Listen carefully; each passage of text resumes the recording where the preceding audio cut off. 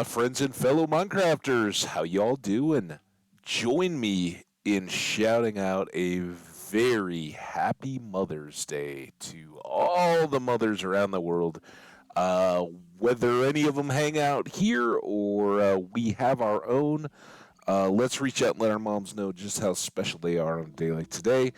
And I get it, right? Well, we talked about it yesterday. Mother's Day can be on different days in different countries. Your country may not even have a Mother's Day. I don't know.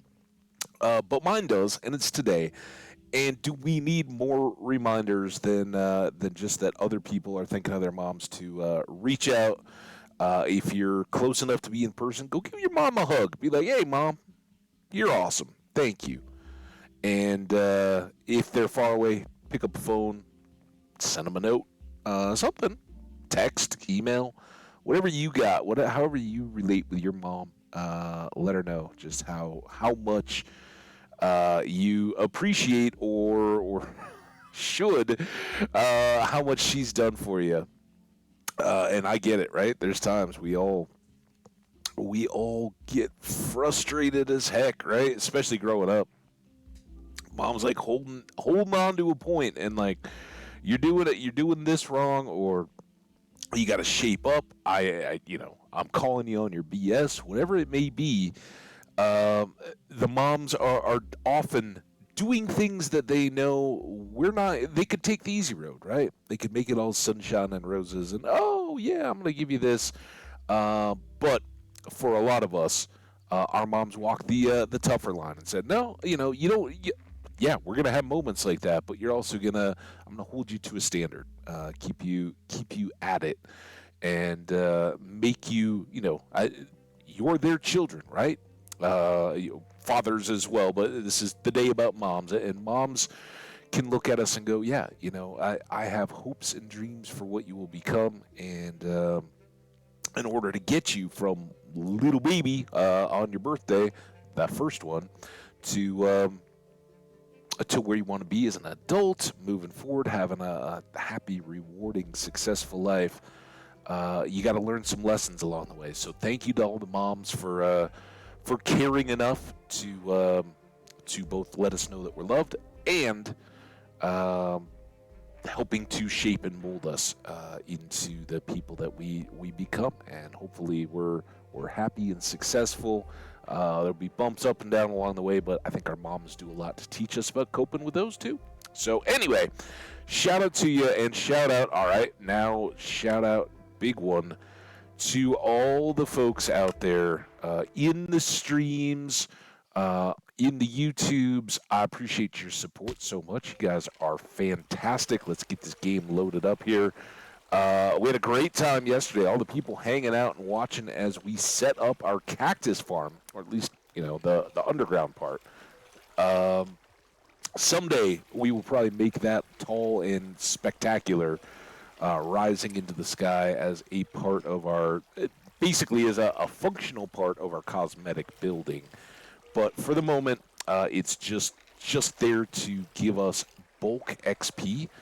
Um, and we need that specifically today because our nether helmet is trash. It's just got mending on it, and we need to be able to do enough enchanting, either rolling books or gold helmets themselves, to get some fire proc back, so that we can use the blaze spawner that we have contained to repair up our picks. Right, we got a couple picks we wore out yesterday.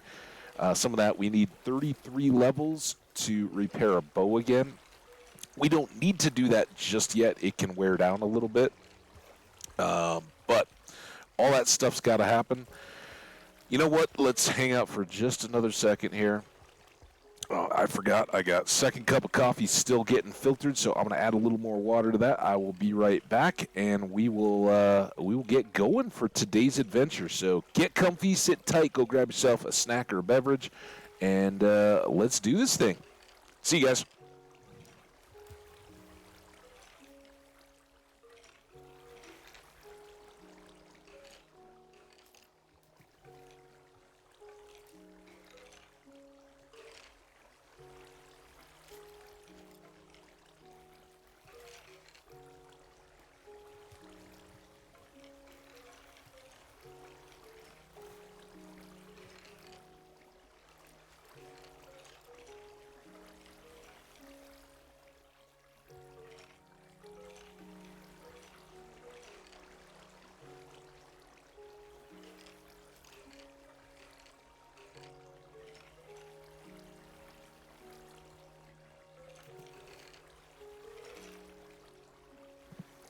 Okay. When and if needed, second cup of coffee is going to be good to go. I got the first one right here. Had a few sips as we were setting up. And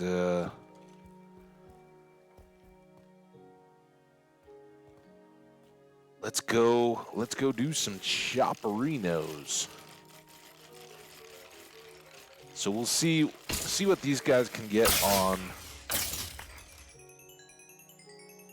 Well, keep coming, XP. Look at that. All right. That ain't bad. Nothing enchanted here. We'll let that stuff filter through out of the hoppers. That's fine. But that's pretty good. That got us back up. We still got one that's in desperate need. And I don't know how this is going or how inefficient it is in terms of coal, but that's going to be a big part of our day today. We got to go shopping for coal, and the way we do that is to hit the mines and sorry, I just realized I didn't have I had the OBS in front of the chat, so I don't want to miss out on you guys. Lots to check in there. Now we will, so for instance, before I check this, I'm going to go with the most beat up stuff. Because the XP that we get out of these two should be completely overwhelming, right? And we'll probably do this first. It's still going. We've still got a lot. We've cooked up a stack, though. So when that finishes, we're going to break this furnace. We will get a ton of XP there. We do have actually all this stuff. Oh, I didn't miss out on tossing that. Let's let's do a little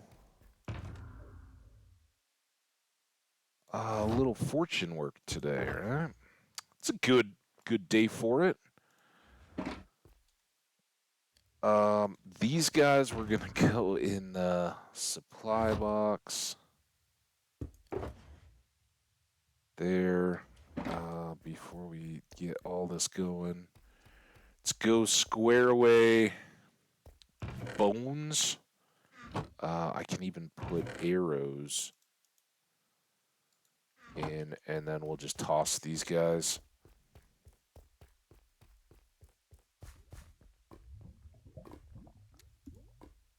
So yeah, yesterday was very project oriented, right? We started the day, we knew what we were going to do all day long. We started it by digging into the lakeshore, picking a spot, and then just digging all the way down to a little bit lower than this level, actually, but out by the lake, making our cactus farm.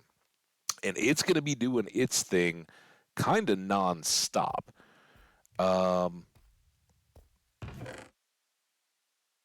Meanwhile, we'll do some gathering and whatnot, see if we can get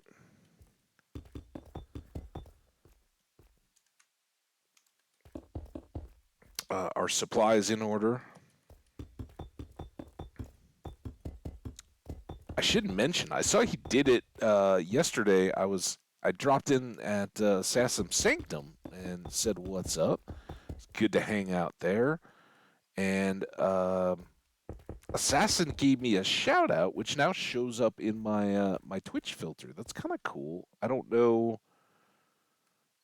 Maybe you guys know a little more about what that entails, but I shouldn't do that. I should do all of these since we have lots of room. We'll ding up the fortune pick and then hopefully repair it and get enough leftovers as we go forward to get all this fixed. So the long term is, I think our next biggish build is going to be the dark room spawner. We want to get our supply of gunpowder up, and while it's not Um, it's not a fantastic XP entertainment on a stream type farm because we've got to just kind of stand there and wait for the creepers to spawn. So now we're splitting XP between the fortune pick and gold in the middle. I'll count on that. But we will get XP from cooking all of the iron, copper, and gold as well. So.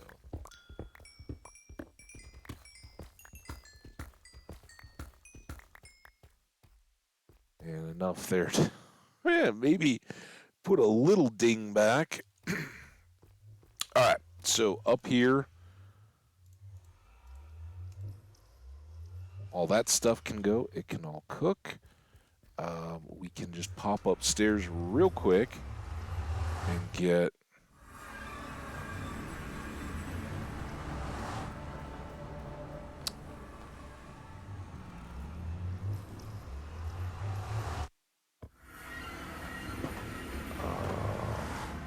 all this stuff stored away.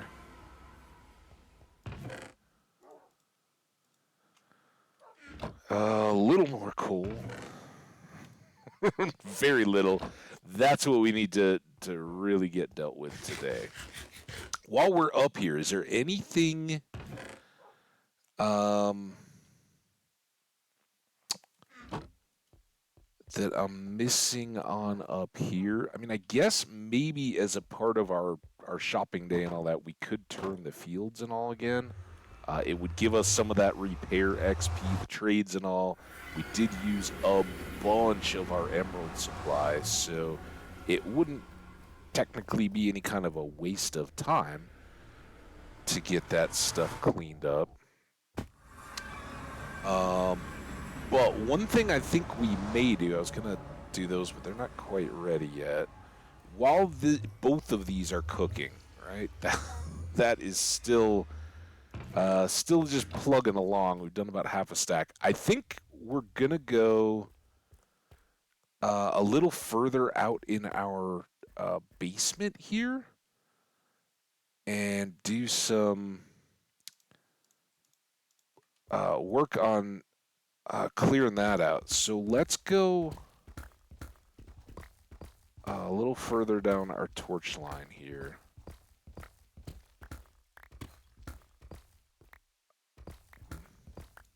One thing I do not know, ooh, diamonds, is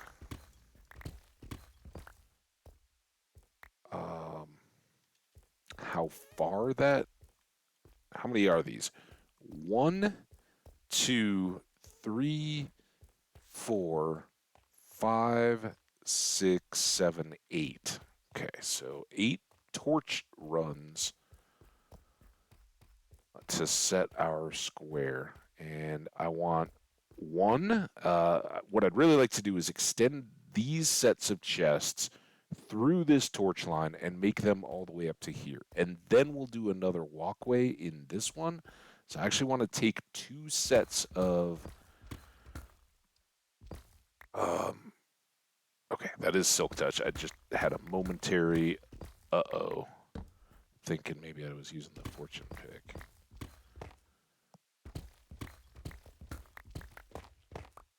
Two.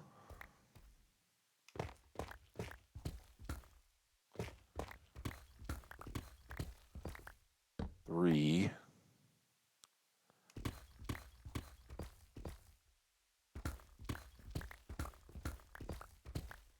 4.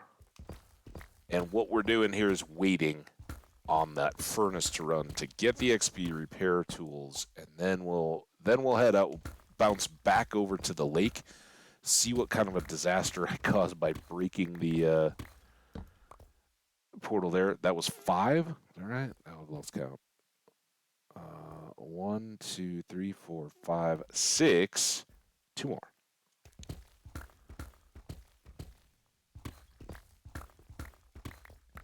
7 and 8. And there's the lava, which should, I think, ducks back around this corner a little bit. But this should pop us out. Right in line. It's amazing when math works. Ooh. Ooh. All right, let's just deal with all this. We started to, back when we were setting up this last row of storage.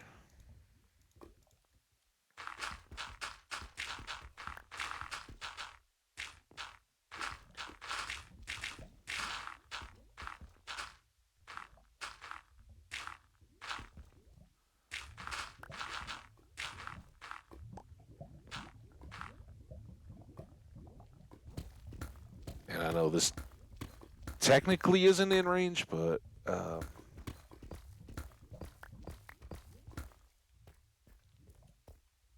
it was kind of messy, bugging me every time we came over here. Now that this is the close by lava, and we need to use it to delete stuff, had to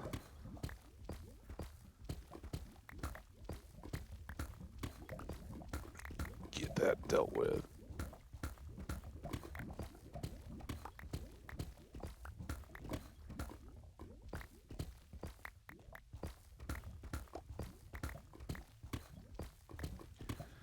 And compared to yesterday, this feels pretty manageable. Granted, now we do have far better tools than we did when we were working in the basement earlier, right? Efficiency 5, unbreaking, and the mending. All that makes this go really quick. And it's less volume that we had to deal with yesterday, trying to get down. Not to mention, we kind of know where all the cave systems and everything are around this, so I doubt there's going to be too much surprise right in this area. But again, thank you, Tactical Slime. I kind of backhanded his compliment yesterday. He's like, I really like your storage system. It's awesome. And I'm like, yeah, it's not much of a storage system. I know. Don't make fun. And he's like, what? That was totally serious.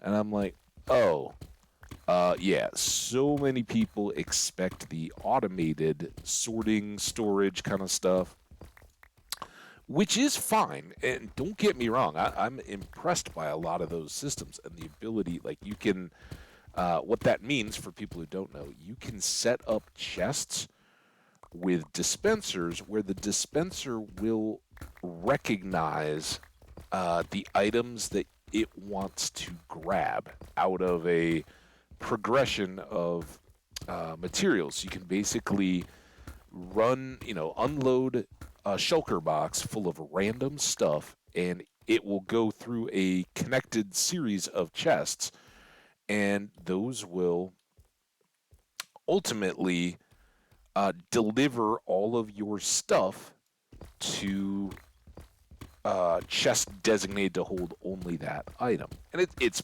really slick. It can look awesome.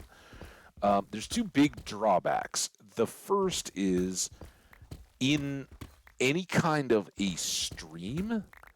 Well, I guess the first is you really have to be AFK to make them work. They need time to run for all of those items to move, right? Because there's actual time entity for each of those devices to check the item going through and go, okay, yeah, I want that, or no, I don't, pass it along the chain. And so when you have thousands and thousands of items and you have lots of chests to check them in, it can take quite a while for all of those items to sort. And kind of like this furnace right now, that's time that then, here we have to fill. So the first thing is the time makes it work really well if you play in your own world and can go eat some dinner or go to sleep and leave your world open and let it run while you're not doing anything active in the game. The other piece is Um, that is time that you have to fill. In my case, I guess that I have to fill in a stream, right? And I don't want to make you guys hang out while I'm sitting and looking at a wall. Now, you can do a little bit of that on breaks. It also takes a massive, staggering amount of materials to set everything up, right? You need to make hoppers and dispensers and all kinds of I think like observers or something. I don't know. I don't do them a lot, so it's been a minute. But basically, you have to make all that infrastructure. Plus, we've got these chests. You have to make chests to move everything through, some kind of a movement system around it, and all that. A lot of work goes into setting something up, and then what I think a lot of people don't realize, especially if you're learning this or seeing this from YouTubers, is there's then after you've got it all built, there's a lot of sitting around and waiting type time when you're doing it. The other thing, and this is real, and if there's any life lesson out of Minecraft, I guess it is that when you do a system like this, where and this is what I've done for years and years and years and years and years. We put an item frame on the top of each chest, and it either directly or sort of relates to the stuff below, right? And that depends on the items. You can tell. I know I'm gonna have a ton of netherrack, so we just set that up. We got some bricks. The basic one goes here, and I know that all of the shaped stuff that I could use them for goes down below in the bottom one on the first edge, right? And there's a lot of that I've just learned, and I do it the same way every time. I don't always have the same order here. That really depends on what we have a lot of when we first get started. But that's why I want to expand this, because a lot of times I will do like the trees, but then more living stuff goes down beyond. Like if we end up with a ton of lily pads, I don't know. I don't know what the next thing might be, but it kind of makes sense. And this is mob stuff, right? Extra stuff there. These tend to be nether blocks not named netherrack, because again, a lot of it. But there's some play and there's some stuff to move down. At the moment, we have calcite right in here because it relates to that. But really, we should have a whole amethyst geode section. So we're a little cramped, and extending these another section over should give us the wiggle room to take us through for quite some time, right? And at that point, with the next walkway, even if we do additional building, at that point, I'm going to do the decorating, put the caps up to the ceiling, and those basically lay one down here. But we do some, like, this is actually designed, believe it or not, to have a ceiling hung one off, right? We can run around here and jump and not bounce our heads, so that we can hang on an entire ceiling off the top of this and have a cozier basement. And we'll keep working towards all that stuff. That's definitely part of the fun now that our Minecraft world starts to feel a little more secure, right? But let's go right through the middle of all these, and I probably should 1, 2, 3, 4, 5, 1 bonk. Count these from this side since we haven't shaved that edge yet.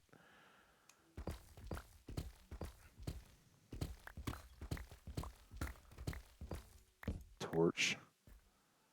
This is the kind of the easier way to do all that.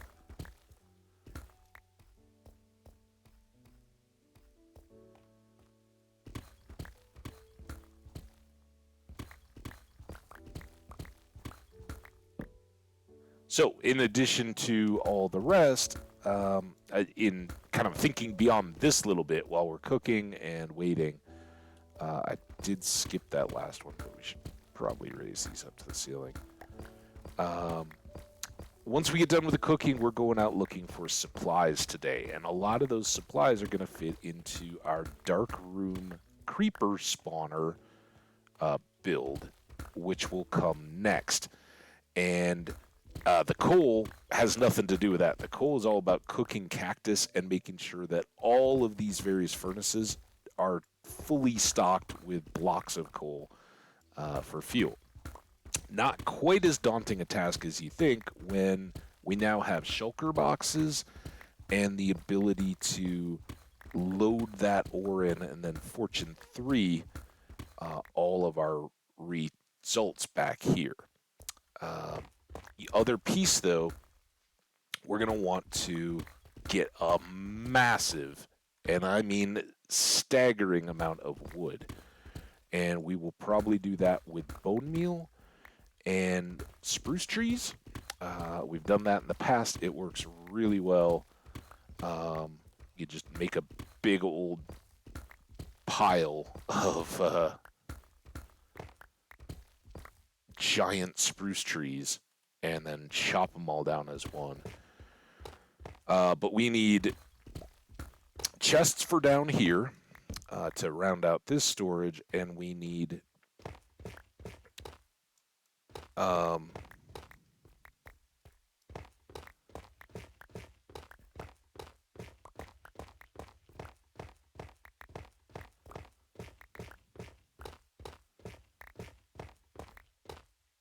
we will need trapdoors, is what I was trying to get to. Lots and lots and lots of trapdoors for our creeper farm.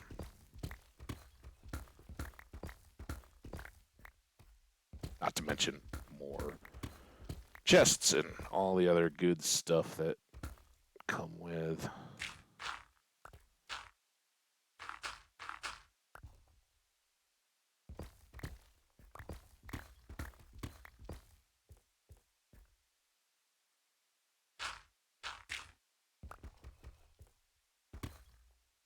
Not as fast as I'd like.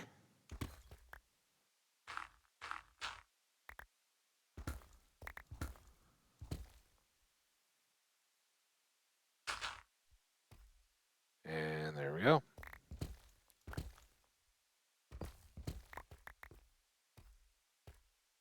All right, now chop these all into chunks.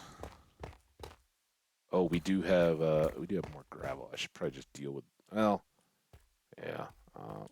Let's go all the way back. It'll be a fun surprise when we get back over here.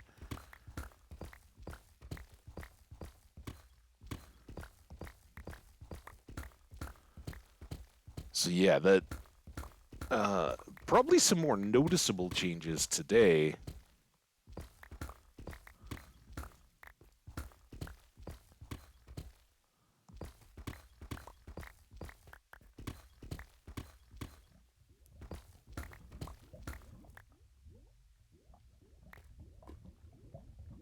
Oh, well, there we are. That's why I put the 2 wide in there. It went quick. All right, gravel surprise at the far end. But then we're just down to blocks of goodness.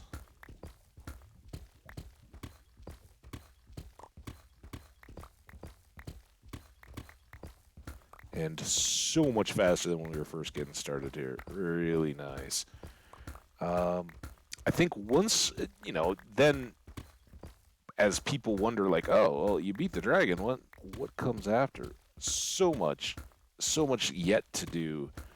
I do think the Darkroom Creeper farm will be another one of those just really, really helpful changes in the world, right? Then we start playing, dare I say, like grown-ups, if that's valid for Minecraft.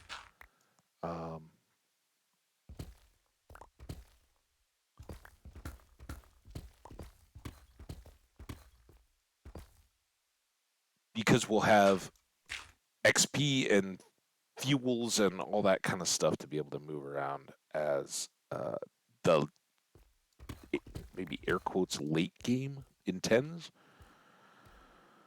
How we do? Oh, we're not doing well at all. Fortunately, we are right here. Whole bunch of deep slate, tough. See, at least a stack of that, and we got some gravel stacks here. Put all those away, and then we'll be back in business. I don't have to get this extra stuff. All right, let's take these four. Actually, let's see how much we've left along here.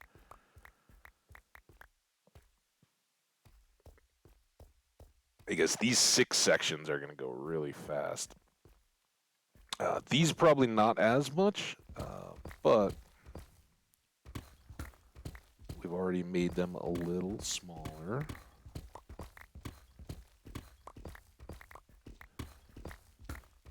Double cutting the outside.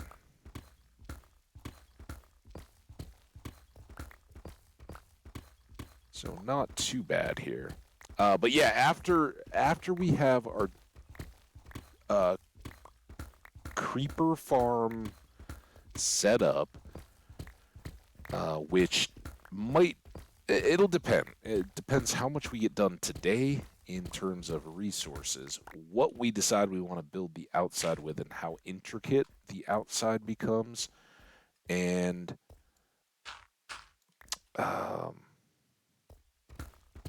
location and all that good stuff. Once we get all that done, though, we're gonna be pretty good to go.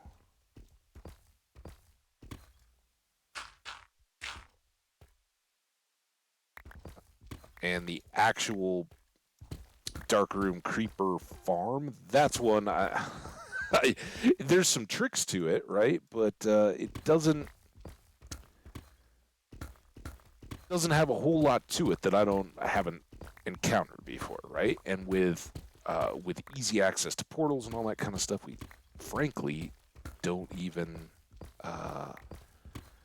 need to waste a whole lot of time that we would have early if I'd made it early game with making water elevators or scaffolding or any of that. We can simply get up there, build a platform, and then connect everything via portal. So it does simplify it a little bit.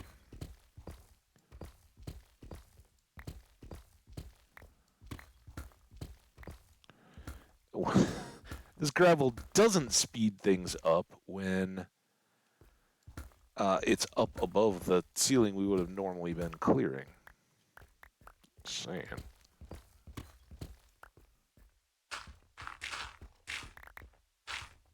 And it's just kind of a nuisance.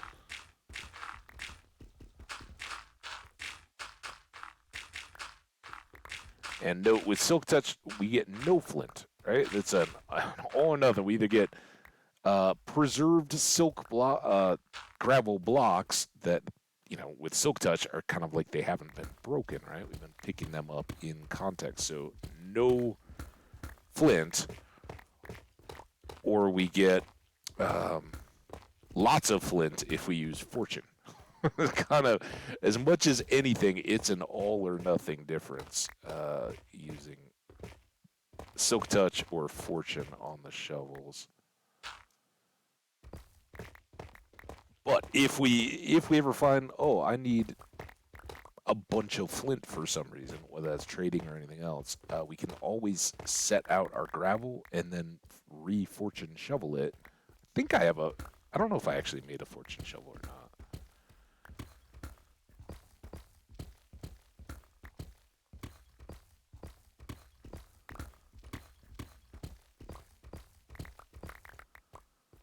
All right, this core is kind of the quick bit, so let's knock that out. I'm wondering, I can't really see the fires down there. The ore might be done, but I don't know that the dye would be yet here.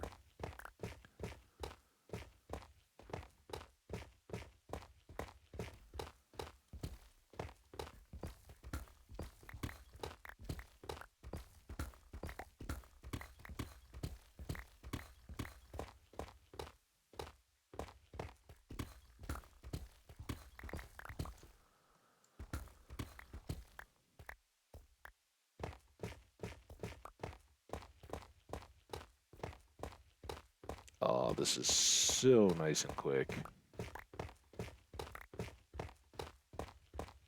Tough to tell if that's just the tough or if there's a slime that's now emerged somewhere. Thought I heard a slime noise, but can be a bit misleading. Oop. Those are good accidents when you're just starting on the next session a little early.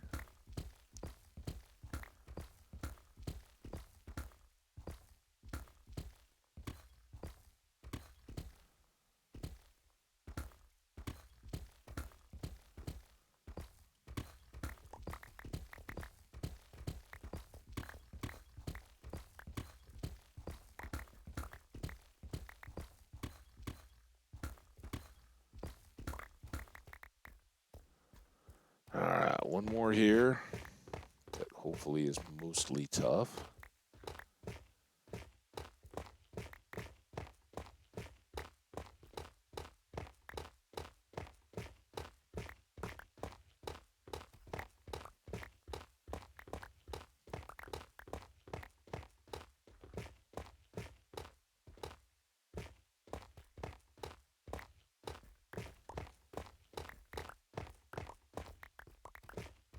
Doesn't hurt that these are smaller. The far side over there, those chunks, not the quickest material, and we haven't shaved off any rows yet.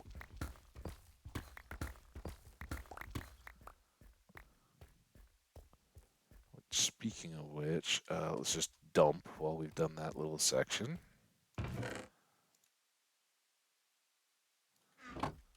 Tough. Tough. No. Wow. Cursor. Let's go. And then gravel. Take a little peek. Still going. Both of them are actually.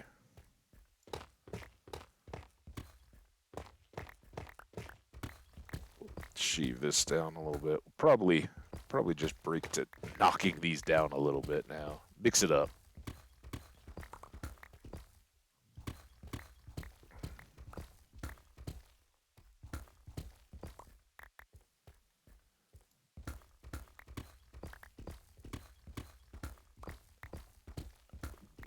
More diamonds.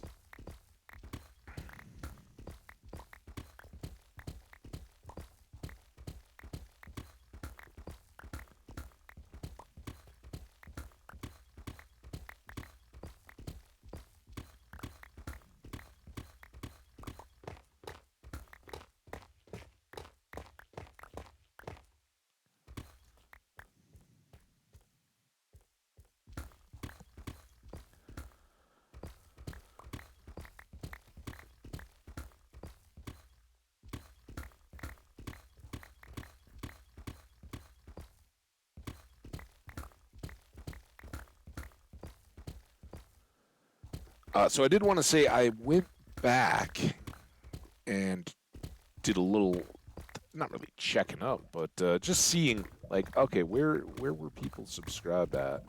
Unfortunately, I don't know a way to get dates, so I don't know, other than just kind of like the ones that I do remember, like when people dropped in. I kind of only just see in order of when people followed, but Pablo Tractor,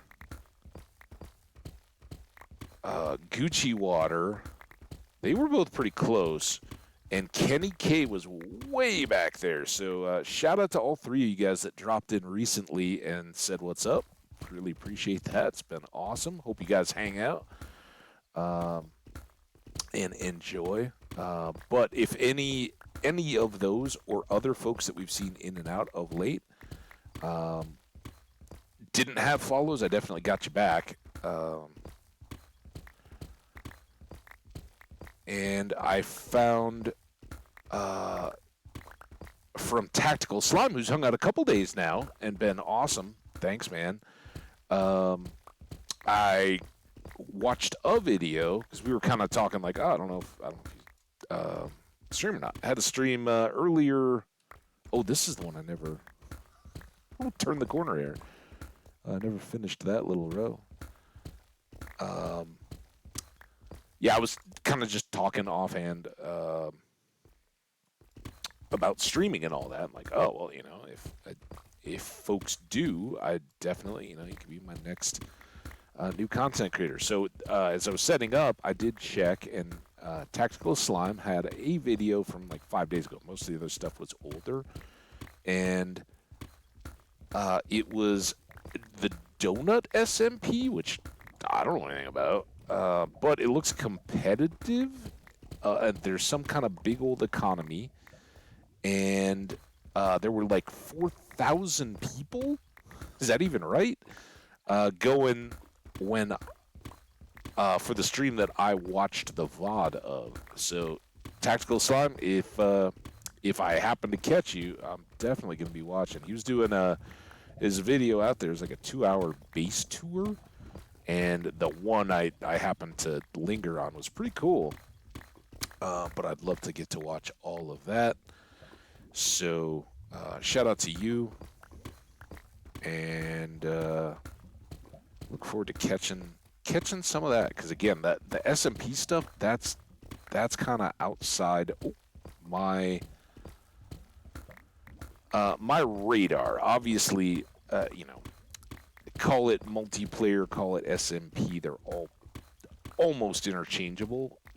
There's distinct differences, but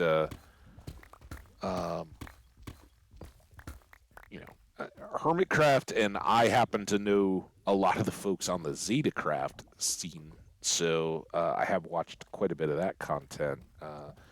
Maya Quests and oh my gosh, Ricky in particular, but there's a lot of awesome stuff going on there. So I see some of that, but it doesn't catch the radar if it's not stuff. So of all those mentioned, the ones that had Minecraft content, most of it was mods or economies or stuff that I wasn't really familiar with. Be cool to watch more and kind of see what all that correlates to and all that, right? Oops. Gotta have a few oopses along the way. So very fun, and very, very great to see those content creators going. Was it Pablo had something?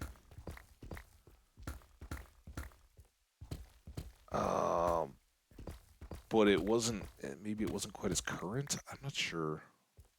I was also running out of time as I was setting up stuff today. So, but yeah, now that I've got a few extra follows, I will at least see some of those folks if they are online, and we'll keep an eye out as well. If I could find correlated YouTube channels, I tried to go in and drop subs there, and that's actually kind of easier. Like I'm all about, if I see names I know live, I'm coming in saying what's up. I might lurk a lot, right? And be warned. That's why I give so much love to the lurkers here. If I finish a stream and somebody's on or whatever, I may well jump over to that channel, but it'll be a quick, hey, what's up? This looks awesome, or whatever you're doing. And then, what the heck is that? What are you doing? Depending on the game. And then, it'll be like, I'm gonna be in and out. I gotta make some dinner or whatever whatever I've got going on, do some working and all that. So, yeah, we'll watch for you from there. But that's a big part, right? As many small channel streamers know, those numbers matter, right? Just even if you're lurking and hanging out, having a few extra bodies in the chat is great. And I know personally, I don't know as much on the algorithm side or anything. Algorithm? The algorithm side. If those numbers have a direct bearing, but I do know that uh, you're going to move up in the category, right? In the browsing category for that game, you'll be further up the list, so that helps. And that's where I even if I can't be locked on every moment, or I've got you in another tab and just have you in my ear, and I'm not seeing all of it, I'll be listening. And like, when you hear the voice indicating that, oh, that seems like something noteworthy, pop in for a second, take a look, um, see what's going on. It's pretty cool. So I'm glad to have a few more folks that I found that I could add to the list and that had some videos out there. Pretty cool. Also, it was kind of fun nostalgia, seeing where some of you folks have joined in, at what stage, right, in my streaming, or in the past year or two, whatever. Kind of wild. Met a lot of really great people, and that's one of those awesome bits of catching people doing streams or YouTube or whatever. You kind of get to, maybe not a face, but get to put a voice with the name. Someday I will try to get you guys some face. I know it was supposed to be the beginning of this year, and I really haven't done too much with any of that. But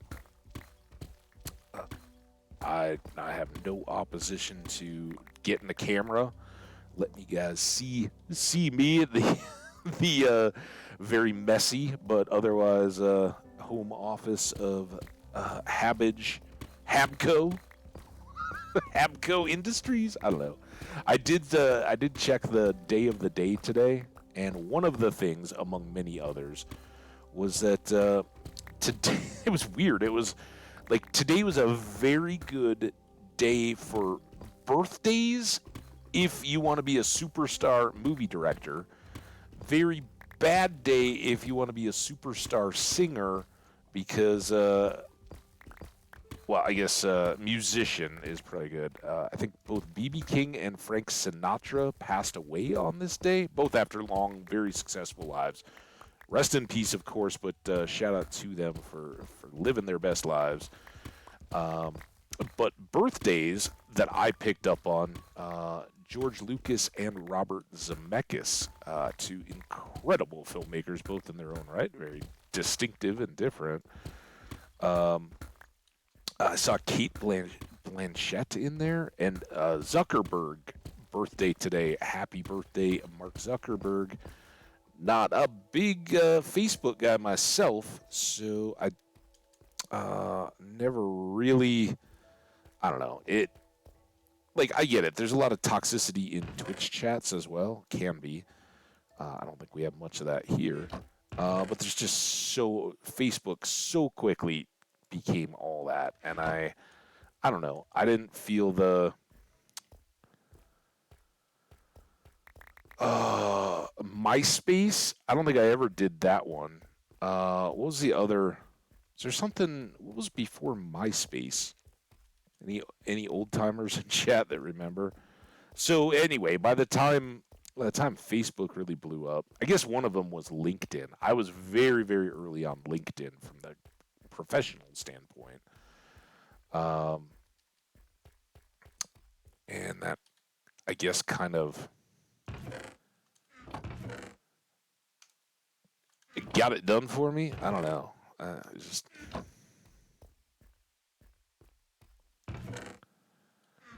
never really been a huge.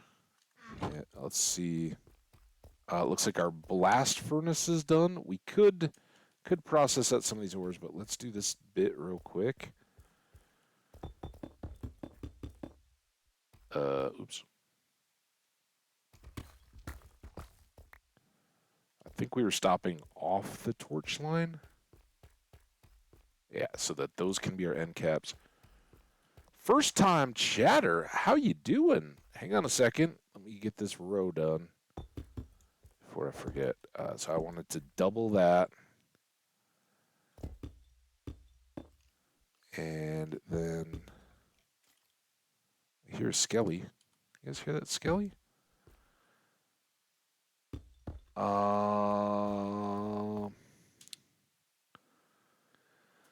First time chatter, Emmanuel Unknown. How do you not have a YouTube channel? Your voice is awesome. I could listen to you all day. Well, Emmanuel Unknown, as a matter of fact, I do have a YouTube channel. You should go check it out. Oh, I see that. NVM, never mind now. I do. I don't know. Some people say that as with everyone. I think I hear my own voice and I'm like, oh my god, that's horrid, but that's me. So I'm glad. I hope you enjoy. And yes, as you may be discovering if you just found it, there is a YouTube channel. There are ridiculous amounts of videos there because we did about a full year of YouTube only content before I started streaming, which is maybe like a couple years. I don't know. It all blends a little bit, but yeah. And every single stream that we do here goes up. I did just today. I updated the playlist, so This World 42 is up to yesterday's stream in the playlist. And like you, like you just alluded to, that's what I do also, especially before Twitch. But even now, if I'm working on a project or just grinding or playing a game or something else, something that I'm just doing offline, I will very often set up one of my preferred YouTube content creators, somebody I'm subscribed to that I enjoy their plays, and usually it's a similar type format where they just have episodes or long streams and work through a world. Minecraft or some other game, then yeah, I'll just play the playlist and let it go. Like you said, maybe not all day, but just work through a long, already recorded gameplay series, a let's play of some kind. So awesome! Thank you so much, Emmanuel Unknown. I really appreciate you dropping by and saying hello. And yeah, please, by all means. And not that I'm calling you out specifically, but for all the YouTube viewers, if you're watching these, if you're enjoying a playlist or something like that, drop those likes and comments. Help us let other YouTubers know that we're there. It's a two-way street, right? We get folks in here in Twitch that want to maybe miss a stream, we're on vacation doing something else, want to catch up a little bit, or see a farm or a build in this world here. I don't have to be paused. And go, you know what? I want to build that. How do I do that? And can go back to whatever the video is. I do try to, I try to make the descriptions. Oh, dang it! I just forgot that one, didn't I? Entertaining, but also, oh, that's gonna be a huge pain. We'll deal with it.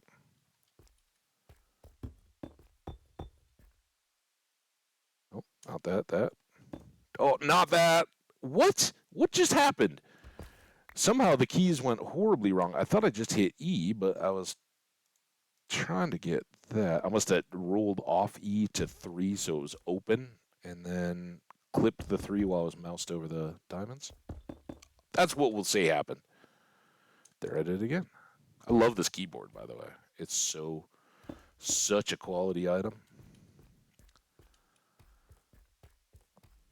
That's cool. Subscribe right now. You have a very nice, soothing voice. Well, welcome and thank you. And again, I guess if I can use that voice here in the United States, it is Happy Mother's Day. And I would love to shout out my mom and all the moms out there. If you're a mom, thank you. I know when I was a kid, I didn't give enough love and thanks to my mom as it went along for all she was doing to make my life awesome. So I'm gonna take that on for some of our younger viewers and shout out the moms out there. You guys rock. Even if your kids don't tell you now, they are going to appreciate it. I promise. Um, so it's coming, and you are amazing. They're gonna grow up to be wonderful people.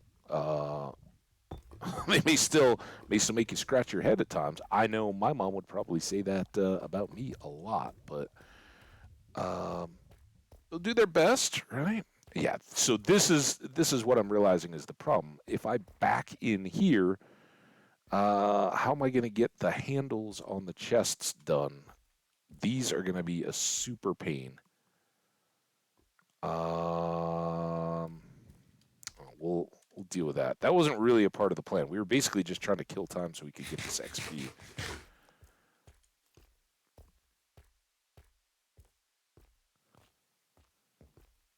Still, oh, it's going though. We did good work. All right, let's do this. We still have our fortune pick in hand. Let's go put the cobble away. Here. And we've got slime balls that we picked up. Mob loot. There. Now we can do all these.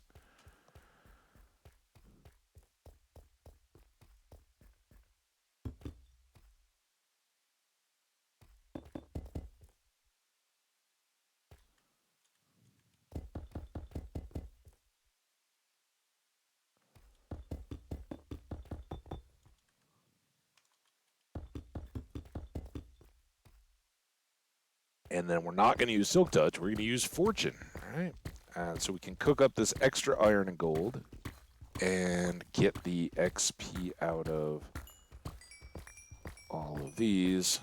Probably won't do much for our offhand Silk Touch pick, but a little bit more. All right. You guys... It's probably not super efficient when it comes to the coal, but don't worry, we're going to go get coal today. Let's just let this guy finish up. We can run upstairs real quick while we do.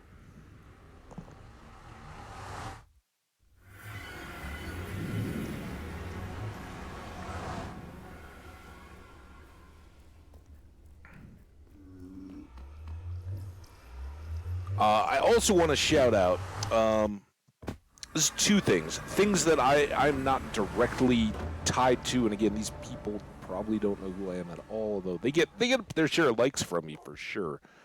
The pregame show, Unk or Uncle Neely is a kind of a member of Coach Prime's crew here at the University of Colorado. I say here, I'm an alum, and I live 12 miles or so from Boulder, so it feels like here I'm not affiliated in any way, nothing like that. I'm just a fan. But Unk has a YouTube channel that he's been doing for a long time called the THEE pregame show, and he is an alum of Jackson State in Mississippi, and that is the HBCU, historically black college and university. Oops, I went through. It's where we come out, but it takes us to the farm. We wanted to go to the basement though. Who began when Coach Prime arrived at Jackson State a few years ago and began his coaching career there. He reached out and was I don't remember. I have seen his video that kind of talks about his backstory, or introduced it to the Colorado fans. But he was basically working in the I don't know if it was like the equivalent of a sports information department or what, student affairs or something. But basically, his mom had been involved at the university, and he had grown up not particularly athletic, but loved sports, and started doing YouTube commentary, kind of on the sidelines of pregame stuff. But he was giving inside access of the Coach Prime story to the Jackson State fans, generating a lot of buzz and showing the fans what was going on with the program in and around leading up to games and in the around the backside of the program. So he's come to Colorado and is doing the same thing here. And he hadn't been doing any, he had no prior affiliation, but his son, Coach Prime's son, met Uncle Neely and said, "Hey, Dad, this guy's doing some awesome stuff. I want you to meet him, have a sit down." And they talked and was like, "Yeah, keep doing that. We'll give you access and help tell our story." So he's done that over several years, kind of grew his channel, and then it, like everything else touching Coach Prime, it exploded out here in Colorado when the national media attention just went through the roof. So that's where I discovered his content. I've gotten to see him in both in front of and behind the camera. Seems like a wonderful, wonderful human being, and he is, one of those stories of somebody who's like, I enjoy doing this. I don't know where it's gonna go, but I want to share these stories as they grow. Really cool, and I see. I don't remember where I was going with this or how we got to it, but if you got any interest in what? Oh, that's still filling the furnace. Well, here we got. Oh, you go in there. Oh no, we can't do it. Oh, I forgot. This is a blast furnace, not a.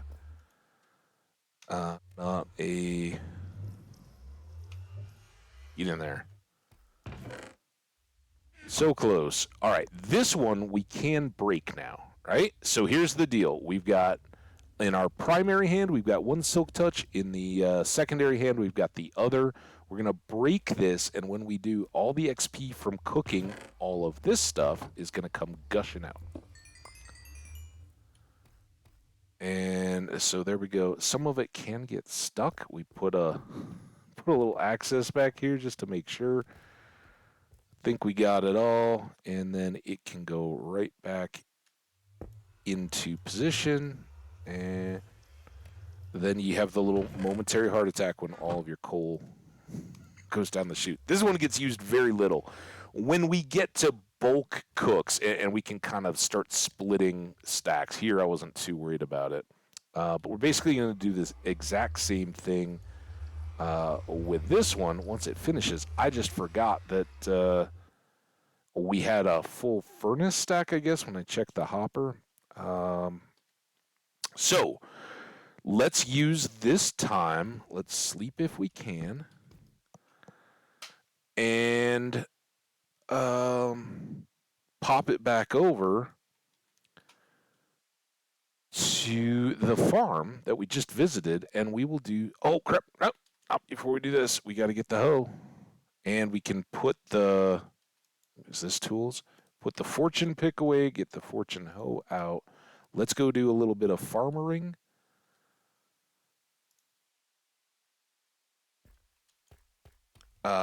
And then we'll come back and get that XP, and then we'll go to the lake and see how much. I don't think the farm is running at the lake, so we're not doing much. We will right back through here. When you link these portals too close together, they can kind of cross. So when we leave the basement, we come out basically as if we'd entered that portal, which is fine. Here's our farm. Tactical Slimer. Somebody was asking for the farm view. I guess people enjoy it. This was a smashed together building to protect our portal. It is not my finest, but I'm very happy with how our bees turned out, and we have all these bees making honey. They are working hard, and I haven't even harvested it in quite a while. We did a build where we used a lot of honey blocks, and haven't really gotten back to it since. But we've got melons, pumpkins, carrots, beets, wheat, and potatoes. And I think all the boats. Is there a boat over here? I doubt it, but it would be great if there was. So you see a wandering trader over there. We are trying to increase our number of leads. Do that. We'll see if we actually farm. I'm an hour in. I mean, we did good work there, right? We expanded the basement. That was big. Our boats are, there's some in the supply box.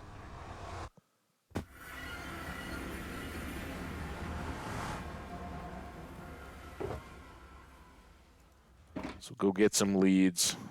Check on this while we're here. 44. Still got time.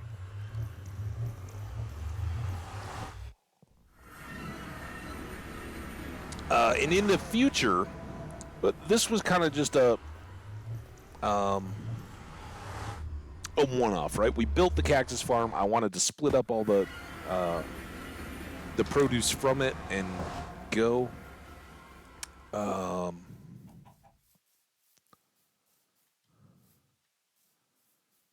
right, llamas, get in the boat. When they get in the boat, their leads break.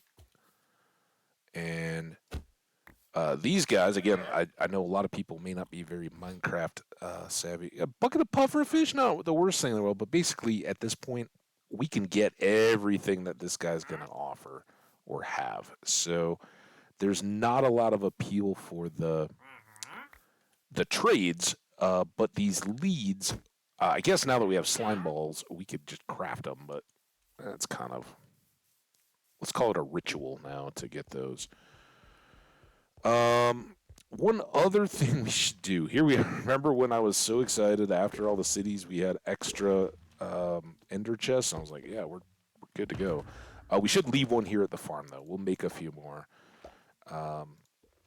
because we're gonna want to load up all of our trade goods, and I think we'll probably need a few. But let's start with our melons. We're not going to get any XP out of harvesting our crops. Also, if I'm chopping melons like this, we will not hit the bees. You saw a couple times there, they bopped into us. As long as I've already chopped one melon, I can't then turn that into an attack on a bee. It's a good thing to know.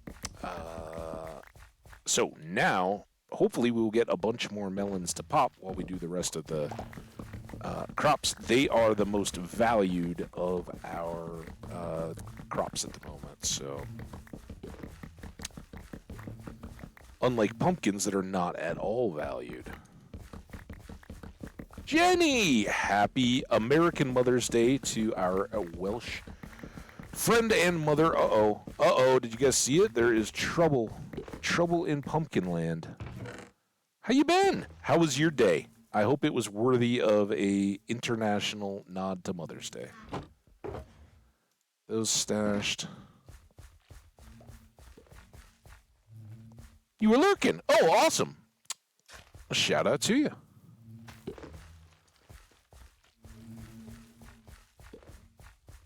Glad you got to lurk. I hope you had a good Sunday.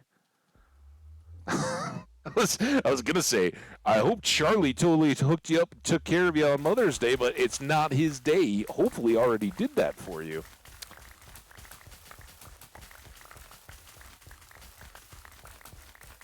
So we got some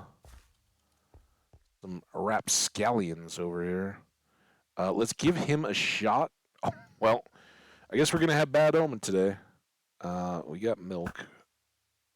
Wow, he got knocked way the heck back there. He's only just got home. Well, shout out to you, Charlie. Welcome back. Have a good evening. How evening-y is it for you guys? It's getting there a little bit.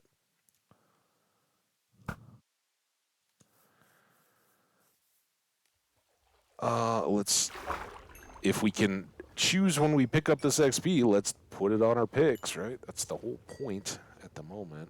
I'm not doing well on getting the coal that we talked about at all, but we expanded the basement, set up to expand the storage, and cooked all the cacti that I'd brought back to the basement and processed all the ores that we got from digging the hole and expanding the basement. So now we're doing all right.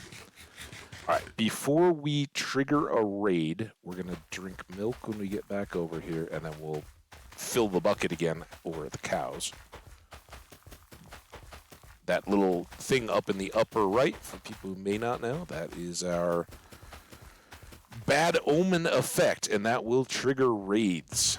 We don't want... Oh, crap. I left them. Is there... Do I have a bucket of milk over here somewhere? Maybe at the cows? That was weird. Like, seeing all that, it shouldn't be too big a deal, right? We can just go home and drink the milk as long as we do it before we trade. There will be no disaster.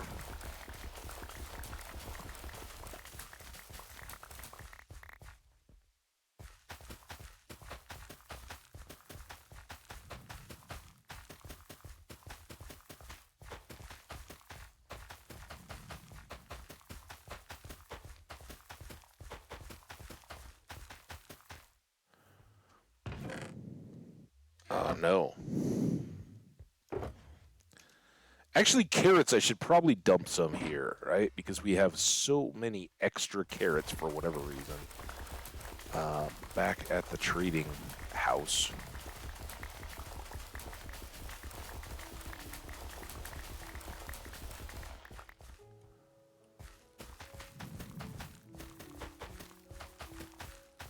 All right, so just kind of do this. We're up for anybody who doesn't know, right? Any of the new folks dropping by, thank you again for first-time chatters shouting out.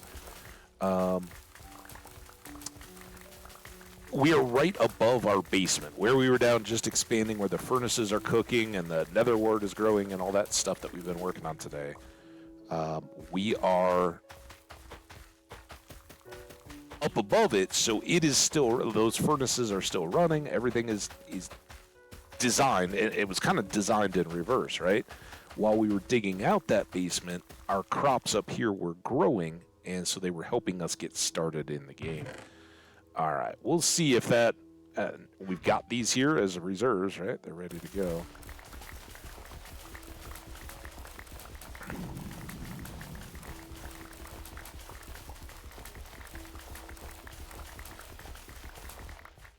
And again, oh, that's the other thing we need to do.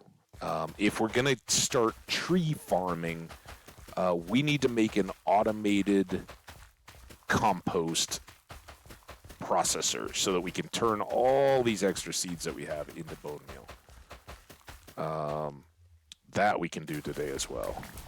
So you guys will get a little farm build in here. We're not just grocery shopping. Plus, we worked on the base, right? We expanded the basement a little bit. The world is ever changing. I love it. That's what keeps it good.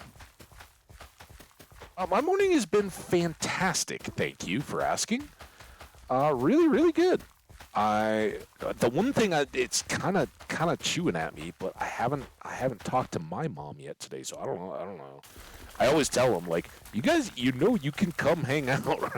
Like, I think Twitch would be a little like they're not going to sit on their computers or anything. If they are, hey, shout out to you guys. That's awesome. But I do like, hey, you guys can go check out the YouTubes. Like they're out there. It would be like we're hanging out if I knew, but not their deal, right? They do enjoy having access to. I think it was like the Queen. Was that it? What was the? I don't know. It was like Netflix or something like that. I don't know. Not my wheelhouse of shows. Although I think it was the Queen, right? It was the story of Queen Elizabeth. As a young growing up and then through her life. Um, so they enjoy like series like that, but while they'll watch evening television because that's what you used to do back in the it was like the nighttime lineup. All right, yeah, we'll watch some of those kind of shows and all that, but they're not ones to spend daytime hours just unless it's like sports. little bone of contention. My dad enjoys some Premier League and Champions League games and all that kind of stuff, and sometimes gets a little grief from my mom for spending too much time. And of course, American football too. Um, so they'll be like working a jigsaw puzzle or something and have some of that stuff on.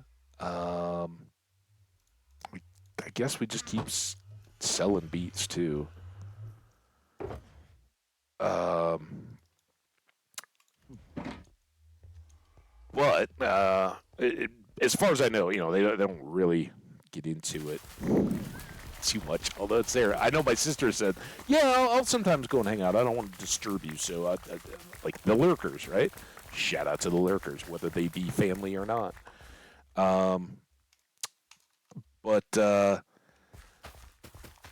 my folks are in a different time zone than I am, and the rest of my family is. And I knew that today my mother was having my sister and her kids and husband and everybody over for Mother's Day, kind of in reverse. But I don't know I don't know if that was like a daytime dinner or like a nighttime dinner. And I don't know if my parents had planned to. Usually they will, and I'm sure they weren't going to like go to a church service today. They would have streamed that or watched it on YouTube. Like their old church from before they moved streams their services. Thank you, COVID. And so they can watch from home. And I'm sure if they were preparing a meal and all that kind of stuff at this point, they're not then also trying to get dressed up and go out to a church service and all that. But I didn't want to. I am never too sure, especially when they've got if they were going to be serving a midday dinner at like noon or 1, they may have watched an earlier service or not at all, or if it was later, they were. So basically, the morning was just a blocked out.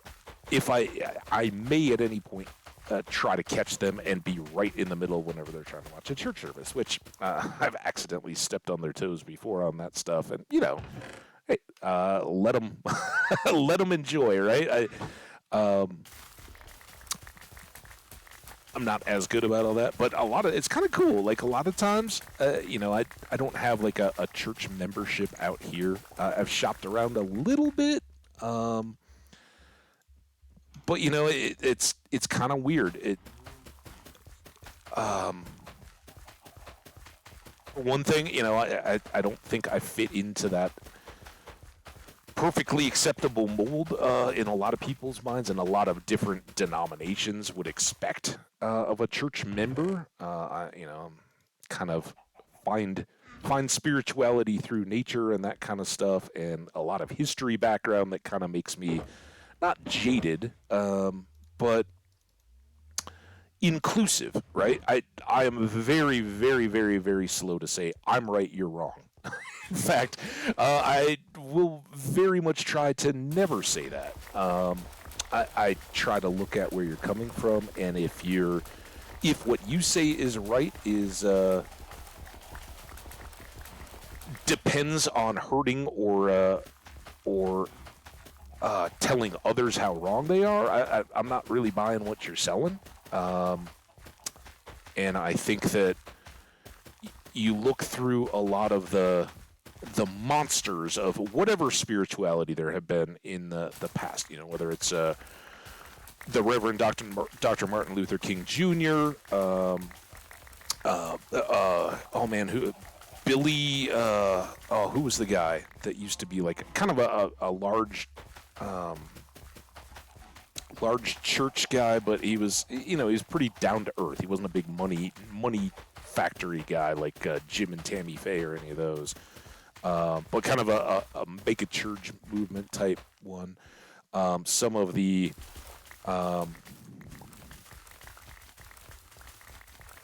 motivational speakers and all that, but generally speaking, Bishman a Bishop Desmond Tutu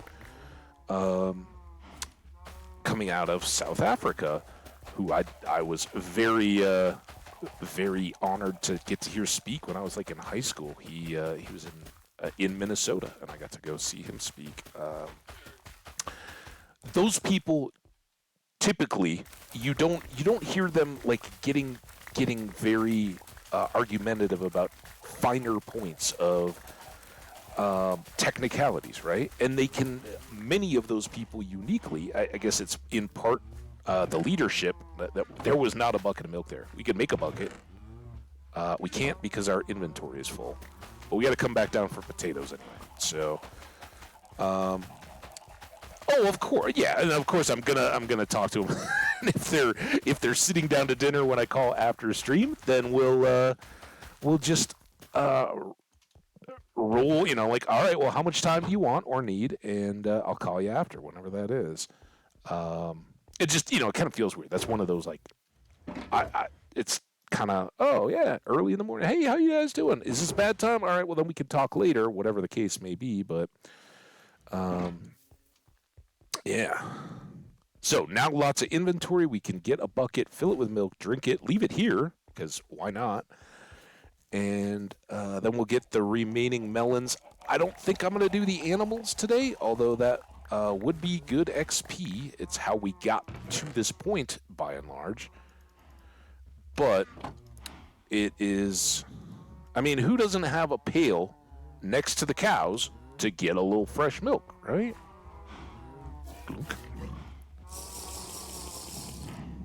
I'm not even going to fill it, so that the next time I can get even fresher milk.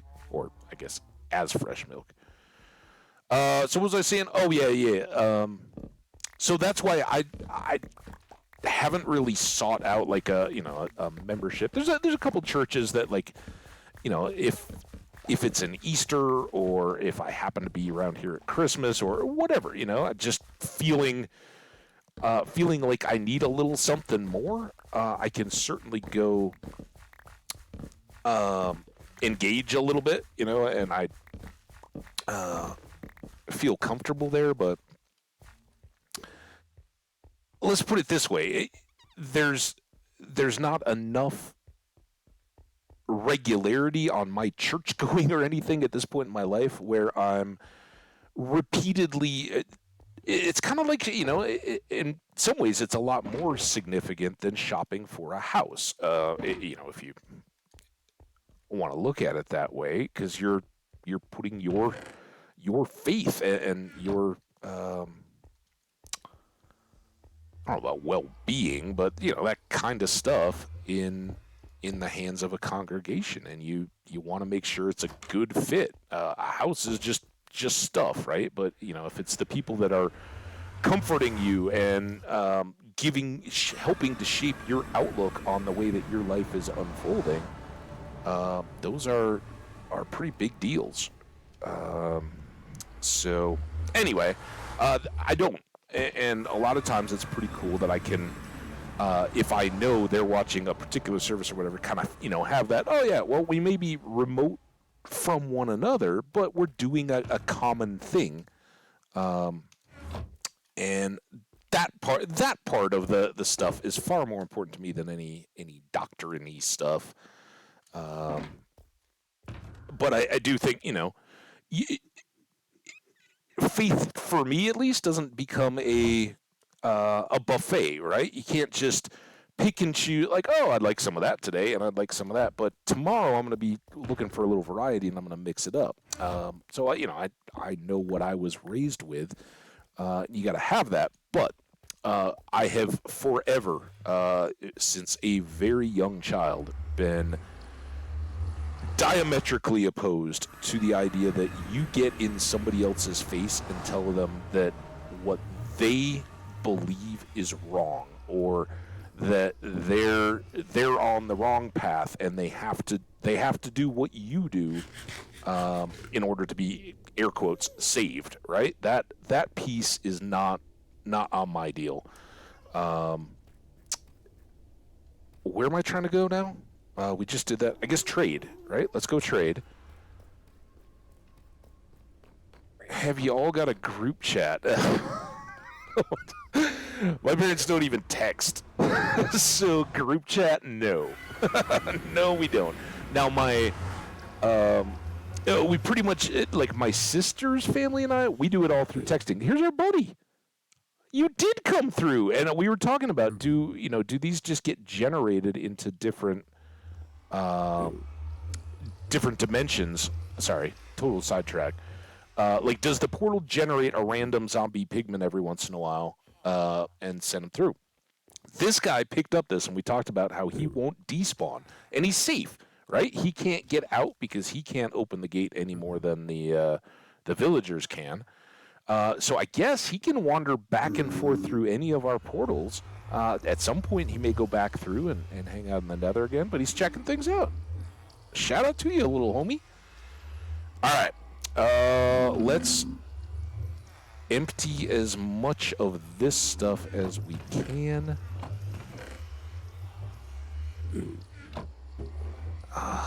We used up we left all the other emeralds over. Wow, there's some random stuff in here, including composters, which we may need.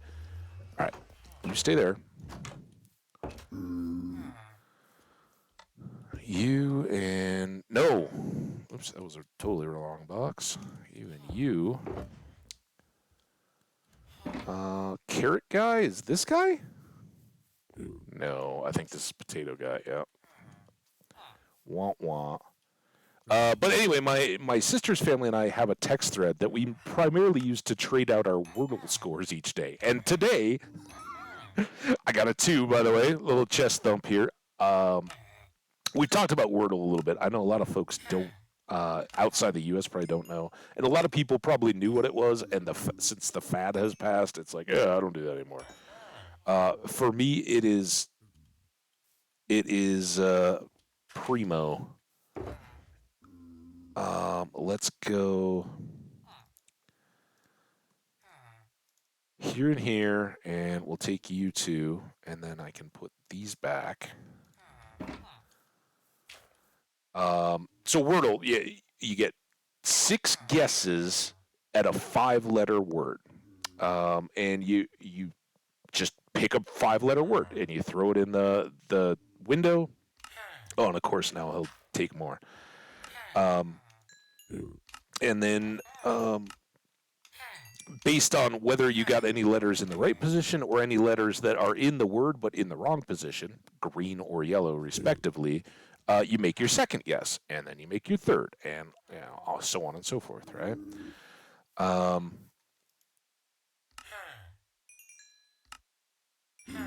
So I always start with the same word every day. I'm like, one day it will work, and it's a word that I know has a lot of good consonants in it and a vowel.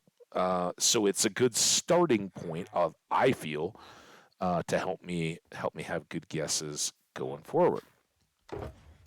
This guy wanted more carrots. Let's try that again. And I should be holding this. Oops.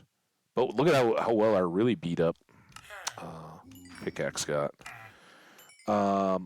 So it's awesome. It's just a little like brain teaser thing, and you do it on your phone, no app or anything like that. You just go to the site, and it will keep your stats and tell you how what your streak is, and how many of each of the guesses you've gotten. So we just check in, kind of almost, sometimes you get busy and you don't, or sometimes you forget to play the game, whatever. But it's a good way to say hi and like, oh yeah, I got a 4, I got a 5, whatever the one was for the day. So it's kind of fun. And if there's significant stuff, it's a really good place to check in. But that's the one that, like, with her family and nieces and nephews who never participate, but at least we know they can see it if there's anything relevant in there. What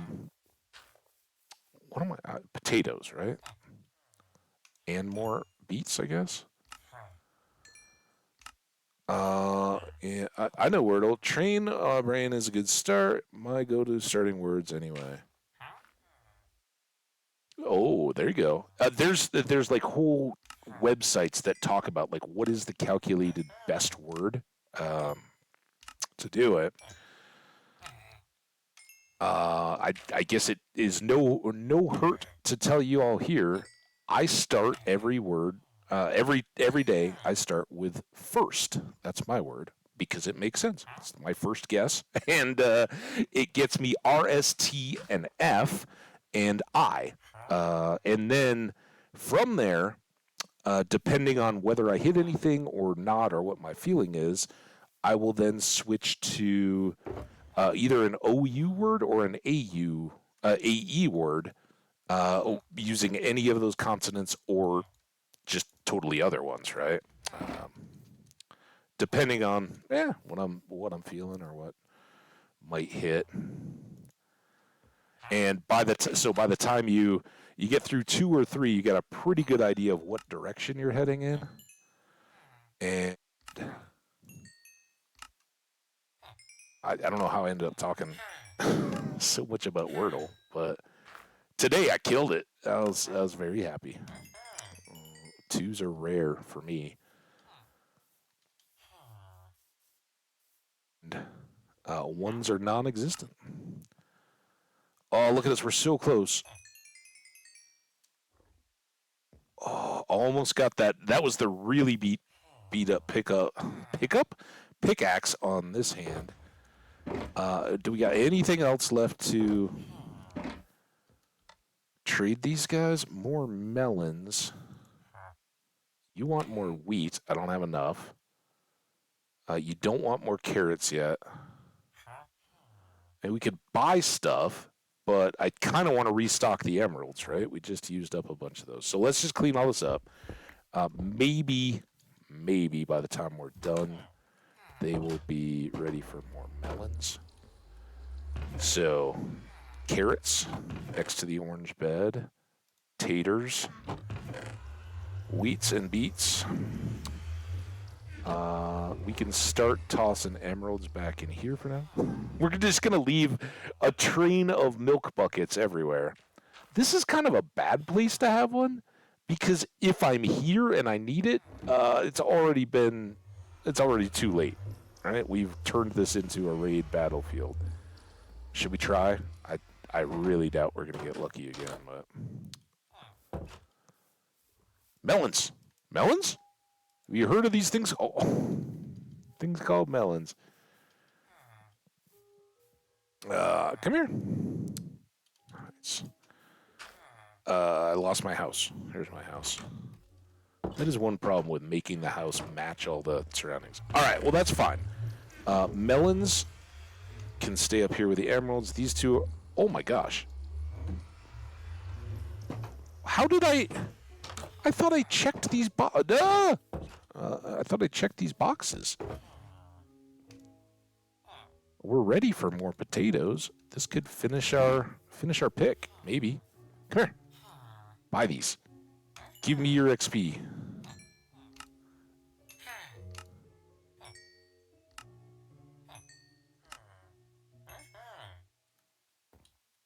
More XP? Oh, it's so close now. We do have a few more carrots. Are you ready for more carrots? No. Are you ready for more melons? No. Okay. Well, glad we emptied that.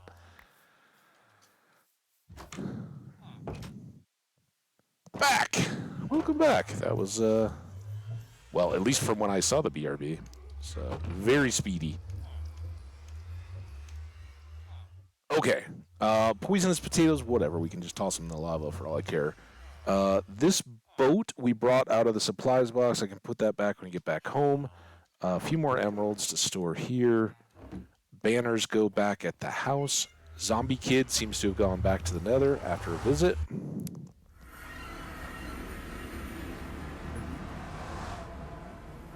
Oh, chucking, huh? We got some overnight rain. It has remained overcast.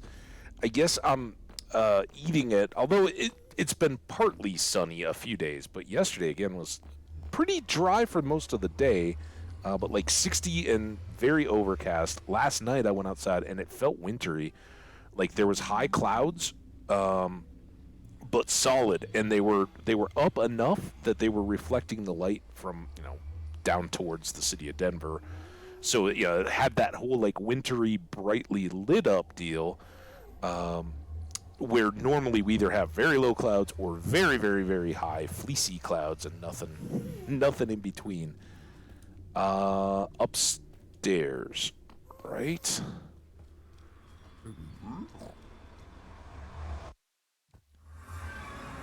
So farming does remain a really good option. Oh, the banner. That's what I'm doing. I'm like, why am I here again?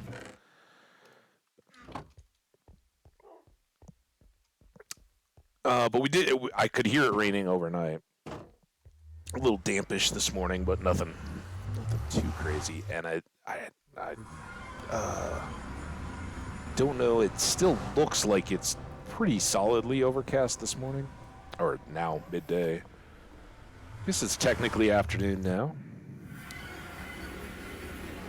All right. Let's dump these 2 extras. Nope. You go here. I wasn't supposed to be a shift. And then I need you, some of you. I don't know. Oh, that's the right one. Look at us. Winner, winner. I don't want to have to go all the way back to the farm just for these potatoes.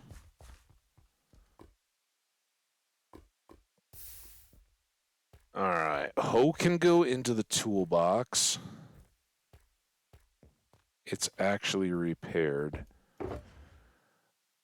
That's the supply box. I knew that. Hoe can go away. All right. Now I'm going to switch. I mean, that's close, right? That's close.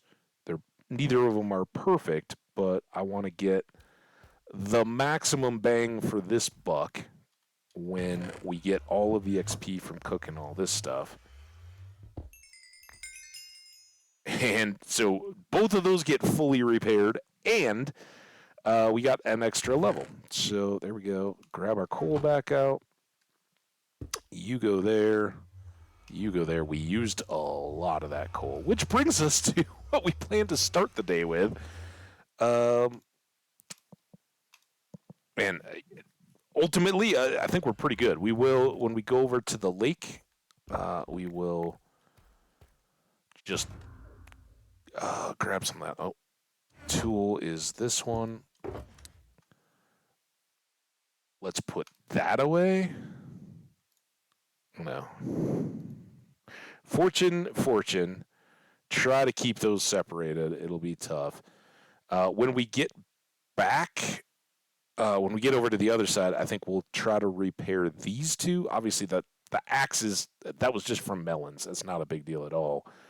But we'll just nip off the top whatever extra we can get.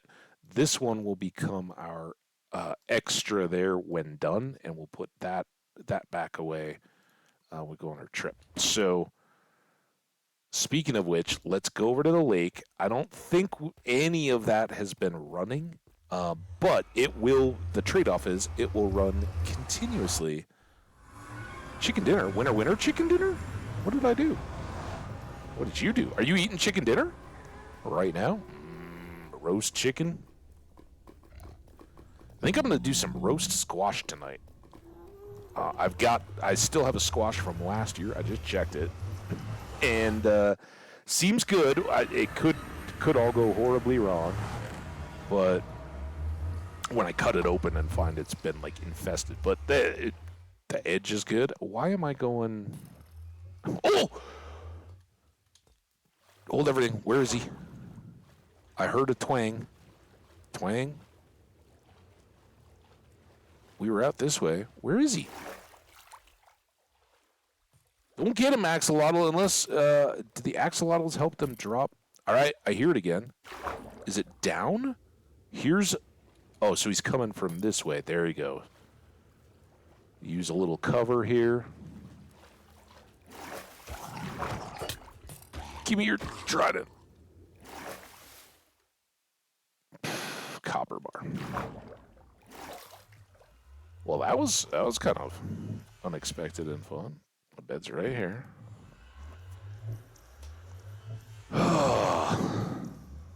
So yeah, hopefully a little baked squash without finding that it's gone all nasty inside. I think we're just good to go. This could be messy. Yep, winner, chicken dinner. I did just have a dinner, but it was pork. My lovely friend cooked me one to pick me up when I got home from work. Oh, that is friends, you know, at moments in your life, it is so good to have friends that just no skin off my back. And you guys may all do that all the time anyway, but I know at times that is fantastic. So yeah, sadly, this did not get anything running while we've been gone, but it is filling up with, we just pulled a bunch of this out. So anytime that we now spend at the lake, this will be running. It's bad for coal because we'll start a new block each time, but it will basically auto feed, and we'll just have to monitor it for a while and see. Unfortunately, I don't know that half a stack of green dye is even going to help us get these last two little bits done, and it doesn't matter anyway. So let's just go,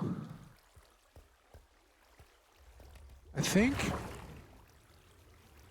So shout out to good friends that know sometimes a ride and a little, you know what? No, just put your feet up. I got you for a second. That is really, really cool and appreciated, I'm sure. And pork sounds delightful.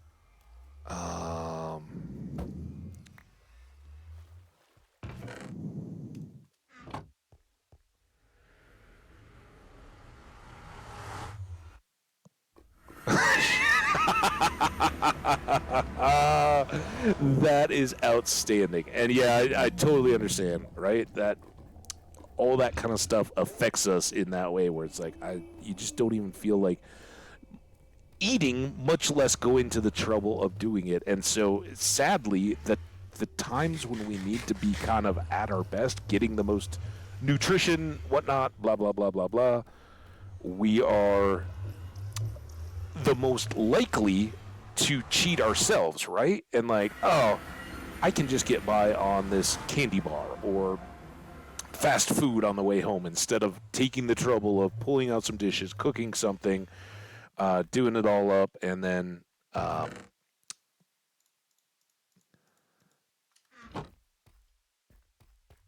coming out the other side, right? So yeah, when you're trying to be someone for everyone, and you're putting all your energy into that, it can become a vicious cycle. So yeah, good shout out to your friend. Sounds like a tremendous person, as I'm sure they would be if they can count Welsh Jenny 1984 on their friends list. They're doing something right. We will block these.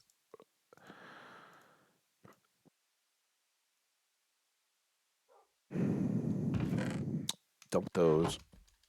Oh, the hiccups.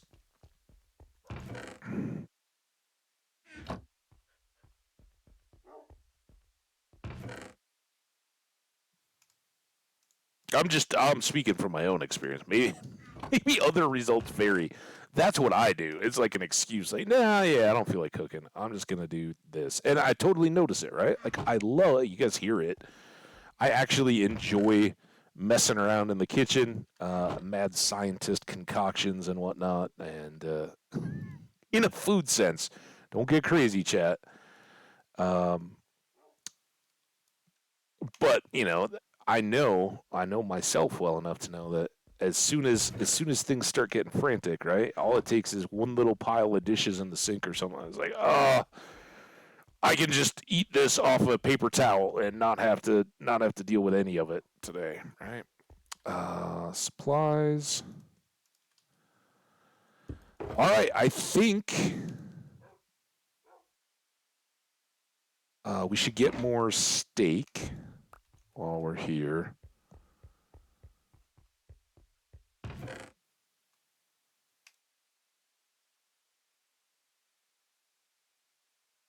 There we go. All right, are we good to go? And where are we going to go get a grip of coal? Um, what we what we need is massive tall mountains, and we kind of found to our chagrin that the ones over there aren't particularly good. Um,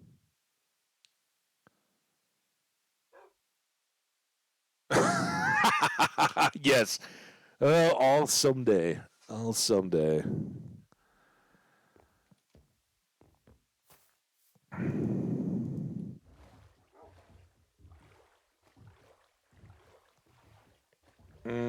Were there mountains out beyond the end stronghold exit, right? That's what I'm wondering. These have grown a lot more while we've been working in the basement.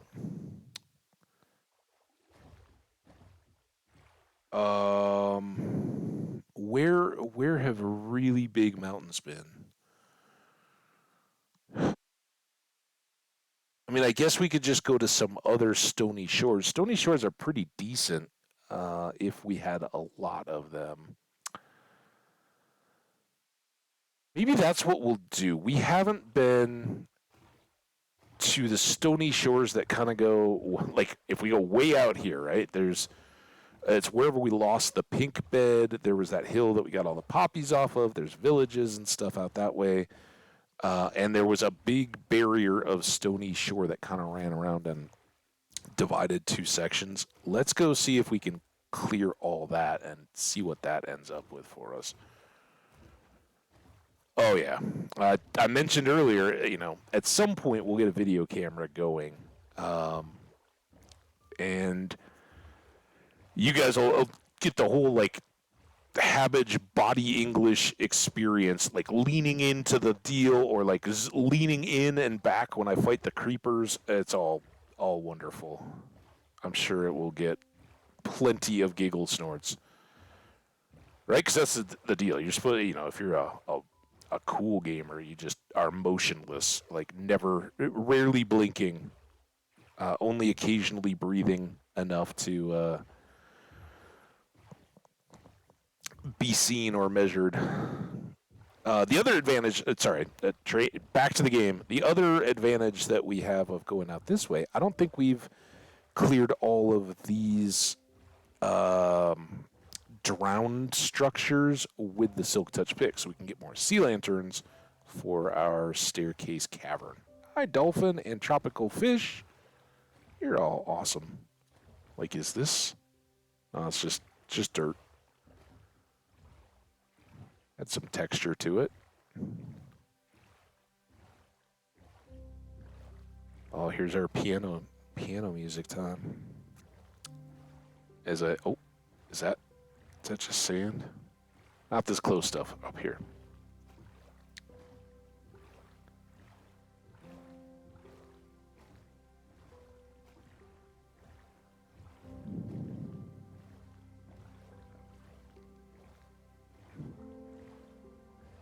Supposedly those dolphins lead to treasure, and I don't know if it's like when they go nose down like that, if that's where you're supposed to dig. I don't know if they just respawn to already their treasure chests or what, but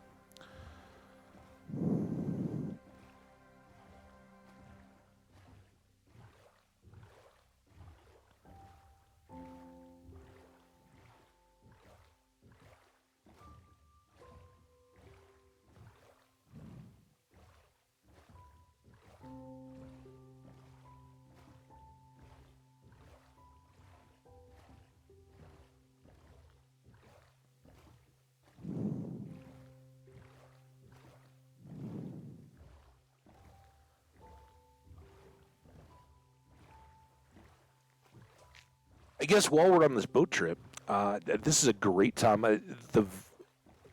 when I was first starting out on YouTube, I started out such that it was probably a month in or so, and it was a Mother's Day, and I talked about um, what I think is arguably one of the greatest gifts any parent can give their kids, which is an appreciation of books and reading and all that. I mean, you guys listen to me for a few streams, and you're going to hear me go off on some tangent about some book or something like that, right? Whatever I've been reading, or something that clicks, or just a reference to a book turned into a movie or whatever. Um, but I still, that first Mother's Day that I was streaming, I did talk about it, and I said, hey,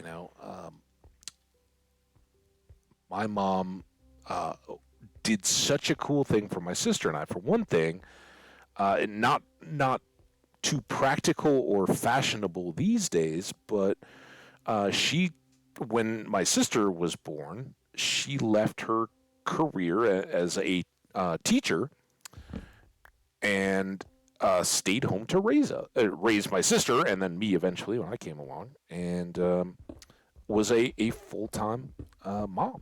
And that's something that I know. I know my sister sacrificed a whole lot when her kids were young to be able to do the same thing, and is now getting back into the working world. Congrats to her, but I know it's not practical, right? Prices and everything is built into the cost of living to have dual income families, and when you don't have that, other pieces of life can get real tough. You have to make real sacrifices when you have that opportunity, and when you don't, through whatever the circumstances may be, it's even tougher, right? So none of that is lost on me, and none of it is lost on the fact that my mom made those sacrifices for us. And while we had a wonderful, comfortable life. Thank you, Dad, for being hardworking, and ups and downs. Right? We knew tough times. There was some loss of employment, through the changes of the companies he worked for and all that. And as kids, we learned that you can't just take jobs for granted and that kind of stuff. And even as young children, did our share of belt tightening, and oh yeah, this and that, and learned at an early age that no, you're not getting. We didn't have cable TV, and it was readily available, right? Like most of the friends and all that had cable TV with HBO and MTV and all that kind of stuff, and we didn't. We just had there's TV channels, but you shouldn't be, go outside, play. You don't need to just sit and watch TV all the time. So that was good. But the thing that I was getting to here, that, and I say all that just to highlight that it's wonderful if your parents are able to give you things like that. Maybe you're 16 and you get the new car right out of the gate, right? Maybe you get all the games, right? Like, oh yeah, what's the latest hot title to drop right now, right? Whatever that is, you don't have to ask twice. It's just, I'm gonna go get that in the PlayStation Store, on Steam, or whatever the case may be. And some of those may for you be a life-changing type deal, but for me, I don't remember particularly like the pair of shoes that I really wanted, or not being able to have that particular cool style of jeans, and just getting the ones that were available or on sale or whatever. We had nice stuff, but it was never about the name on it, or having it just because it was quote unquote cool. You got it because it was at a good price at that time, or you needed it, or whatever the case may be. So when if you're younger and that stuff frustrates you with your parents, just I guess take it from an old fart kind of that there are there are things that you will carry with you that are way more significant than any of those little bits. For me, that was when we were young. We sit down and have breakfast. But our dad left for work way before we had to catch the bus to go to school, and we would get up and we'd be up and dressed and ready to go for school when our dad left for work, so we could all say goodbye and wish him a good day and all that, and basically have breakfast together. But then when he was gone, and of course at varying ages, right? When you're super young, you're not exactly burning up the track eating meals, right? You play with your food, do all this and that, and I think that was partly built in, partly to our mom, who was a teacher by trade, knew like, all right, I can help you be ready for school, ready to learn as soon as you get there, and the teachers start teaching by hey, what do you got coming up? What are you excited about for school today? That kind of stuff. But in addition to that, after we'd finished eating and my dad was off to work, my mom would read books to us, like children's kind of literature, but the bigger stuff than we were at a reading level at those various points. And we read some absolute classics and things that helped me fall in love with books that weren't just the mass marketed stuff at the time, or at some point in that spectrum, things like Hardy Boy books. I was all over those. Choose Your Own Adventure books, I remember being really popular with me. Some of those kind of things. Oh, we just read those on our own, but she would read us things like the Tom Sawyer and Huckleberry Finn, Treasure Island, because my sister was involved in as well, and because they're good books are good books, no matter of gender or anything like that. And soapbox, you don't have to alter books just because the terminology and the phrasing is different today than it was when they were written. I hear some of that, and I just it makes me so cringy to hear what publishing companies and things are doing to classic works of literature by going in and changing the author's original words to make them more palatable to today's culture. Sorry, tangent, but as I said, growing up, a long time ago now, uh, I could get just as much enjoyment out of listening to my mom read, a chapter a day or whatever it fit, right, with the time that was there, um, of the Little Princess. I think it was the one. Was that the one where the dad died and she got, she was like the scullery maid, but then got all the presents and stuff from the estate. Secret Garden. I've talked a lot about the Laura Ingalls Wilder books as being good for children of both genders, right? And it doesn't matter. When it's good, it's really, really good. And when somebody well-meaning, and I'm not anti trying to make people feel included or being intolerant of racist viewpoints, but as a historian and as a lover of literature, I am absolutely opposed to the idea that we can't handle, or children in particular, can't handle things that are controversial or potentially offensive. In fact, I think that books and in a setting, especially like that, and again, this is a big shout out to my mom for having taken the time to do this. But again, when I was a kid, the language and terminology that Mark Twain used when he wrote Huck Finn was just as controversial as it is today, right? There were people back then that were saying, ban that book.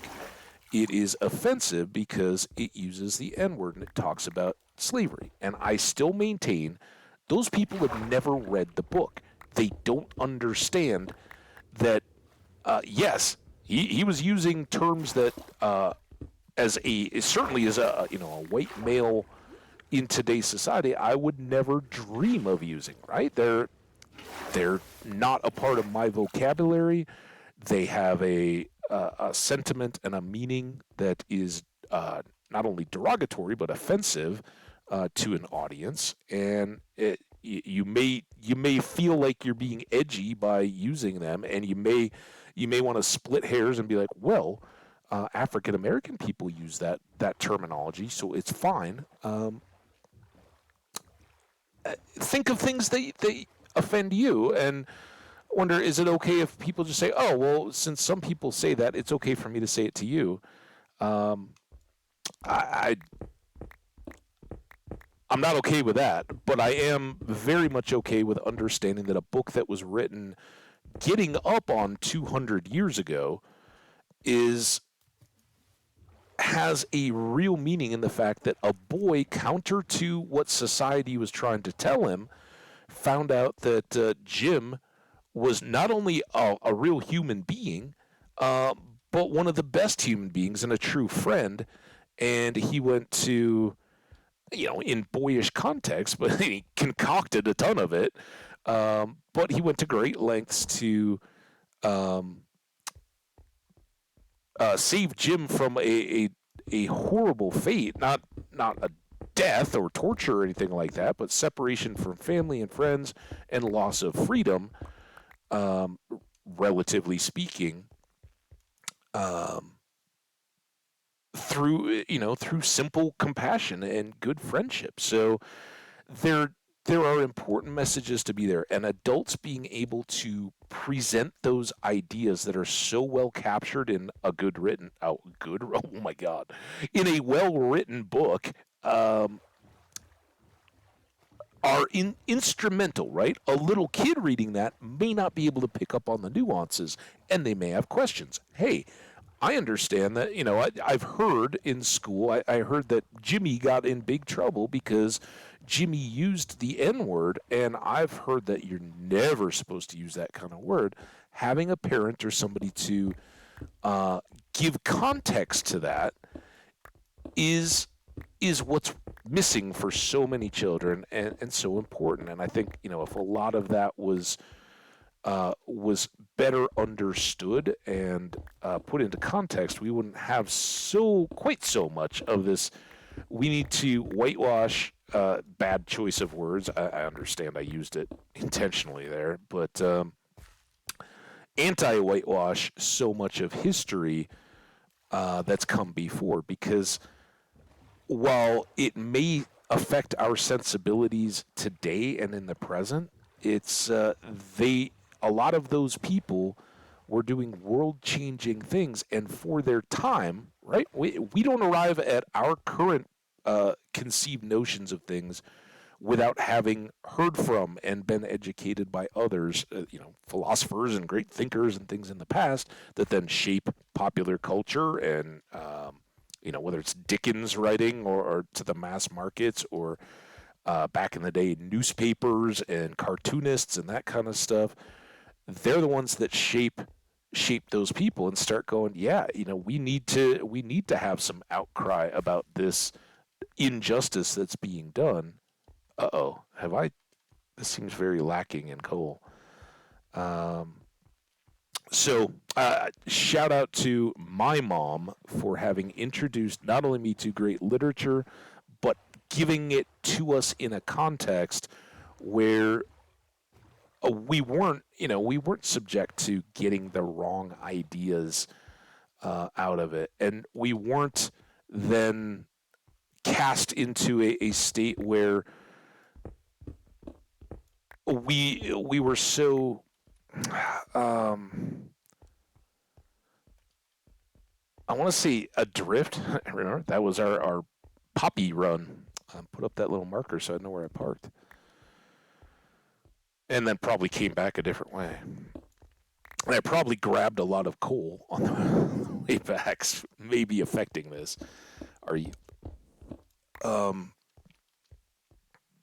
Yeah, cast adrift to the point where um,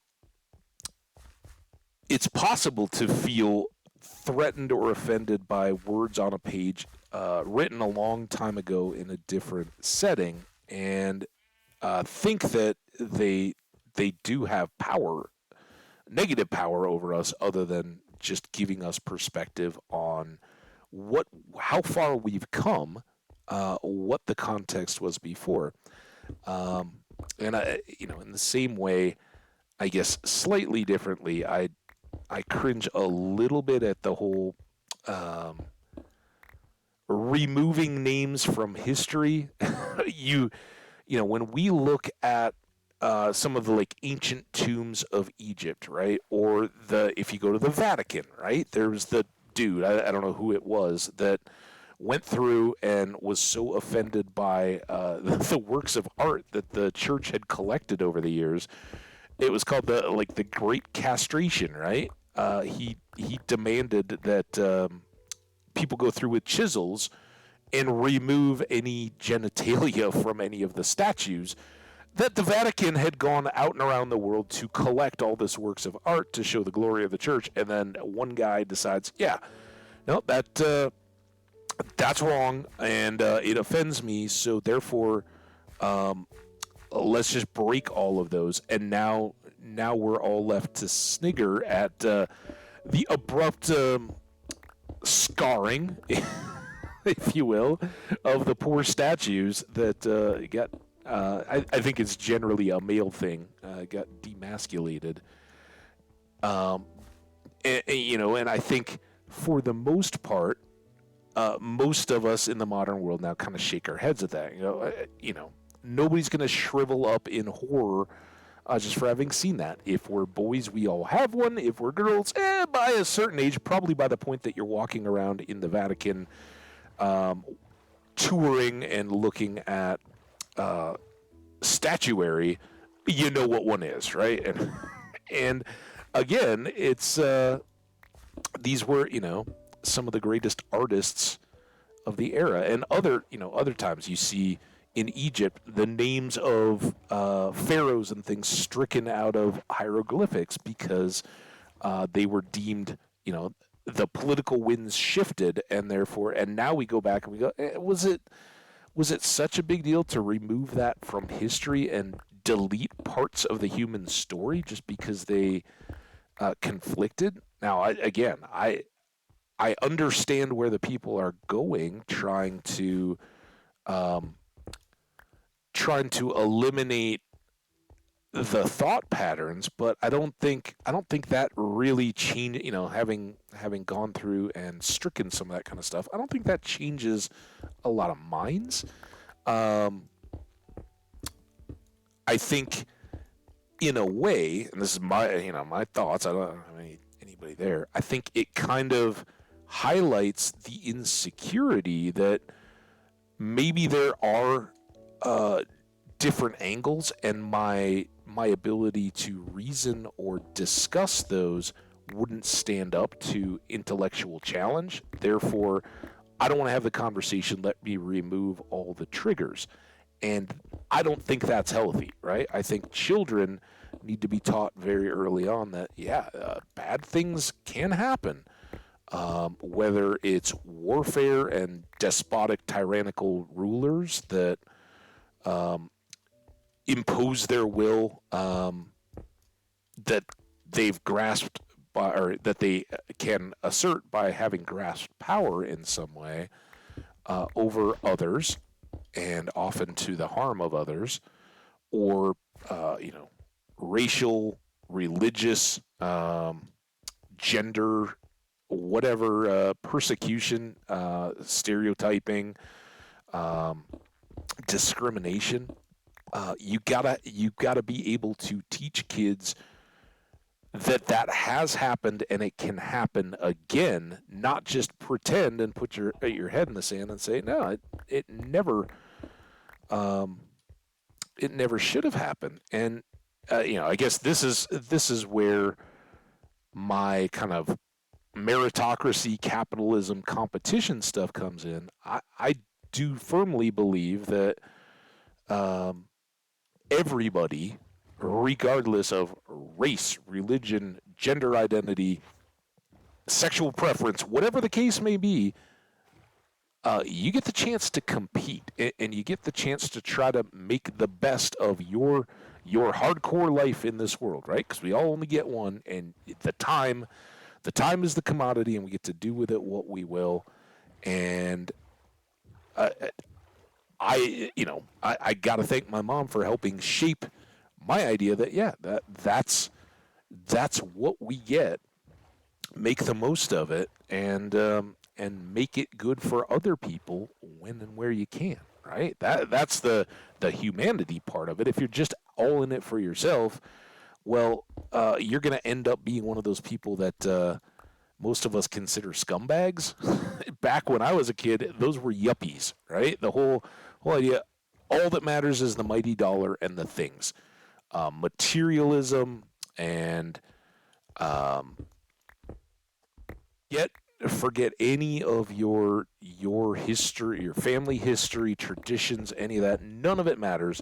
It's all modern, and drive the most expensive, fanciest car, and have all the gadgets and those kind of things. But you know what? When you get to my point in life, and you've looked back over a couple flips, right? All of a sudden you realize when you present those people that thought they were such big hot shots in the 80s because they had a backpack, mobile phone, and all that kind of stuff, they cringe at it all. They're like, oh my God, I can't believe I actually did that. It's like, yeah, it's because all that stuff is elusive and ever changing. But your traditions, your family, your friendships, those last forever.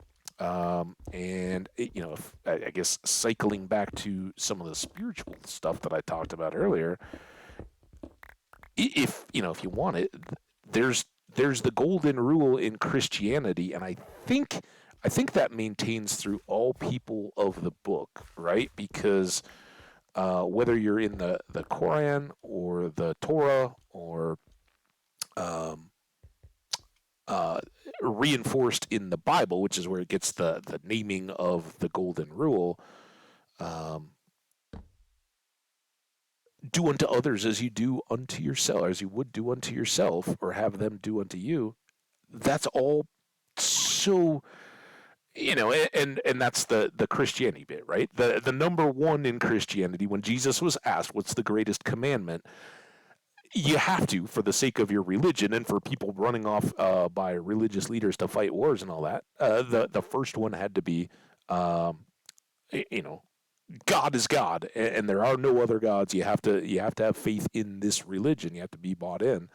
Um, and then the second is do unto others as you would have them do unto you. The golden rule, as it's called. And if you never got taught that, if you never got taught being selfless and learning that the good feeling that you get by sometimes putting your own wants or needs second to somebody else, and learning that there's really nothing, no greater, you go chase down whatever drug or, um, you know, anything that you can imagine, a food or um, sex stuff, any of that, none of it will compare to those times when you truly, not because you're trying to impress people or anything else, but when it just, for me, a lot of times it just spontaneously hits. There's an opportunity, and it's like, oh, I can do this, and it's not, whether it costs me something or just my time or just taking the time to slow down and be like, oh, that this would be a nice thing to do. There's no greater feeling, and all those kinds of things. I think, if I had to say it, I think mothers are probably a little more inclined to teach us those lessons than fathers. And again, this may be dated a little bit based on that whole. It used to be that moms had that hands-on part of raising us as young children. They were around as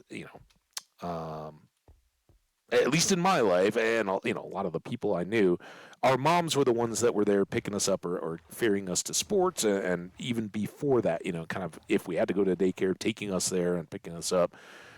Dad's, at least, in my understanding, it was dad that was gone as you were getting up, maybe you said, and came back, after when dinner was on the table, and was then kind of in and out, and he taught you how to work on cars, and would go out and do the outdoorsy stuff and that kind of stuff. But it was mom that was teaching that you don't fight.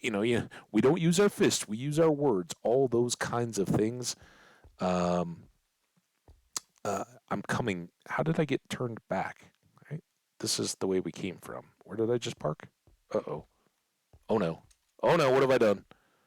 Where's the boat? There it is. I knew it was closed. All right, Chet. Jenny, thank you. I know I was just rolling. I saw that.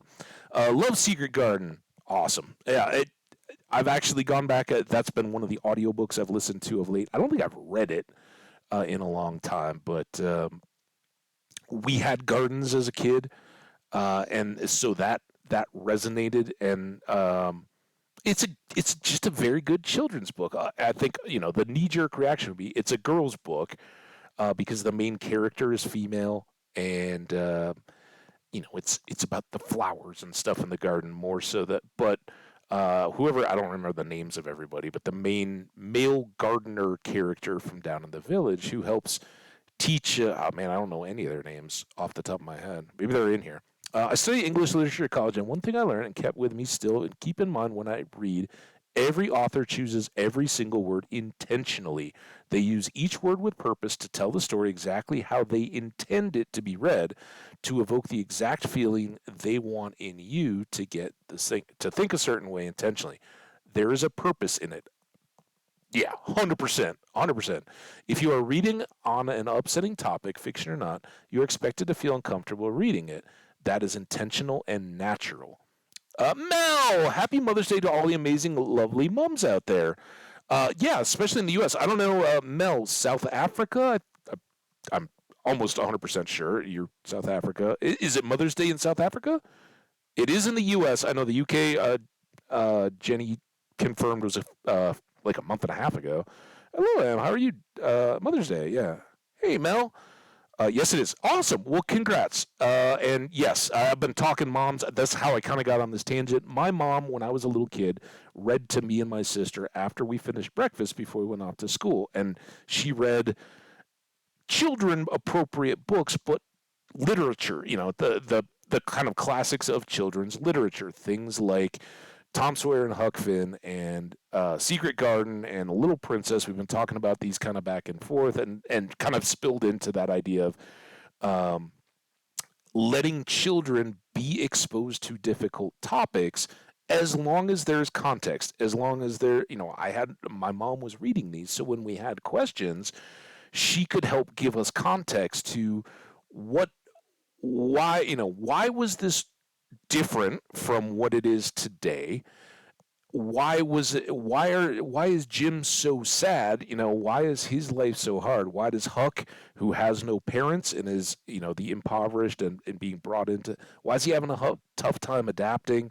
And then ultimately, what's significant about all these pieces that are going through? Oh, The Secret Garden was your favorite too. That's awesome. Yeah, all of those books that we listened still to this day have a very special place for me. And I wouldn't call The Secret Garden one of my favorites, but it stands out so much. And it was obviously just a monster of children's literature that it resonates still today. Very cool. Well, thanks for dropping by, Mel, and hang out. I'm not trying to run you off or anything. That's awesome you're here. I trust you're still feeling well. I think I'd been lurking in Omni's chat, and I saw that you'd been in there, but I think we missed each other. This was a couple days ago, too. So, true story, man. Really cool, huh? We're looking for coal at the moment. We built a big cactus farm. It's amazing, but we're out boating around. If we haven't already, we can certainly punch through some of these now.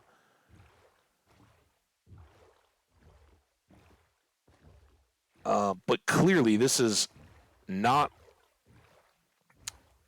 quite the super productive that I was hoping for. I really have a feeling we need to get the tweener, get the gunpowder, then we can go out to the far end of the nether road that we made and fly. And I think we had big old mountains there, or we can set up the portal all the way out to um, the Badlands. And at least there, if we're digging around and going through the mines and all that, we can get gold and coal.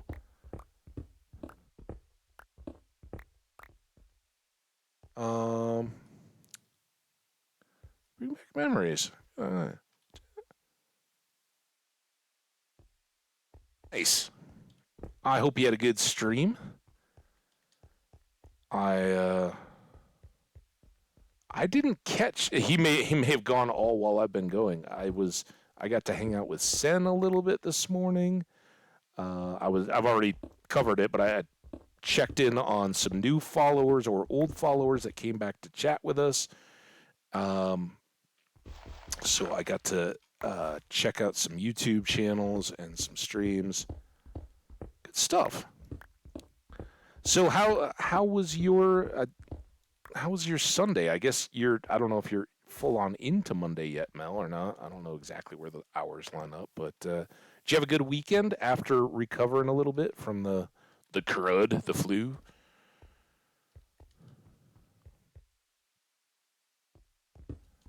I don't really need this, but I can take it.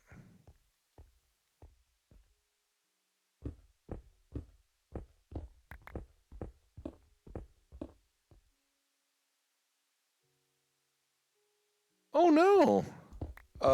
Well, we got to. I was hanging out right as I was finishing. Saw credit roll on whatever the game was. Two Souls, I think. Some kind of like other dimension of ghosts and stuff. But I don't know how much it was like horror or what. I didn't catch enough of it. I kind of just jumped in at the end. It was kind of fun though. Good to catch up. And Assassin, I think we raided into Assassin yesterday after the cactus farming, and it was one way or the other. I don't remember if it was Assassin introducing me to Sen or Sen introducing me to Assassin. But either way, cool little connected community. And while I was hanging out in Sen's, Assassin came in. So many good people out here.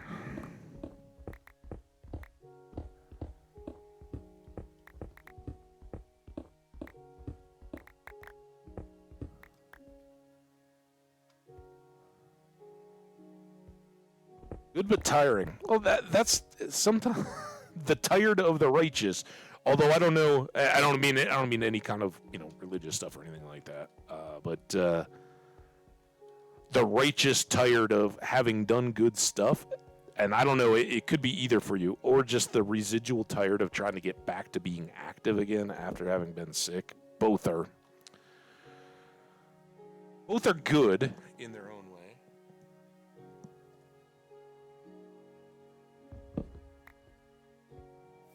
Nobody likes being tired when you're tired, right? It's when kids get cranky. It's like you need a nap. You need to go to bed. You can barely keep your eyes open. And then it's like, no, I don't want to. I want to be awake. I want to go. But tired for me, kind of going into this whole life is hardcore playthrough, right? When you hit the bed and you're tired, or when you're like, man, I'm just straight up tired. If you're not, if it's not because you're sick or some other reason, that means you did something right? Either you got to the gym, worked out a little bit, you stayed busy, you engaged your mind enough. You didn't just idle away the recent hours of your life. And so that's good. You may not be feeling it, but I'm glad you're tired, and I don't mean that as any kind of a slight. I hope that means you got to do some good stuff and get to enjoy being up on your feet and feeling good again. Let's call it that.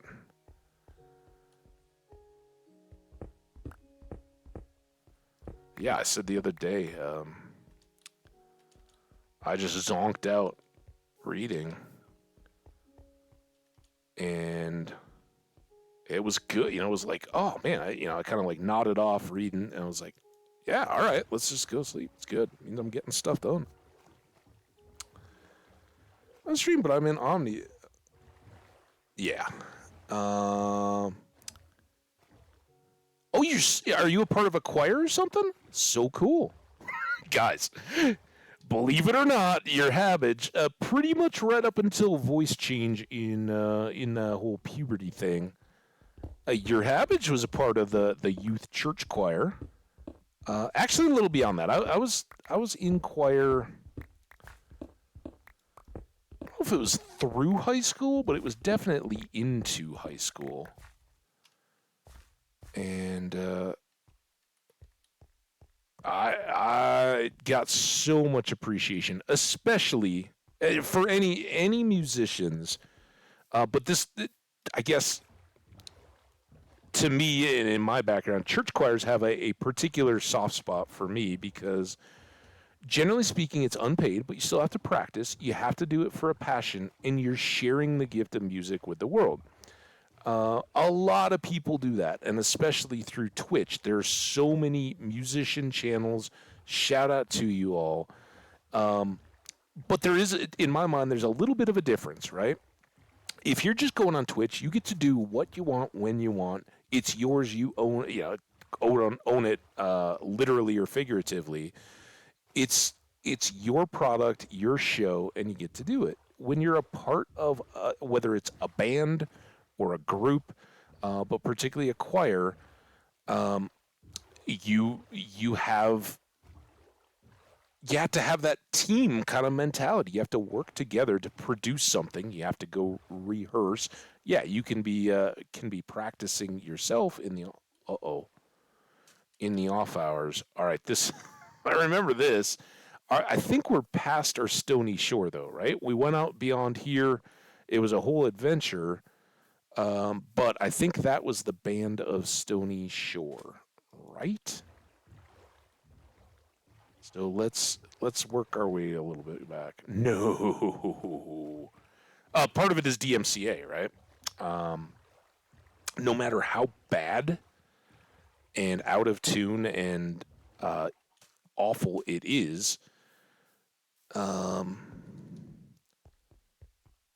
if it's copyrighted or anything that you guys know, then you're still subject to YouTube mutes on the channel and all that, right? Which is a huge pain in the butt. I don't like it. I think sampling and a few bars and all that can go, but as our friend Omni has just taught us, you can't go fight YouTube. YouTube will win. I hope. I saw his tweet from last evening that said, well, they got my channel. When he was in here yesterday, he said it was under review and basically shut down. I guess more to come, but the Twitch continues certainly, and that's where I get most of my Omni content anyway. So all the best, but it just does go to show the TOS, and it does say in the TOS it can't have it. Now for me, it's not a monetizing deal, but what I don't want to have is to lose entire pieces of these worlds, or 4 to 7 yesterday hours of playtime commentary that folks who are watching on the, excuse the hiccups, the playlist.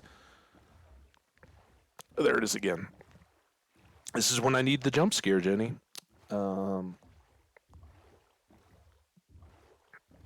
Those will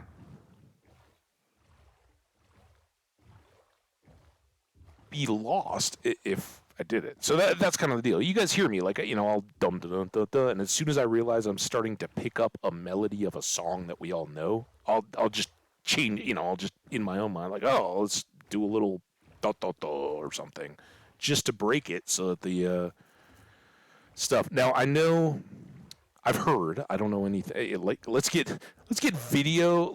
Try to get some of the channel stuff actually set up so we could have like rewards or emotes or that kind of stuff. But I do understand that there's some part of Twitch where you can stream so that your audio, like the game audio and my audio, my voice, and music are on three different channels, like an think like an 8-track or recording.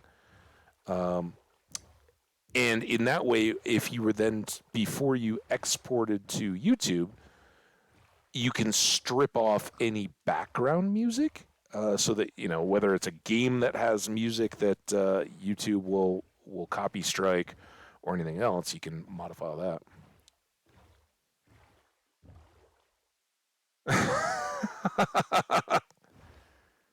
No, Twitch is not nearly as hard on music, and they understand it, right? And when I think like the Fallout games, as contrasting to the Skyrim game which we played, um,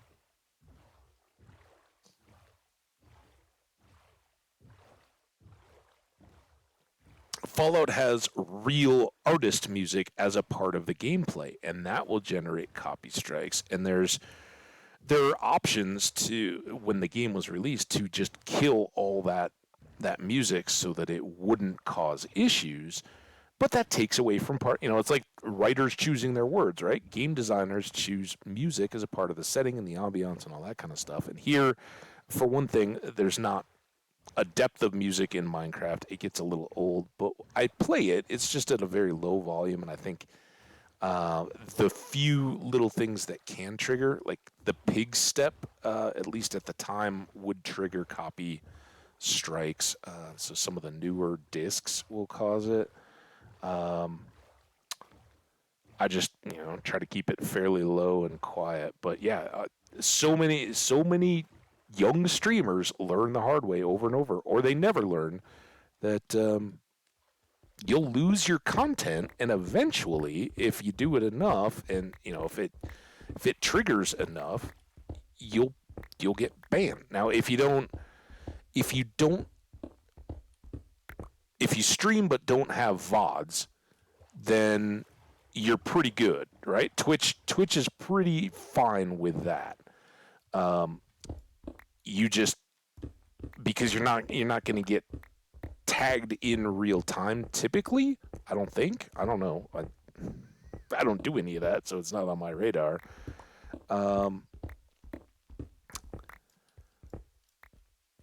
So a lot of people start doing that, and then they're like, "Oh, the VODs are actually what helps my channel grow, because people can find my stuff when I'm not on and follow, and then be ready for the next time I do come online."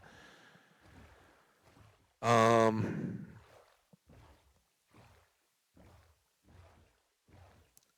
and then all of a sudden they find out, oh, they get indignant, because they're like, oh, I've been doing this for 3 years and nobody's ever said anything. Nobody told me this was, well, it was in the terms of service when you created your account, that you couldn't have copyright stuff. So for me, I don't want to lose all the work that I did to create these worlds and meet all of you and have you come in and hang out. So personally, I don't think that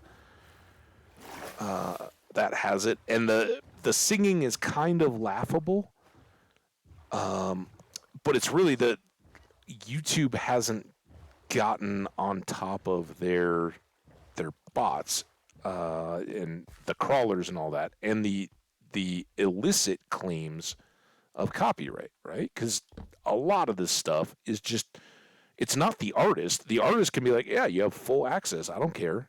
Do what you want. I get my royalties from radio stations and album sales and all that. If you're a small YouTuber and you want to play my songs, same deal, right? You're getting my name out there.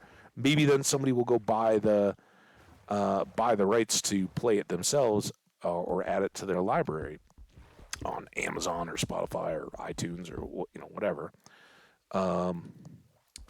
So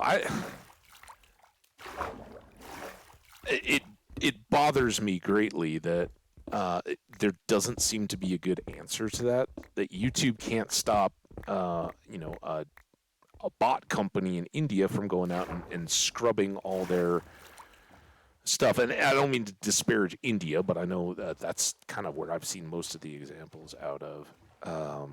It could be anywhere, right? The U.S. people can do it. It doesn't matter. And I don't know what they get out of it. That's the weird part, because technically they don't have the rights either. So if it was ever contested or if they tried to collect money, all they're doing is, it's like, to use a slightly crass term, it's like peeing in the punch bowl, right? You're gonna ruin the punch for everybody for no good reason, and all they're doing is going in and saying, no,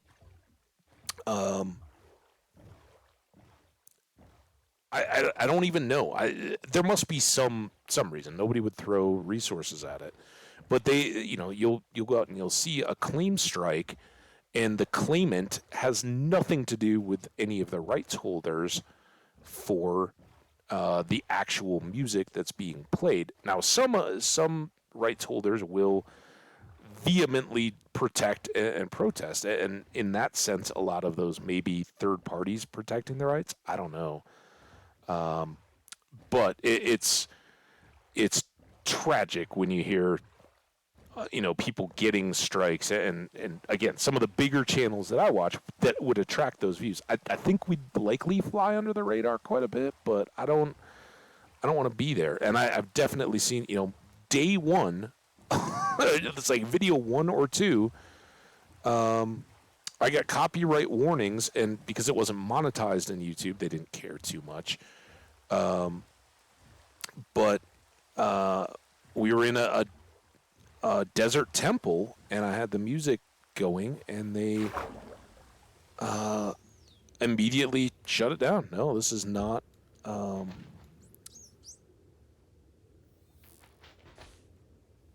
Not something that you can play. Well, I don't know. Should we go look? We've been doing coal bashing for a while here. This is probably going to be a treasure we've already accessed, I would imagine. I was really looking for glow lights. So we are facing north. Kind of easy to see. We have to go a little west. So backtrack, which is where we came from. So, needless to say, were you saying that the singing? I missed some of the chat there. Are you saying that the singing would have helped the chat? I guess I could sing that. I don't know. What songs can you blindly sing without any fear of copyright? Like, are folk tunes free to be sung? See, we always talk about shanties, right, as we're singing. The problem is you don't know those as well. Like, that was always the deal. When I was a little kid, they always said the happy birthday song was copyrighted, right? And it was like, oh, yeah, you got to pay 10 cents, right? Whenever you were at a party or whatever and you sang the happy birthday song. Turns out, yeah. Notice you don't hear anybody sing the full happy birthday song. I'm not even looking at the map. I'm looking at the underwater. What's going on? Why is this so far away? Where do I have to get to? I am facing north, right? Let's start there.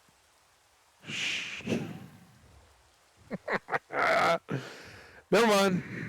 I'm mod for someone who plays backing tracks and sings randomly on stream. She never gets flagged here. Yeah, and again, I don't think Twitch would care too much. It's very much a YouTube deal.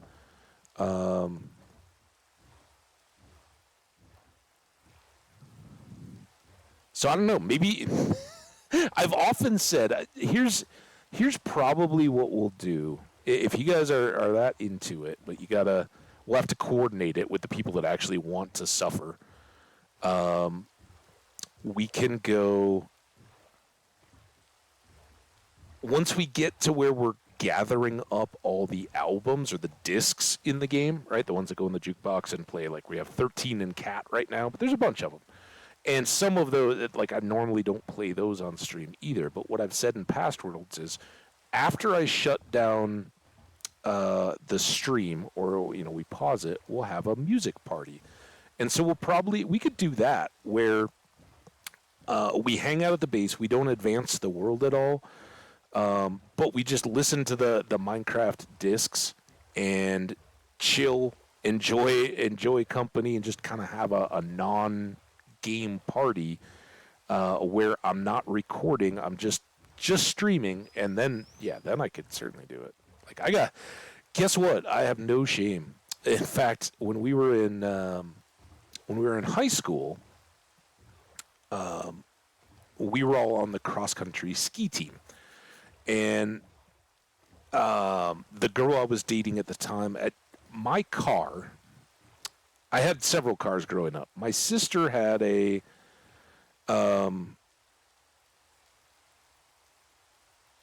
wait, now if I get what on earth am I missing here?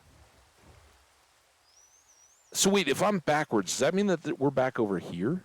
Is this back towards home? Why am I so... All right, this is west. Let's go this way. Oh, you got rain too. That's what Jenny said. So Wales and South Africa, we got heavy, heavy rain. We got rain here in the game. I had rain overnight. I don't think it's actively raining at the moment. At least it's not... we don't have any kind of thunderstorm activity. All right, now we're dialed. This is so going to be for a treasure we already have, isn't it?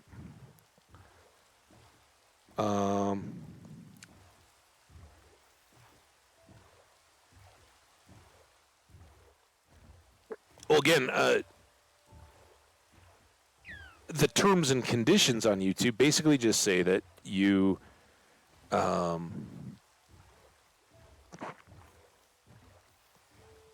can't play any licensed music that you don't have the rights to.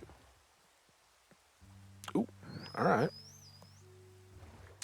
Which is fair, right? As a once aspiring amateur photographer, I'm totally down. I respect the rights of any kind of artist to promote and protect their work and profit by it, right? And it's only fair, if you've got a big old if you got a big old channel, then and you're entertaining your viewers by playing that music, good for you. But there should be, and I think that's the better way, is YouTube should have built in a deal that says this is the registered lessee, and it would have to be like some kind of a third party, right? That says this artist owns these rights and a database and all the clearing. I don't know anything about it, but it's got to be out there, right? It says this license is held by this person, not some fraudulent third party, whatever. Just I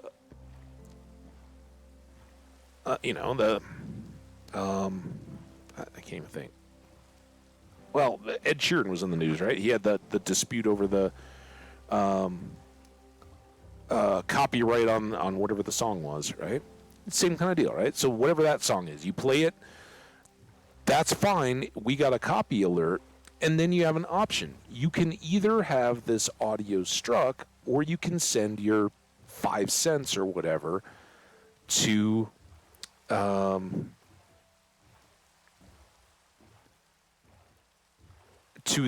holder. The difference being that, like, when we buy a copy of a song to listen to it, we're getting private access, right? When you buy the print of an artist at a gallery, you're buying it and it could be $20,000 for a big wall-sized hanging of mountains or ocean or something, right?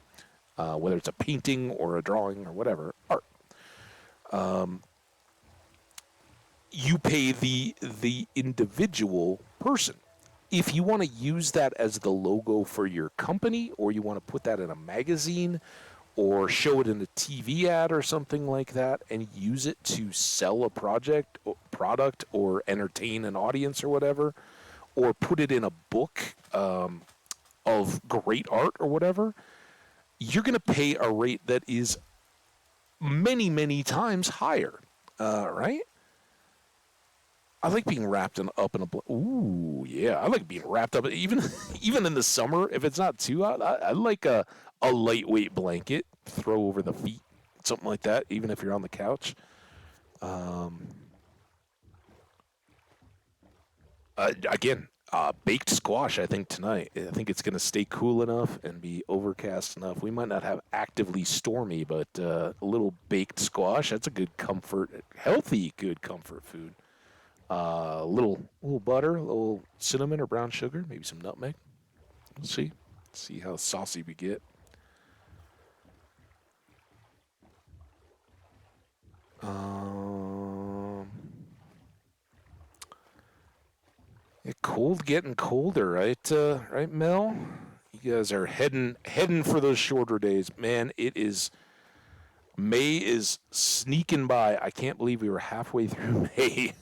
It is awful. Because soon we're into June, and then at the end of June, the days start getting shorter again. I don't want that. I like my long days, my late light evenings. Oh, there we go. All right, home again, home again. All squash? Is it a texture thing? I'm guessing. Well, yeah, you already said you were very anti pumpkin, right? Which, at least no, we're not breaking the boat thing there. I didn't even use a shulker box. We didn't even get that far, but we got a lot of coal. Anything to be done up here? I guess we could dump that. Here, we can dump these few pieces of loose coal. Everything else can go downstairs. Yeah, that's about right. That is a more appropriate amount. We didn't get any sea lanterns, boo-hoo. Oh, no sweet potato. It's like half my, well, I shouldn't say it, not anymore. When I'm trying to be healthy, that's like half my carbs right there is squashes and sweet potatoes. And then you add in like lentils and beans. That's me.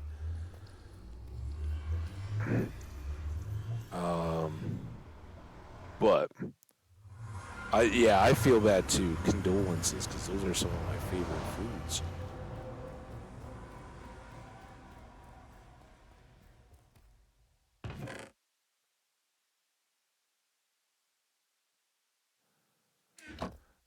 All right, stone, go away.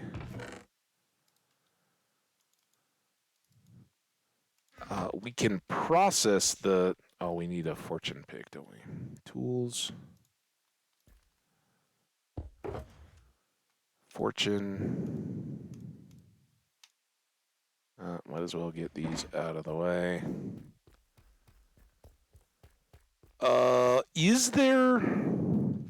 Just thinking, should we pillar these at the lake instead? I know we've got this awesome hallway, but I would like to cook some of that cactus, right?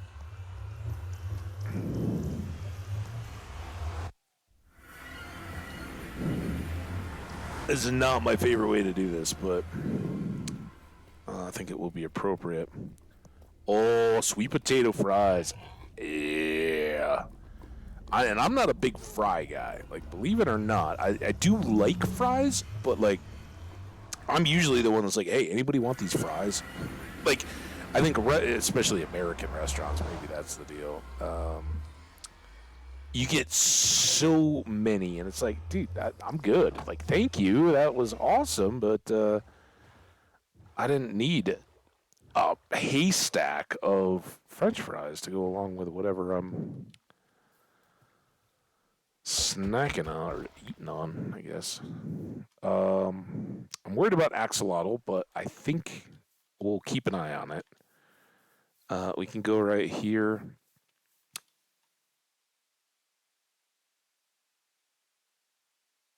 I don't know. I don't know which way the sun is.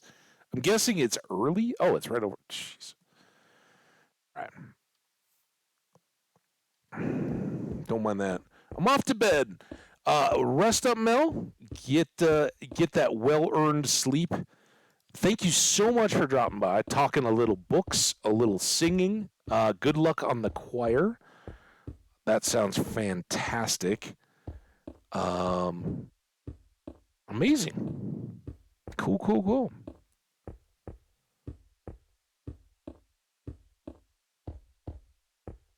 Oh, I forgot to say hi to Daisy Bell. Daisy Bell the dog is doing good. Both her friends got named.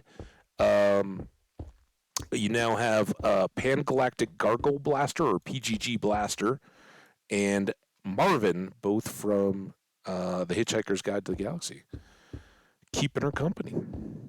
So there you go.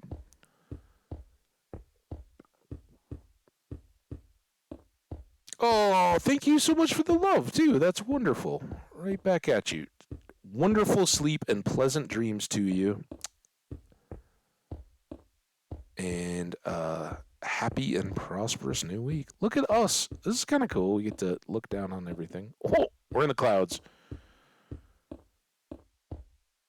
We're above the clouds. Oh. All right. Now, the sun's still high.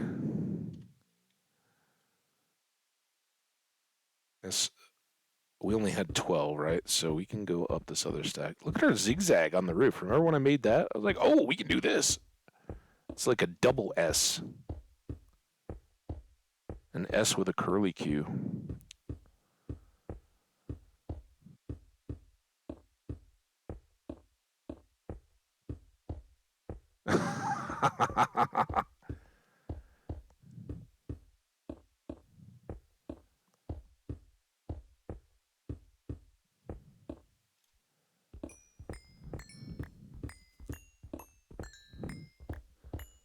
Oh, you guys are so wonderful. If we were in Omnis, we'd be given points for the chat good feels back and forth. You guys rock.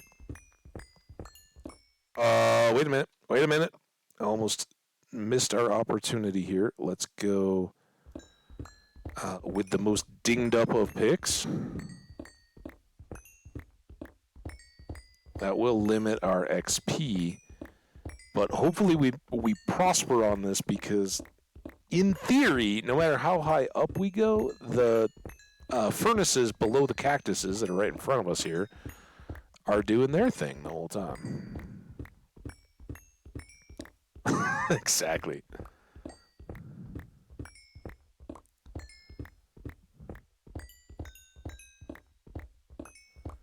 It's kind of fun, but here you can sometimes do that. Now I can rarely see my house, but when you go for like a hike in the foothills or up onto the highest of peaks and stuff, if you're in the right places, you can kind of trace the land features to get close. And I fortunately have a tall hotel for the suburb area around me. That's kind of a good landmark. And usually, especially if I've got binoculars or my photographic gear or anything like that with me, I can get it dialed down pretty much to the complex where we're at. All right, we probably did. I leave a ender chest over here?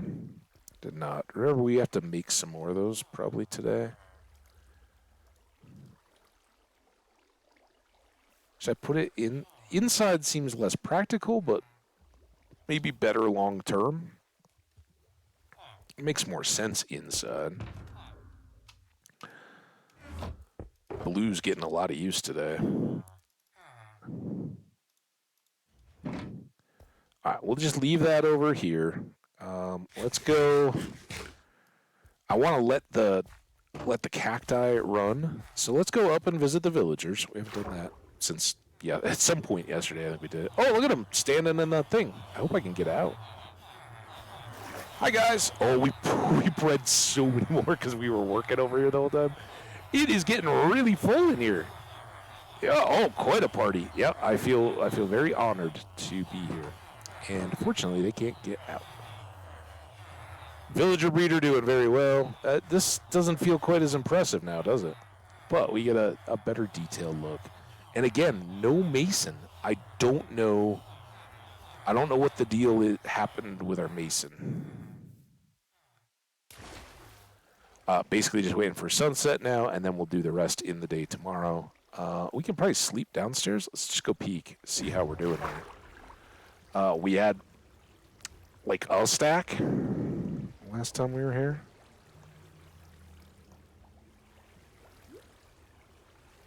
And when we process all the coal and finish getting this pickaxe fixed up, well, you can do the hatchet and everything else. No full, as it always will. Oh, man. We've not gotten very far, but this, well, I don't know. I don't know how fast or slow we are filling. It should overfill. That should be a bottleneck. But I think we can skim it off, take loads back and cook them at the basement too for extra XP. And that should just keep us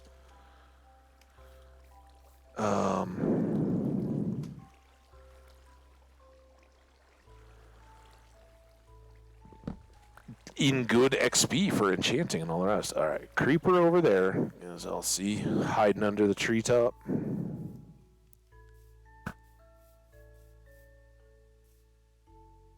think you're special, huh? Oh. Landed in the water. Yeah, I'll take your XP.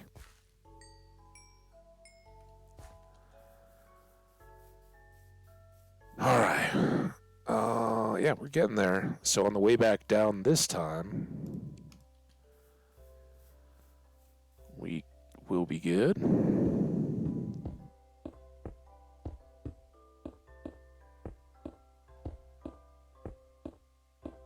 So glad Mel's doing good and got to hang out.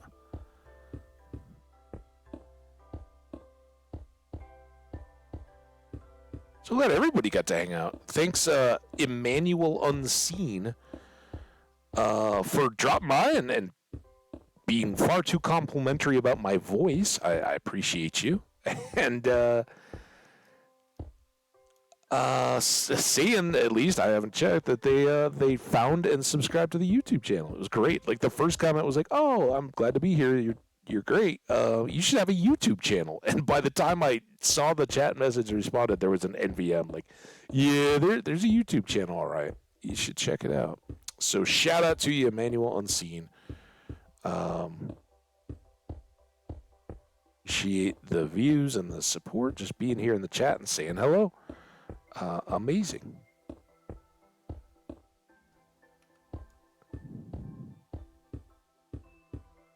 Nice to look in different directions, I think. We'll look around the clouds. What do you think, guys? Should we kill the clouds? It was recently that we turned them back on again. We know they get a little pixely, or at least for me, when I look up at the sky in certain settings. This now I can look back under my feet. That. Whew. We talked the other day about getting dizzy, spinning around as, digging out holes and all that. Looking like backwards as I was jumping up, that actually made me feel like, okay, I could fall forward right now. Just do a somersault off the edge. Yikes. No totem, by the way. So it's kind of dumb. This is why we should be in the basement doing these kinds of things, not up here. I did not check the coal block situation. So that's a concern, right? If there's a vertical limit. All right, we're watching the left-hand pick. I'll get back to my thought here as soon as this one finishes and we switch, because it should go pretty quick here. There we go. And we'll go here. There we go. And then we'll go here. And now we can just go. So, oh no, it just felt slippery and I lost it. Clouds? Oh no, well we should it was the coal blocks, right?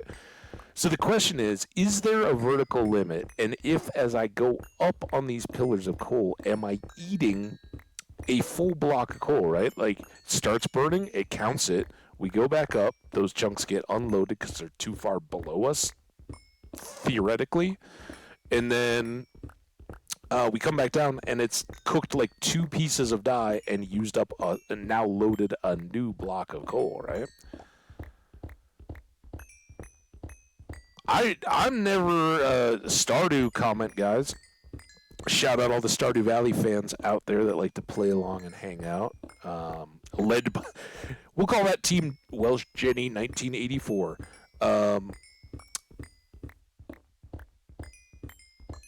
I never used the. You guys know I can't make the slingshot work as well as I could.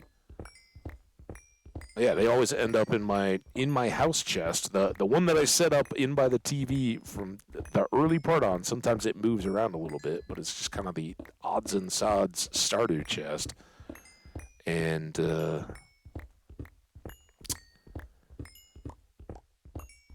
yeah, I don't know how to maximize. So here come our levels, right? These are just our coal levels, not even our cooking levels.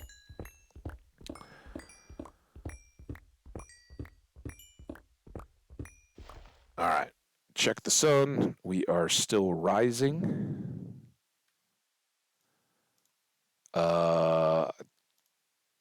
Think we'll be all right. We'll do 2.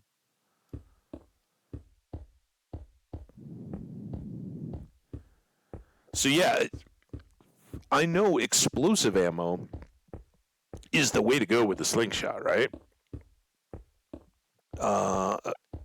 Maybe in the next one we'll have to, and I don't know if that's something that you guys can make work. Let me know.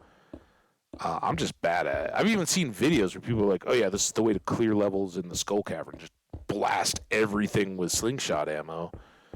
And it looks super productive, but the whole aiming, even with the improved aiming and all that, it doesn't seem to click for me.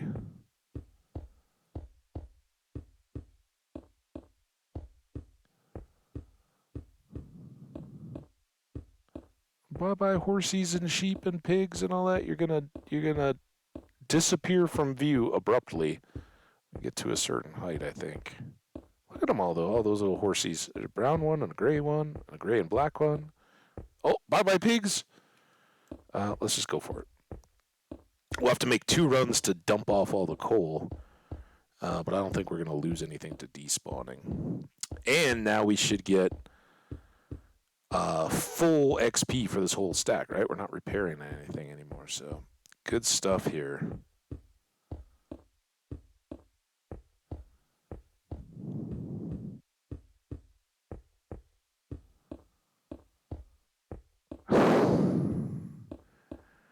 Hey, VOD viewers. Jenny apologizes. It's unseen Jenny in the chat. Apologizes for distracting me, but all right, there we go.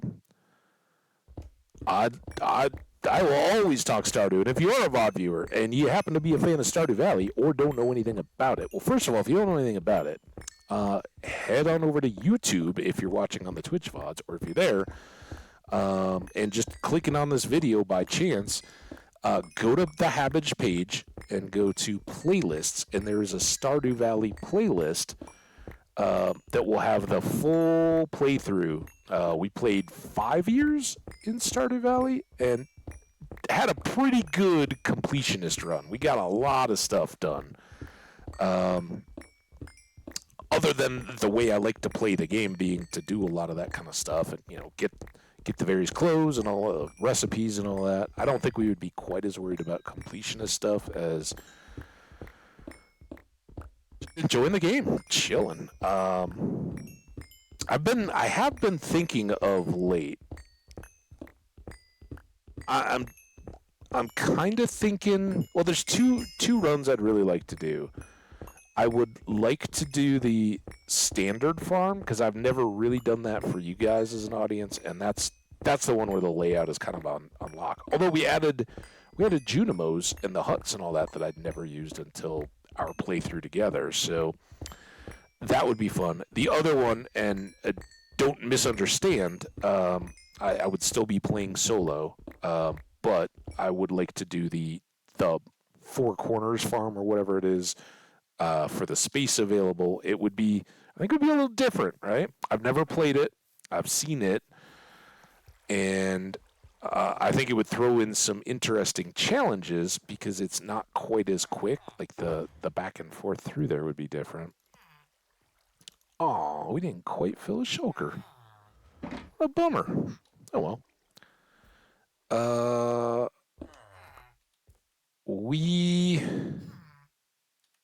That was probably really stupid, wasn't it?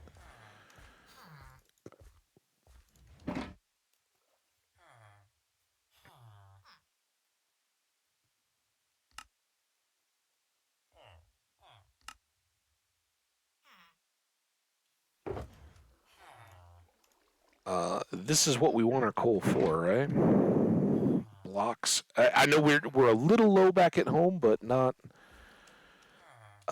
terribly.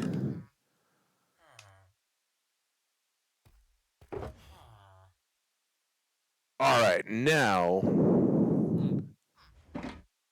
comes the question. I think.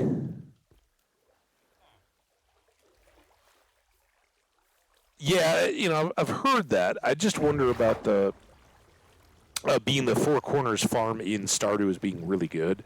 I appreciate that. If nothing else, it sounds awesome to me because you get more space overall to use to set up your farm. You get more room for barns and buildings and all that good stuff.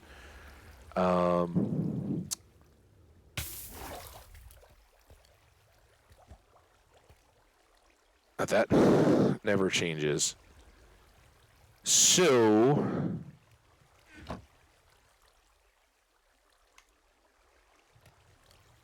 maybe we do that for now,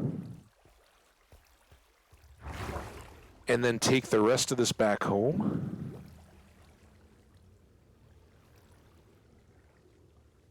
Yeah, of course. Oh, I know people don't find that stuff, and I wish there was a better way of blazing lights and all that. Like, there are many different playlists of games here. Go check out my playlists. I think the right people find them. I don't really have any way of seeing if unless somebody like blew up an old video all of a sudden, which wouldn't really be my deal. But if it suddenly got like 100 views tomorrow, that would catch my radar, right? Because when I went into the YouTube studio thing, it would pop. Oh, look, we're getting a little bit of corrosion. This one's very green. Uniformly, everything is aging at the same rate. Same here. Why has this one been so slow, I wonder? Is that because it faces north? Listen. Oh, it doesn't. Oh, I'm so dumb. This faces north. It's also slower. But this one's hardly gone at all. Maybe the axolotls were polishing it. I don't know. Rolled over the E key there. So, yeah, I wouldn't know. I want, I want you, Jimmy Crack Corn. I don't know. Random viewer. I want you to go, oh, yeah, I like putting in a full playlist and knowing, I've got, I'm going to get a good look at such and such a game because this has so many episodes in it, and just letting it roll. What am I trying to do? Oh, I'm trying to top off all the furnaces. That's what I'm trying to do. Or at least as much as I can.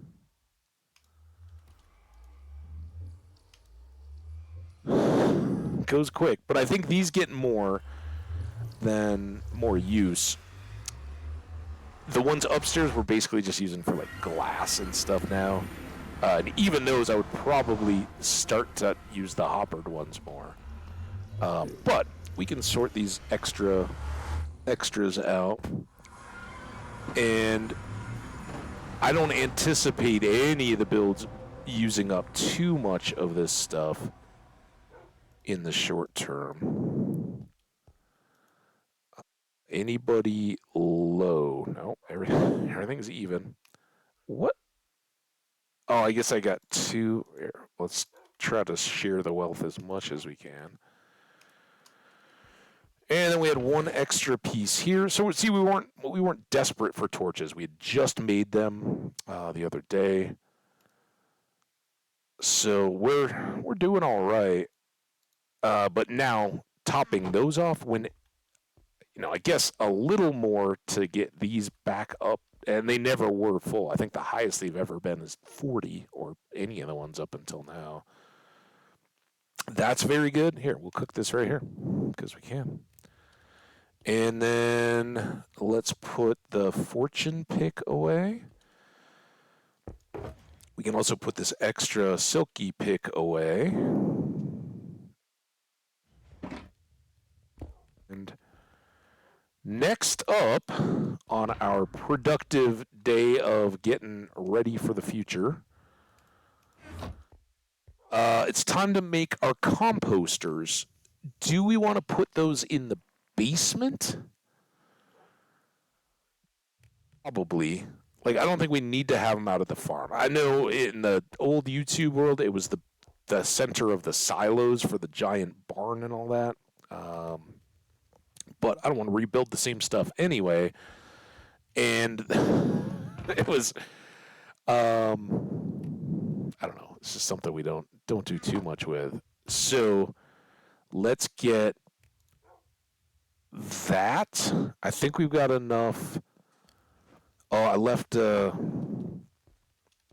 were those composters? Were they at the trading house? I think so, right?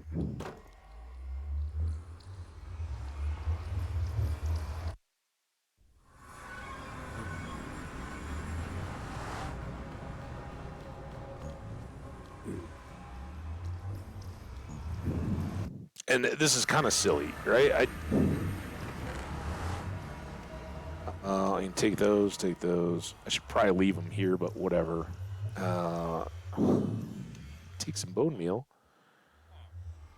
I think we're good. Also, that's where all our terracotta is. Good reminder, look. Again, expanding our storage definitely helps all that. This is upstairs. Now we want to go to the basement.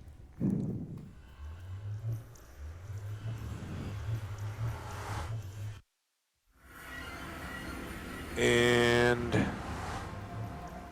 I think we can just tuck this in right here. Boom, boom, boom, boom. We have to clear those two. This is really a pretty quick project. That's why I'm like, I don't think we need to fool around with setting it up in a... That's not the crafting table.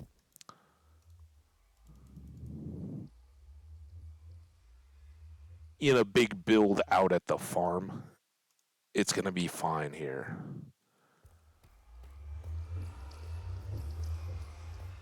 Do that. Do that. Do that. And we're going to do that. Not too painful, I don't think. All right, these I would like to put back upstairs, and then we'll have to pop through to the farm.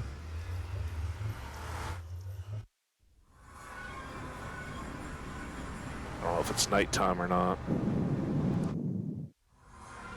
Nope. Beets.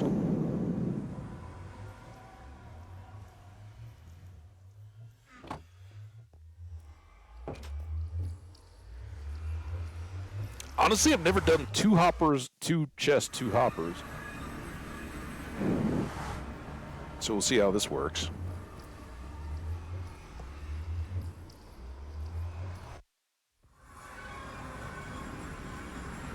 But it's a pretty simple concept here. So that one's going. That one's going. You can't really see into the hopper, but they're going to fill up 16 seeds, and I guess they will slowly fill for whatever ticks it takes to load another piece into a composter. But when you put in 16, I believe, items, it will shoot out one and drop it out as bone meal. So up here, whatever we loaded in is going out at and yeah, there's a little bit of overlap there, but we're greatly consolidating down on the bone meal, right? And we will have far fewer bone meal when we come out than we do seeds. So in terms of our inventory management back at the farm and all that, having too many seeds and needing to build storage or anything takes care of the problem. And we do have a use for bone meal, which our supply of bones from the Skelly farm could just as easily take care of, but this solves that storage problem, which we almost encountered here today. We were harvesting beets and wheat again and nearly exceeded capacity. Are any of these missing? Nope. There we go. We can pop upstairs. We can run back over to the farm and pull another remaining inventory stack, right? And throw that in, and just as we're bopping around in the world, having extra time or anything, hang on a second. I will read that, Jenny.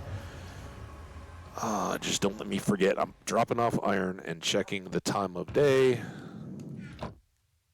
We have a clock in here. We're not quite to nighttime yet. I think we can still make it through the farm. Go, go, go. All right, while we're going, has there been thorough research in total the long-term effects of using portals and funeral effects on the player? Yeah, the risk is worth it. When we don't worry about our hair slightly turning green. It's fine. It's just like chlorine in a pool. Right. So we grabbed some beets. Let's grab some wheats this time. Oh no, chicken. Don't follow me. Yeah, we're going to use portals more and more and more as we get more of them.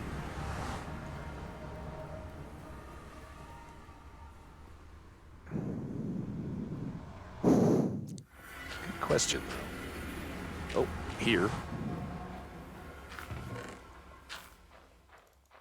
And this is good use because the further over we hug this wall, the closer we are to the sugar cane, right? We've seen that it kind of grows out in stages. All right. That can now do its thing. I think we're due asleep. But we need to check what we have for spruce tree saplings. That is our next big deal. And we've got some of these in our ender chest. All right, everything's there that I need.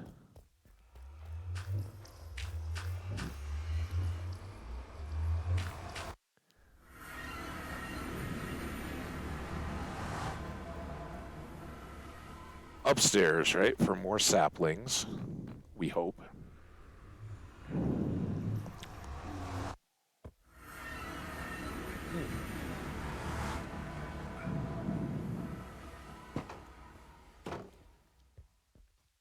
Now it is sleepy time. There you go, Mel. I assume you're already gone in La La Land, but there's Daisy Bell.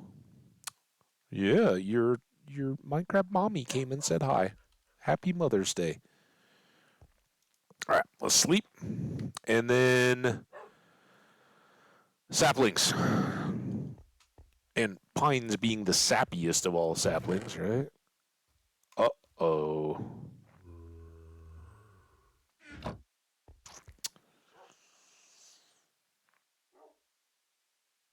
I think we can start to set stuff up and work this better by just using what we've got. I hope.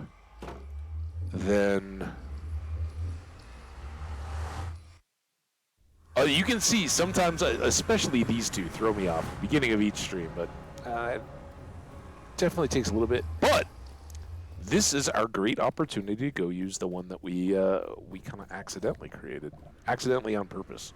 No, it was a pure accident. Many saw the shock on my face when I was like, wait, where did we end up? There's our librarians in the distance. This was supposed to be the portal in the middle of the lake. There was a negative, positive screw up. So we used this whole area for folks who were here on whatever the day was. I don't know if it was when we were. I think it was when we were building the trading house, or the house for us to trade with the farmers over there.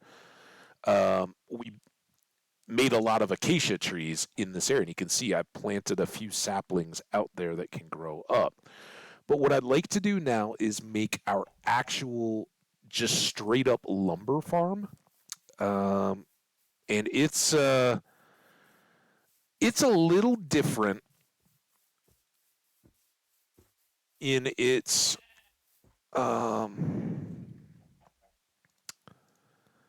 role. Oh, but before I do that, let's go back over this way towards the acacia tree area. We got some space. We're going to plant all of these and hopefully get a good return on saplings when they grow up and we harvest them. Very important, because I thought we had a lot more than 11 spruce saplings. So we can just put them in this little area here, I think.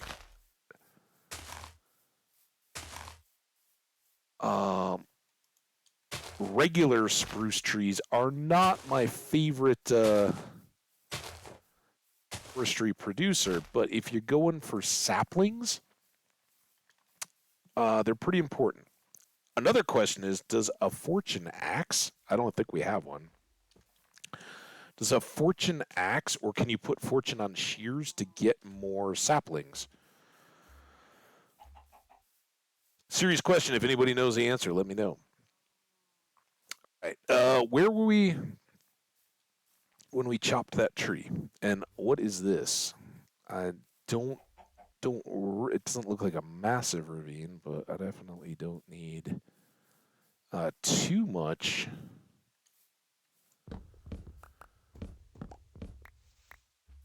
In the terrain department.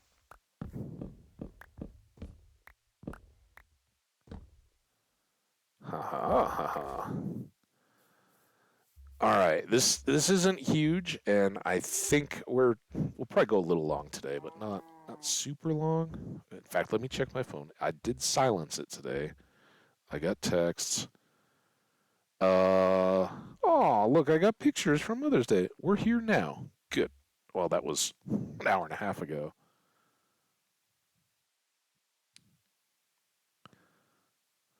Fun pictures.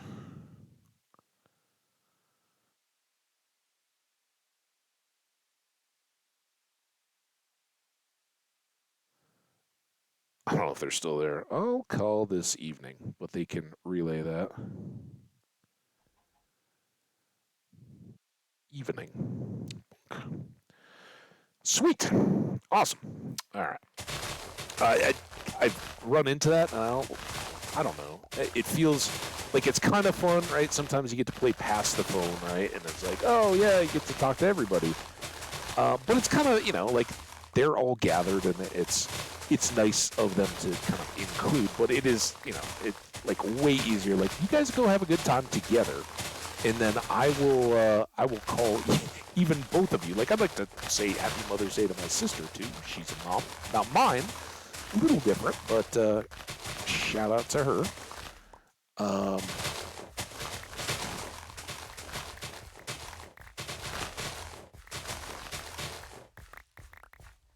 But I don't like to, do that whole like, oh, they're all hanging out in person having a meal, and they've got to pass a cell phone around, and everybody, what are you? I'm like, nah, that's not worthwhile. Okay. I think after having just done this, you guys are going to laugh at me, but I think we need a marker. And let's go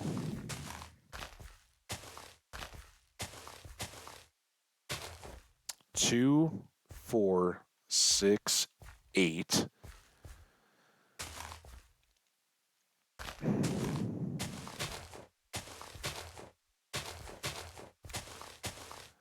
Is that 8 by 12? 2, 4, 6, 8, 10, 12. Oh, I'm sorry, dude. I don't. This looks like a creeper hole. You can get out now. I'll even pick up your eggs. Maybe you can have a young Chuck offspring.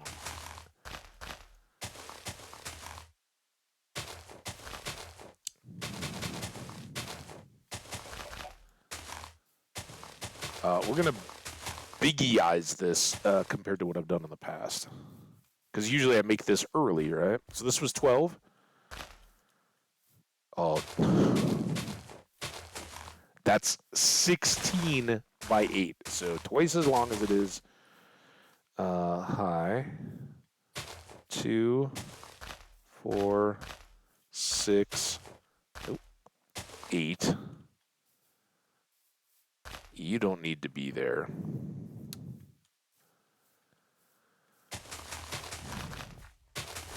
Stupid grass. There.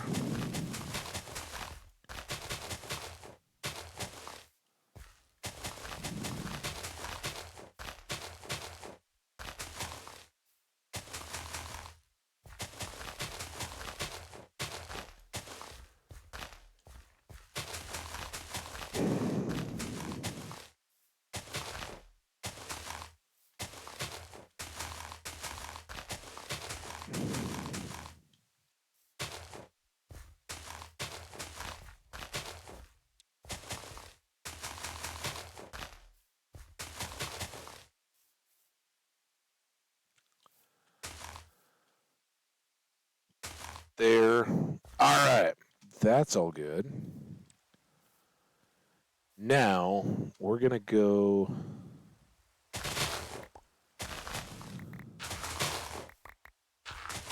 think 4?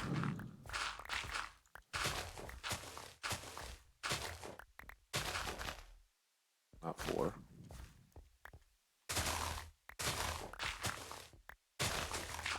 Sorry, little oak tree. You were so good.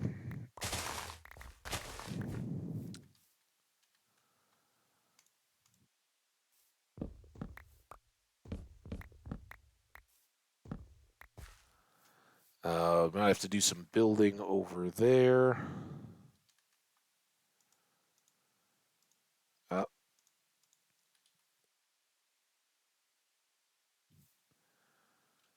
4, right?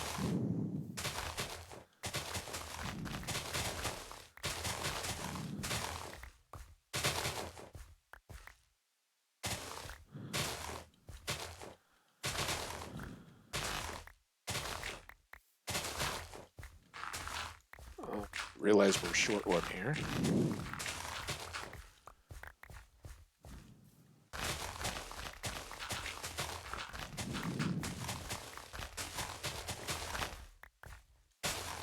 Ah! Getting sloppy here. All right, now we do it again.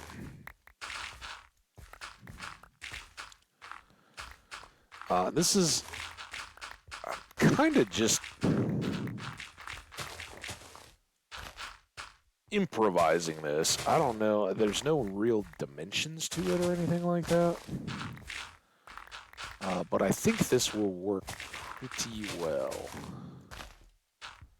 We'll see. Finding out is always the best bit here.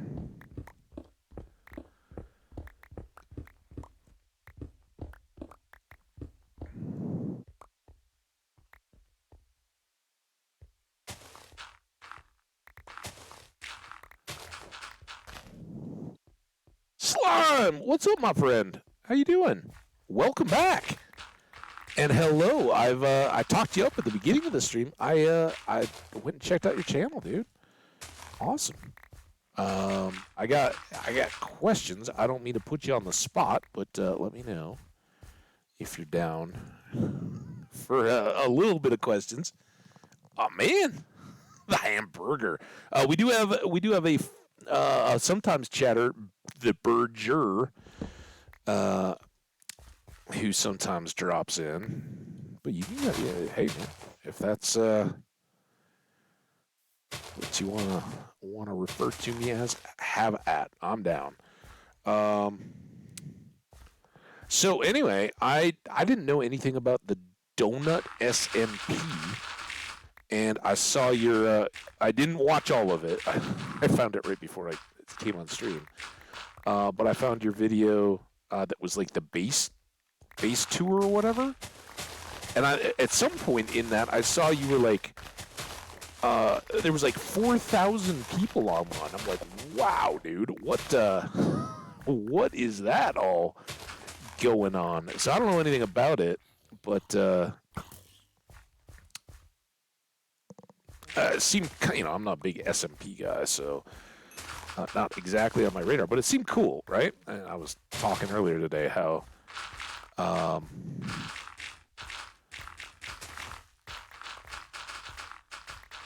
other than like Hermitcraft and Zetacraft and some of those, I don't know much about, if you want to call those SMPs or just multiplayers or whatever.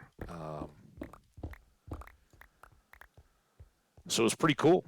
Seeing another one, I didn't understand the whole economy and all that, but hopefully, when I get some time, I'm definitely going to play that through. Enjoy it. It sounded cool. Like it was going off, so I'll look forward to that.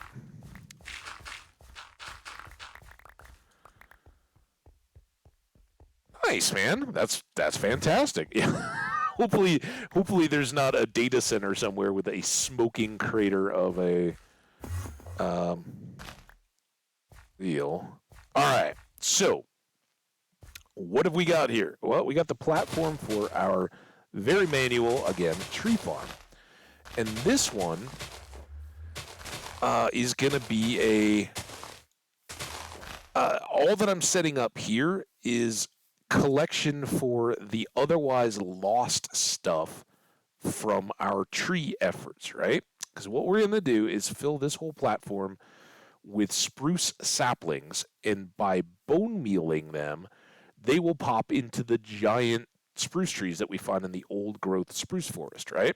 So when we're ready to harvest this, we'll show up and it will be just a big old mass of stuff. And then we're going to have probably, unless I build something, which I may, to enclose it a little better, we're going to have a tower of some kind that we go up. And at the top, we pop out and have access over to the treetops. And then we just chop our way down. And outside of the leaves and all that, this whole deal in 4x4 all pressed together will just be a solid mass of spruce trees. So we won't have to do it often, but because we've got, if you divide by 4, we've got four big trees wide by 8 big trees long. That's 32 big trees, all that we're going to be chopping all the way down. And that's why I want this outer edge, because anything that falls off the edge as we're going around chopping our way down through all these connected trees is going to fall out to the edge and would long despawn before we ever get to the bottom. So this bottom area, we're going to line with water and we're going to flow it to a kind of central channel, I guess, and then have water flowing down here that will push it all towards this end. And when we come out the portal, or our in and out of the farm, we're going to drop down and have all the extras, which will likely be a lot of twigs and saplings, right? Because most of the leaves will get eaten up by the other big trees that spawn next to them. But the ones up at the edge, as those leaves decay, they'll break down and fall into the water, catch the water, slide over this way, get washed down, and just get dumped into chests for us so that we can gather all that up when we're done farming. But we don't lose out on all those replaceable saplings and all that kind of stuff from here. Mainly, though, it's the saplings and all that aren't going to be a problem. We'll get enough in our own inventory as we're chopping down the trees to usually replant with no issues. It's the extra logs and things that we might otherwise miss that we want to contain. So lots of water in here, and I'm wondering, do we do an offset or do we do a 2-wide channel? There's a bucket of water. I think I've got one here to demonstrate. So we went 4 out, and there's 4 to the middle, and a bucket of water should flow 8 blocks. So if we go all the way in here and then look, that goes halfway. I can't do an odd thing here because they have to be the size of the trees, right? So it makes no sense to do 9 here just to make the buckets work. But what we could do is just push an outer edge and then offset the middle. I think that's what I'm going to do instead of trying to do 2. We could push both out if we want it to be nice and... let's do that.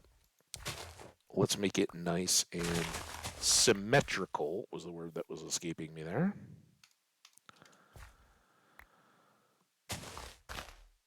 And watch, by doing this, I'm going to clip a cave system or something like that and have a big old mess. So how you been? Apologies for not asking. I hope your Sunday's gone good. I am going to hazard a guess that you might be based here in the States, just having seen the video, heard the voice. So if that's the case, happy Mother's Day to anyone you may know. If you are a mother, you have a remarkably deep and masculine voice. Congratulations on that. No offense intended. All right, 1, 2, 3. So I guess I'm kind of shouting out, hey, happy Mother's Day to Slime's mom if she's in the picture, all that, or in memory, whatever the case. We've all had moms, at least.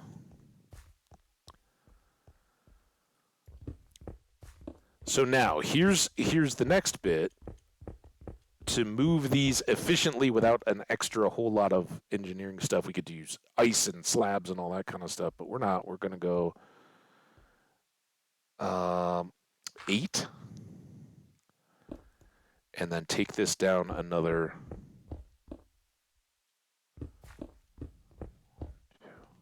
Oh, crap. I've lost count. 1, 2, 3, 1, 2, 3. 2 more.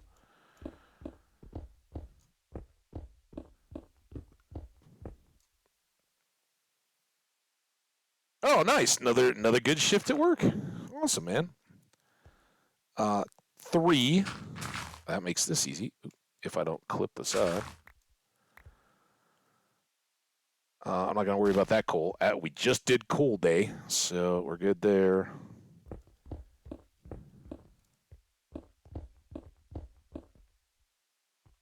And then we got to go down 1 more.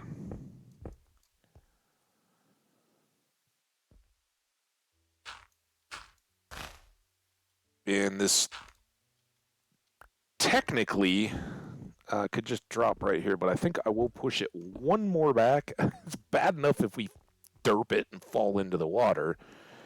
It's something else entirely if we...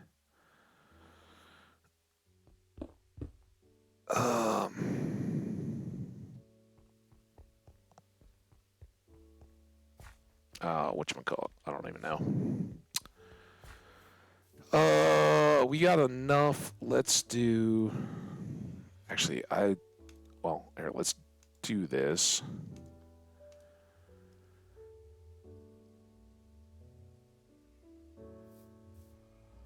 Why can't you break an egg when you toss it out of your inventory? 40, that's kind of nice. We can make a nice 5 chests. Drop 1 there. All right. That being done, I'm actually going to escape because it's almost nighttime. I'm going to step away because it's been almost 4 hours and I haven't taken a break yet. Slime, Jenny, anybody else hanging out? Make yourselves comfy, cozy. I will be back very shortly. It's not a full break like yesterday's. We're not going that long, but I'm going to step away for a second, get that second cup of coffee that we finished filling up here at the beginning of the stream, and enjoy it. So I'll be right back.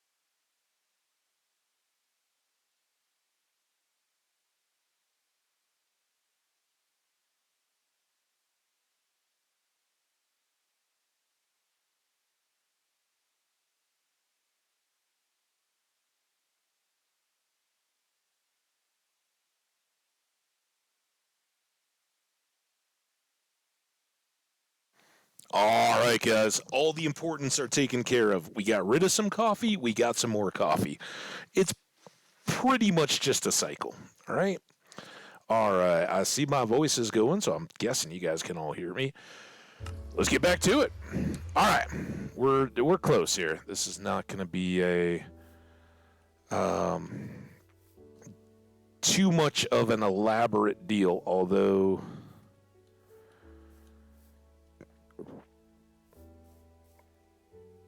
I sure didn't do that very well, did I? That's the chest. I guess we can go over, give it a little bit more space. The tree will be interesting here.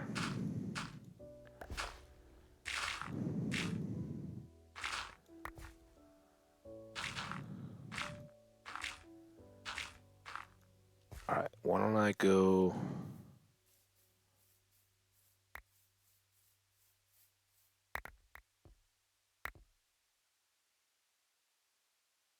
I don't know. Dang it. Oh, and I didn't sleep, did I? This was the whole point.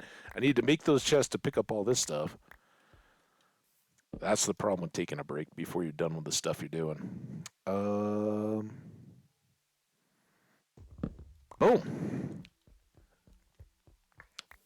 Now. Dump off those eggs. Let's dump off all this extra stuff, right? The dirt may still come into play, but all that's unlikely to. Got a ways to go.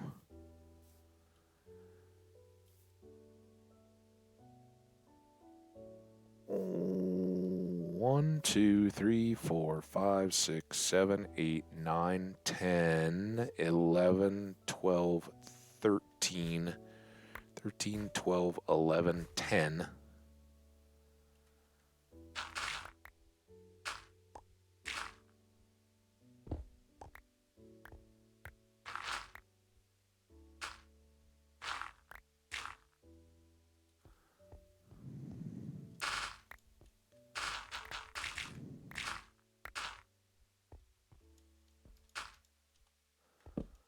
Light.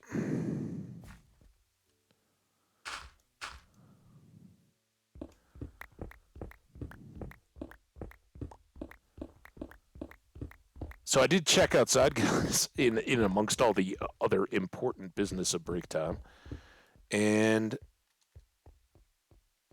it has not rained. It has stayed very overcast, and I don't think my thermometer has moved from 60 in like 4 days. There we go. So we definitely want to be down low. Because we're going to dump things through a hopper into chests down here, right? But then we want to be able to... It doesn't have to be massive storage. I hope that's right. I don't know. Whatever. Wherever this works out, it will work. Yeah, it doesn't have to be elaborate, but a little bit of overflow is a nice thing here. It's so that I just don't have to care about filling it in, and if we ever need to come for saplings again, it's already taken care of, right?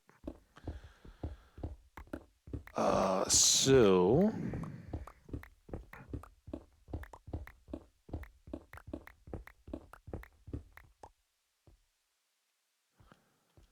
let's go up and just check what I've done here. Is this the under the overhang drop? Is that where my...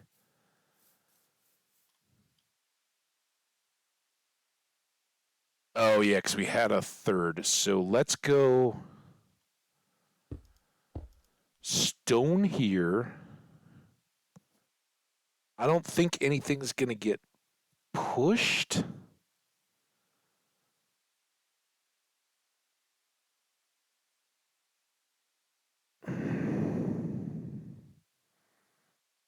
But how am I going to stop this water? Can I hopper through?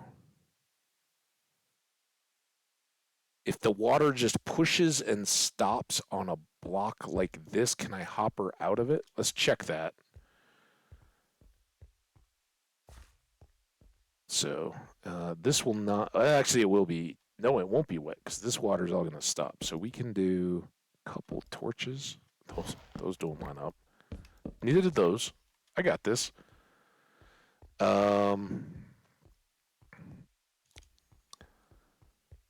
Let's go get hoppers so we can run this experiment, and we can also grab all of our buckets.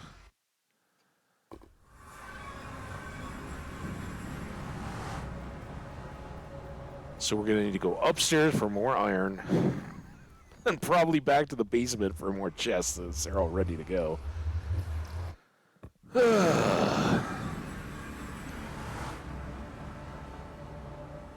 It's a good thing we cooked what iron we did today. It's a heavy iron day. 4. Let's go ahead and make them. I don't know that we'll need that many, but I am curious. If this works, I'm gonna be super happy and excited. While we're here,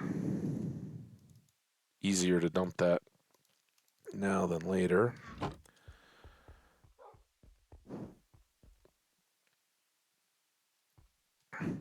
Israel is cool. How you doing, my friend? Welcome, welcome, welcome. Israel's cool. I was just saying today, I was interested because I had some people chat yesterday that hadn't been around here in a long time. So I kind of scrolled back through my follower list. Dude, man, big props. You're there's a lot of folks that have come around this channel since Israel is cool started hanging out. So welcome back, my friend. Doritos in our chat. I love it, man. We got the cool cat, maybe. We got the Doritos. And what's up is we're just continuing to have a big old party in this world. I'm loving it. Hope you guys are. Buckets. We were getting buckets, right? Buckets could come from anywhere because they're in deal. Somewhere I saw we had a bunch of extra full buckets. I don't remember where I saw them today. Anybody know? Also, I think we put them in the toolbox. Boom. There was like a... And where was that? It was somewhere by the lake. Was it in the farm trader chests? Is that Nux? I'm getting some knuckles. Like it.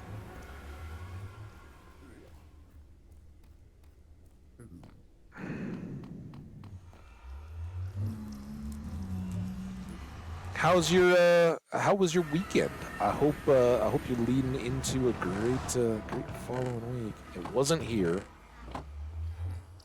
Go to the... Oh, was it here? Boats.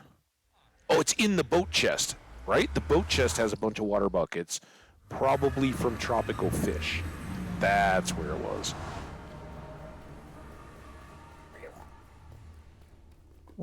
What is the deal?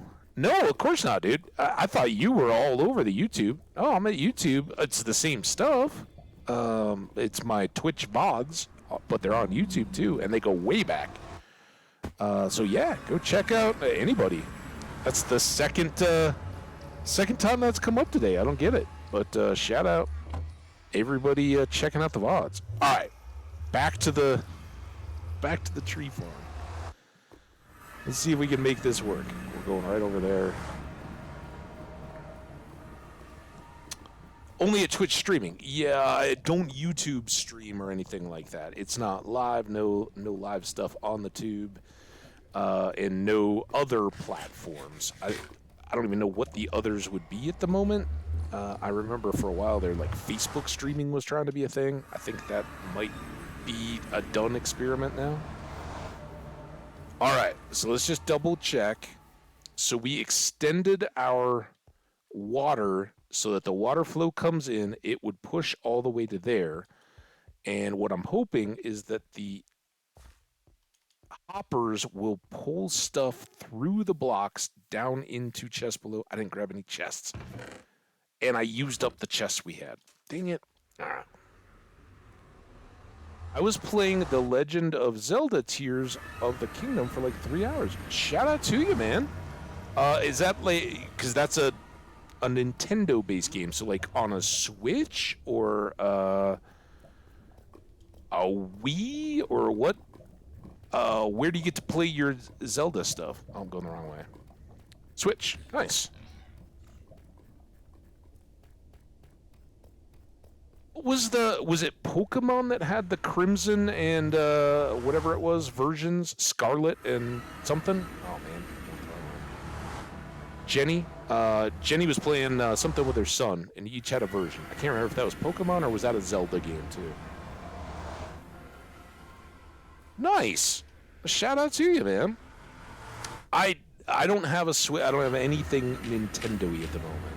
Oh, listen to our composter just going. Look at that. So much unnecessary bone meal. Here's what we were coming back for, though. Let's grab a stack of those. Pokemon Scarlet Violet. I love Zelda so much. Yeah. Yeah, Israel's cool. You're right.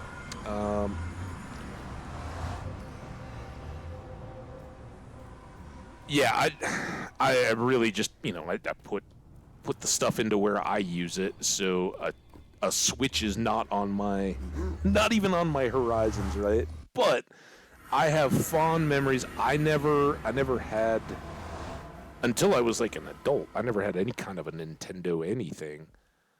Oh, shoot. I don't know which side this is. Nailed it. All right, so it's these two. And then we're going to put a block into here. And then we're going to put hoppers. I don't know if this will work. We might have to, but if we slabbed it, I guess it could come down and then be slabbed. But I think maybe these will pull through the block. They'll pull through like farm blocks, right? Farm blocks are lower. We'll find out soon enough. We'll do a very quick test here. Oh, nighttime. Let's sleep. Oh, okay. What am I containing? What did I do? I got like the O face, not the O face, but like the oh my god face. I don't even know what that. All little emojis should have description pop-ups. Let's get some more light. Oh, we got a wandering trader. Did I? Oh, sorry. I hope I didn't offend anybody. I don't even remember what I said. So it was very... Wait. You don't have a lead on. Where did your lead... Oh, is it up here? You guys are about to get wet. All right. Let's begin our experimenting.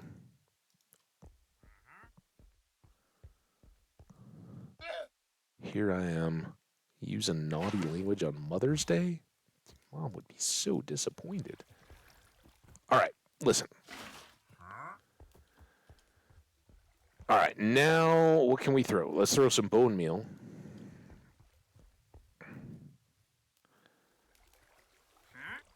That ain't working.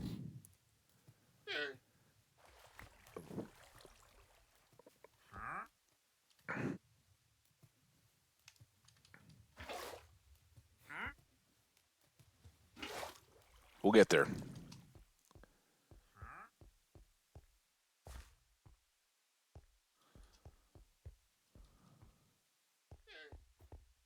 Wow, dude.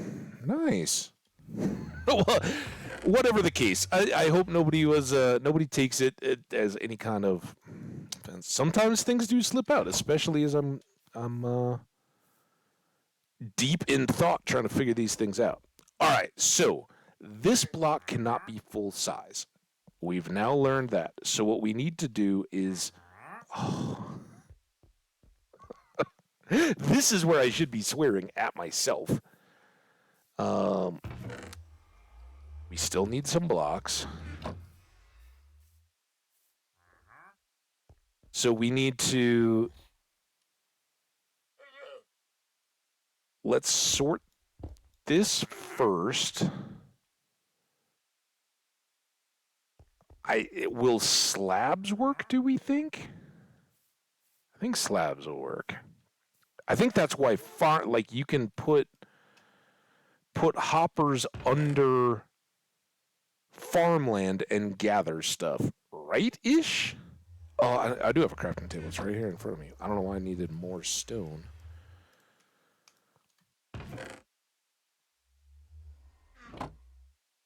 Let's try again.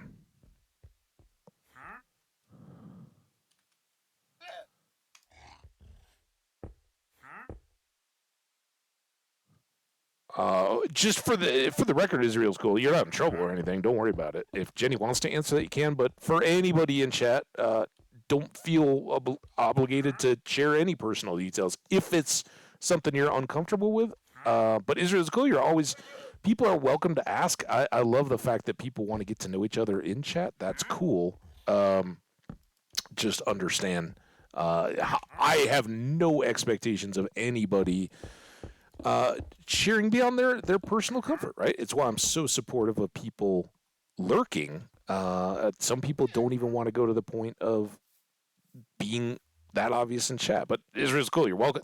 Always welcome to ask, just, for the recipients. And I think Jenny is one who is very cool. We've already been shouting at Jenny for being a mom today on U.S. Mother's Day.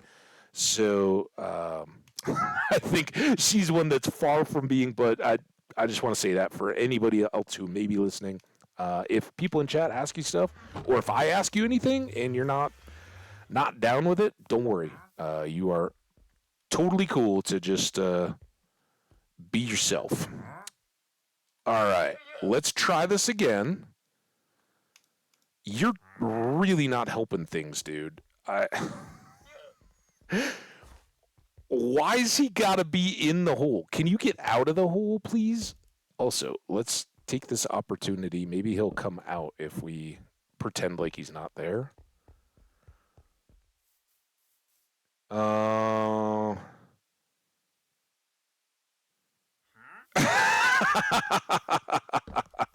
Yeah, don't be getting offensive now. Let's go 3 in from there.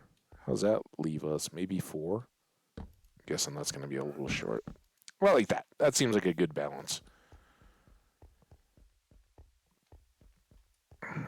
2, 4, 2. Wait, did I go 4 in between? Yeah. I think I did the exact same thing again. There. That looks decent. That'll give us some light around here, spilling back underneath. All right, you are refusing to leave. I understand now. Thank you so much. Also, by the way, Israel is cool.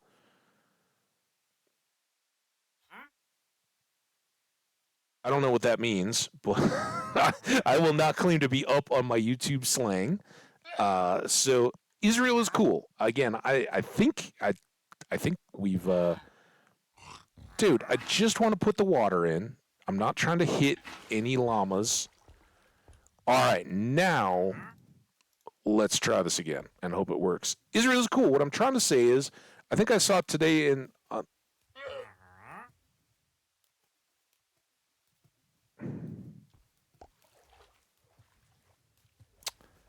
I put those slabs away, didn't I? Do I have to slab it downward?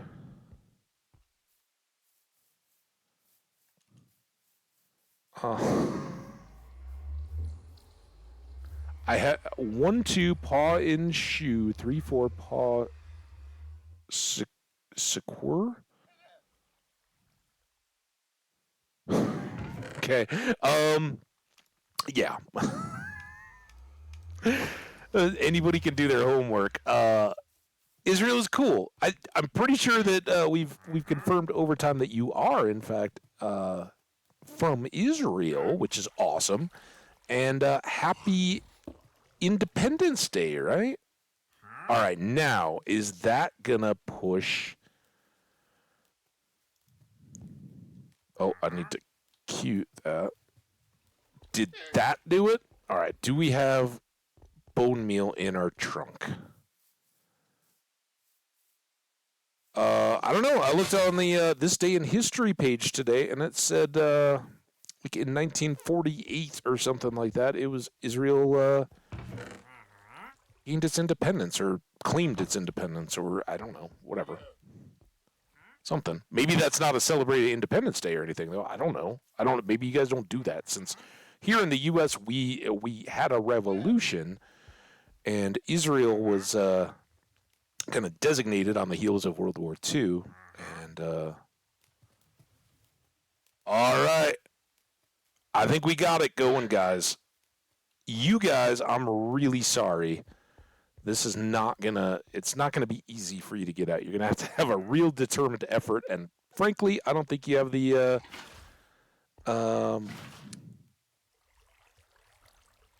fortitude, the mental toughness to get out. Also, we should go check our spruce trees as we fill up these buckets. Have they all grown? What? We had bleh bleh log ba omer. I don't know what that means. You're going to have to help me. I'm very curious. I'm not trying to be disrespectful, but the Hebrew in chat doesn't work for me.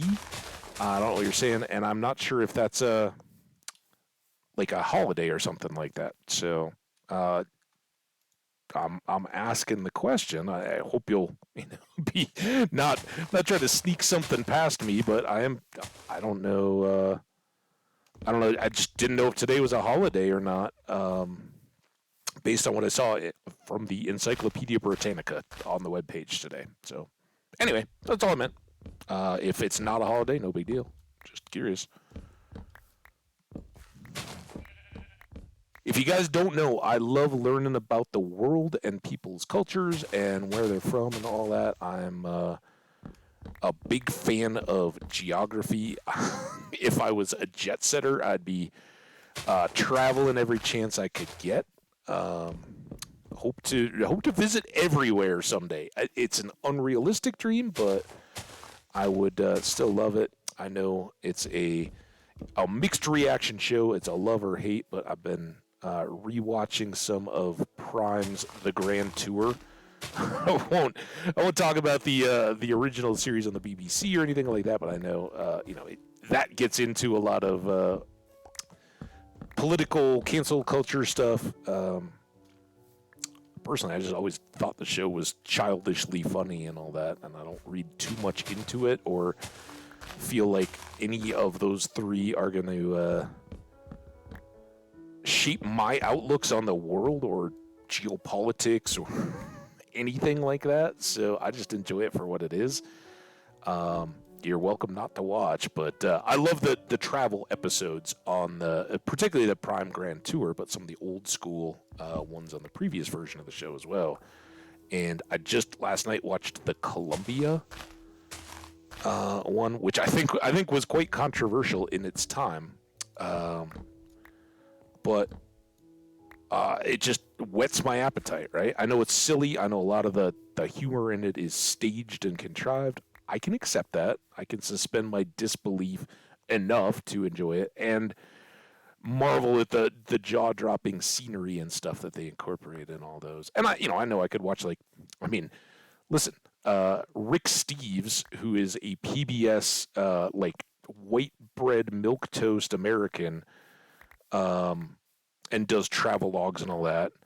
Like he's had a few things in his backstory too about I don't know, was it like smoking weed or something like that? But here he is, showing the great museums and stuff of Europe, and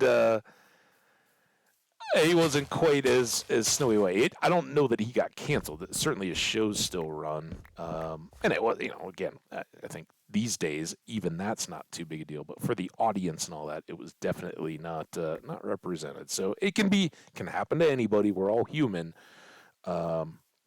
But in terms of travel and cultures and all that, I love that stuff. I just like the humorous aspect that's brought to it more than just a straight up travel show. Although if it's done right with history, there are some amazing travel things that just totally wet your mouth. They're like, oh my gosh, I gotta go to that place, gotta go see that. Anyway, okay, just write in Google. Lag boomer. I thought. Oh, you had lag. I thought you were talking about some kind of holiday in Israel, dude. How am I supposed to make up a lag boomer? I know I'm boomer. Fine with that. Israel is cool. We gotta have Israel is cool and others to keep us on our toes.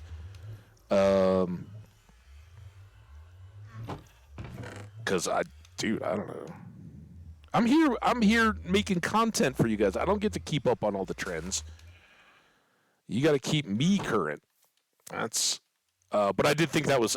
I was trying to interpret that as some kind of holiday I'd never heard of. Now you can tell by the rant. You guys had lag. I don't see any drop frames on my end. Stream is still going. We're up over 4 hours. So I'm not sure, dude. I'm sorry you had lag, though. Hopefully it clears up. But yes, 100% Team Boomer. I just referenced PBS in my chat. Yeah. I don't think I'm quite their target demographic, but I grew up on Sesame Street, so what can I say? All right. We should replant... because we don't even have enough. How many? What do we say? We had 32. This is 8 by 16. That's a lot of saplings. Yeah, we got to replant. Oh, maybe there's more here though. Come on. Yeah, I didn't give these enough time to decay. There we go. So many saplings.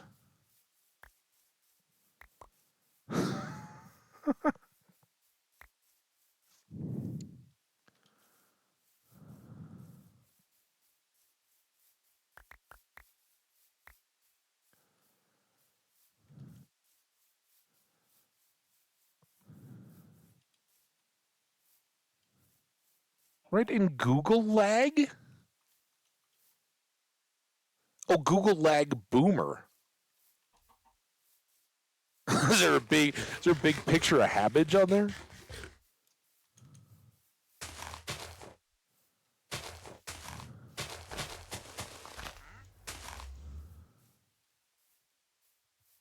The power of trusting.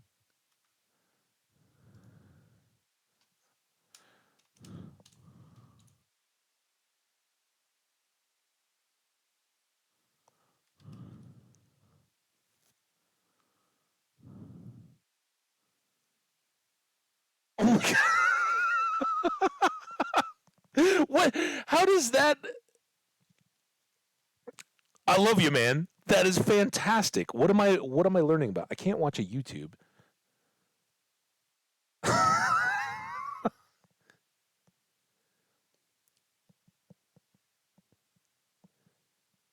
Taking place 1 month after Passover. Log. So would you like say that as boomer? Baomer. Log Baomer is a happy occasion that marks the end of a plague from 2,000 years ago. Nice.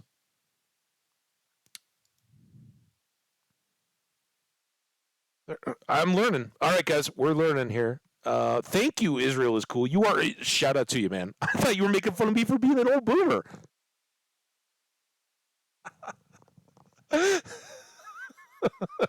Throughout the world, celebrants gather on the night and during the day of Lag BaOmer to light fires. A large celebration that is held is at the tomb of Rabbi Shimon Bar Yochai and his son Rabbi Elazar in Meron, where hundreds of thousands usually celebrate with bonfires, torches, song, dancing, and feasting. Dude, shout out to you, man. That's awesome. Cool. Well, we've all got kind of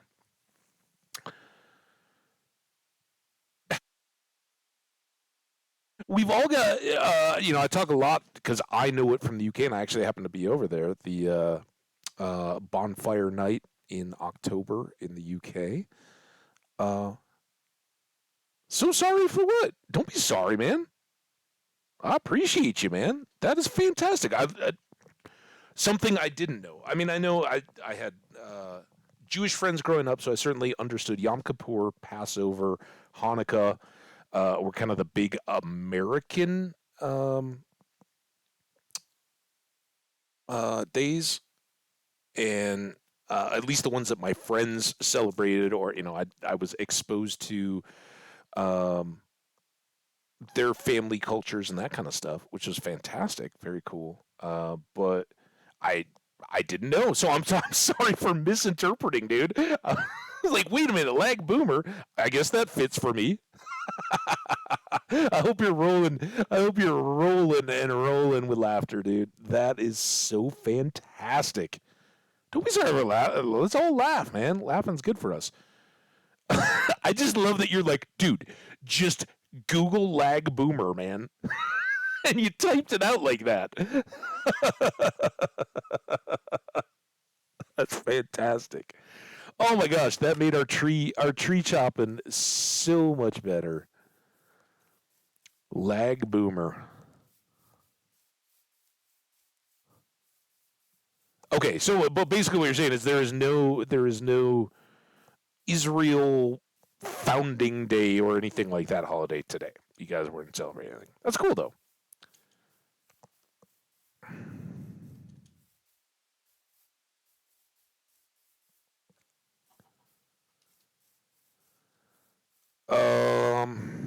Oh, buckets. That's what we're doing now. Oh, wait, we got a re 42.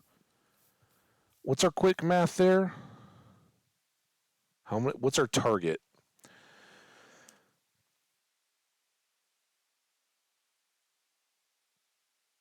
We need 128. Two stacks, which makes a lot of sense when you think about it. I didn't want to think. We're leaving all the think into the chat today. Um, so we do need to replant a bunch of these, and we can be filling the water while they hopefully grow up. And if we need to, we got lots of bone meal. We can bone meal individual trees to get them to pop and give us more leaves to decay for more saplings. It'll all be good. These will probably be tight, and you know what? Let's just bone meal. All of our acacia trees have grown up too. I try to hit the grass while I can. All right. We're gonna get a lot more of this, and part of this will be by the time we have enough saplings, we will have gotten more wood. But for our darkroom creeper farm, we're gonna need a bunch.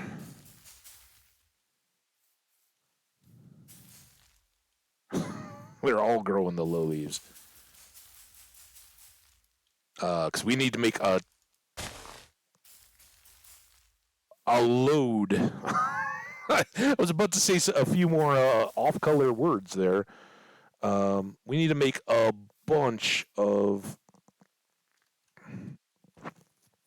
trapdoors once we start darkroom creeper spawner. This really is cool, man. We beat the dragon. I don't know if you've kept up at all or not, but it's great to see you. And I think the last time we hung out, we were just discovering that big cave, right? Same world, haven't died. We're turning this thing into a amazing, bountiful lake town, and we got I think the fortress was in play at that point. We've done a bunch more in those caves, but we're kind of just getting into building stuff. Now that we've survived the dragon, got our wings, got shulker boxes and all that, we're just taking off here in the last couple days. And we need gunpowder to fly around in our world with our wings. So that's the prep of the project today, is just getting a little bit of stuff set, and sometime during this coming week, we will completely build up, I think, our darkroom spawner. But we also got a lot of stuff going. Yesterday, we did a cactus farm that I currently have running to cook cactus, but I don't know if I'm close enough. I'll point it out here. So, which way are you? It's this way. Back kind of next to that tower, and I don't think we're close enough to have it running while we're chopping these trees. We just need wood too, so what else we can do about it? All right.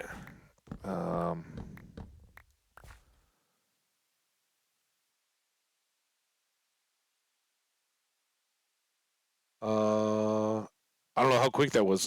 For the dragonfly knot, I hope, I know you've been around for a long time. I know you probably can remember back far enough to when we've done that in the past. But I wouldn't blame a lot of recent viewers from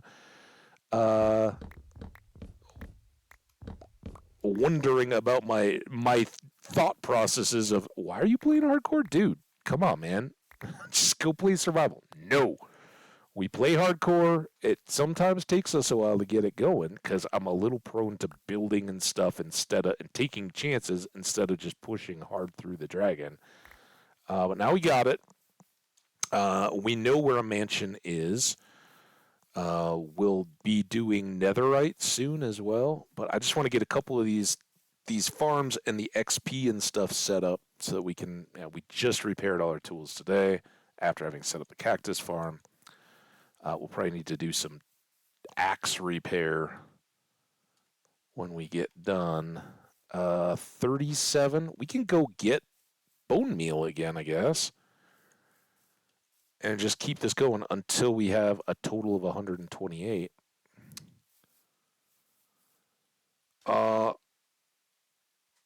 Little Pokemon. We got 2 different cool cats. Is that a pig mouse? I can see it being either or both. All right, let's get our freshly chomped bone meal here.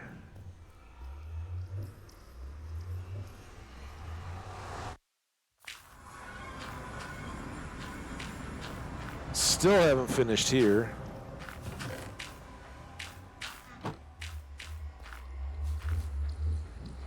Oh, jelly.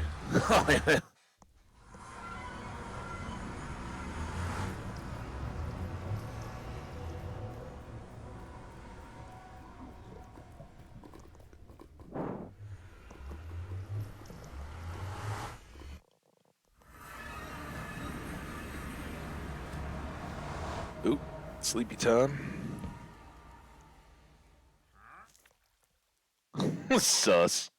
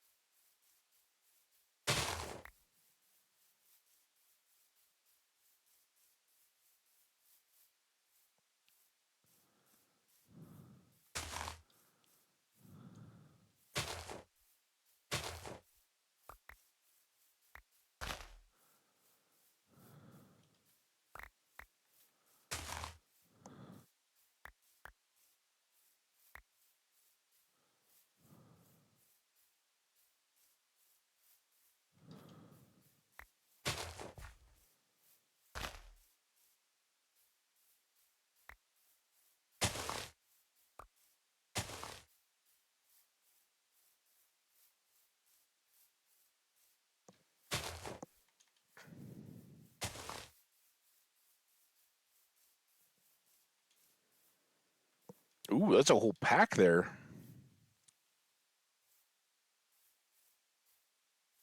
Got some Doges. The ogre.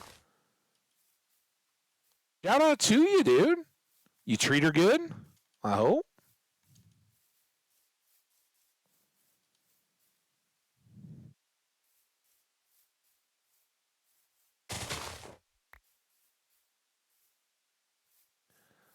All right. Well, this seems sufficient for some more bone mealing.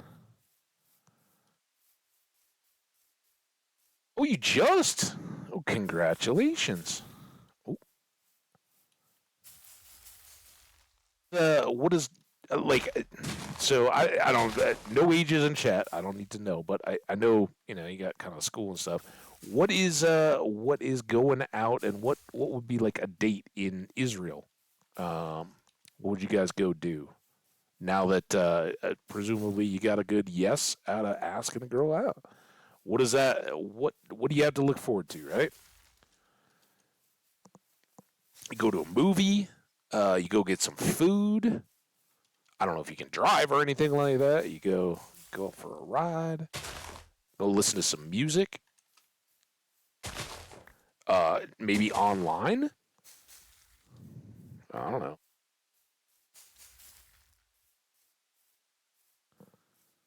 Kinda, yeah. You're just kidding. Oh, well, I'm still curious. Maybe that's still a ways off for you. That's cool. Whatever. Maybe. Hey, dude. Whatever. Whatever people are into, have at. I'm just curious whether it's male, female, other, whatever. What's a date look like in people's culture? What's a fun go get to know somebody better, enjoy some quality time together kind of stuff? What's that look like? All right, we pretty much stayed even on our saplings as we replanted those trees from the other leaves decaying, so that's good.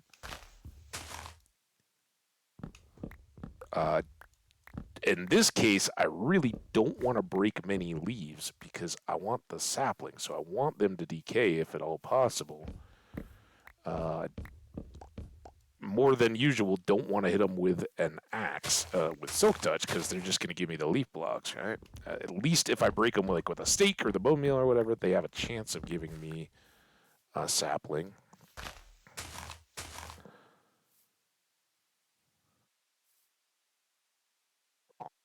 Well, wasn't the one then, was she? Hey, dude, I'm old enough. I've had a lot of girlfriends, and sometimes I don't know. I still don't know. I mean, I think the worst is if you really think a girl has a future, and especially if a lot of time has been invested, and talk to any any adult that's divorced, right? And you've committed.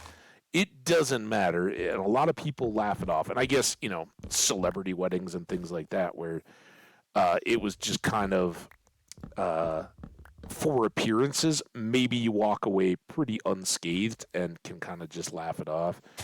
Um, but for any of those, you can have a girlfriend, you can be dating, and like, yeah, we're kind of figuring out. Do we work together? Is this cool? Do we share the same outlooks towards life, money, family, all that kind of stuff? Or are there, as we get to know each other a little better and start encountering things together in life, we have very different outlooks, and it's just you kind of figure out, yeah, you know what, maybe we don't. But at some point, whether it's dating or marriage or anything else, you get to that point in a relationship where you're like, none of that stuff matters more than the fact that I'm committed to you, right? We'll face all that stuff together, and we'll figure it out. And then at some point, either you or the other person comes to the terms that no, that isn't, something was greater, was a bigger problem than what we had for each other, and that moves apart, and that stings. I don't care which side of it you're on. You can tell how deep a relationship got by how willing you are to laugh it off as, oh yeah, I broke up, that part, and maybe some of that's a defensive shield, right? Like from your own emotions, but um, it's not necessarily better to be the breakup-er than the breakup-e, right? Or the dumper as opposed to the dumpy, if we can be a little more crass.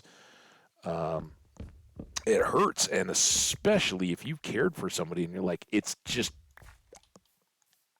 for whatever reason, I can't go on with this.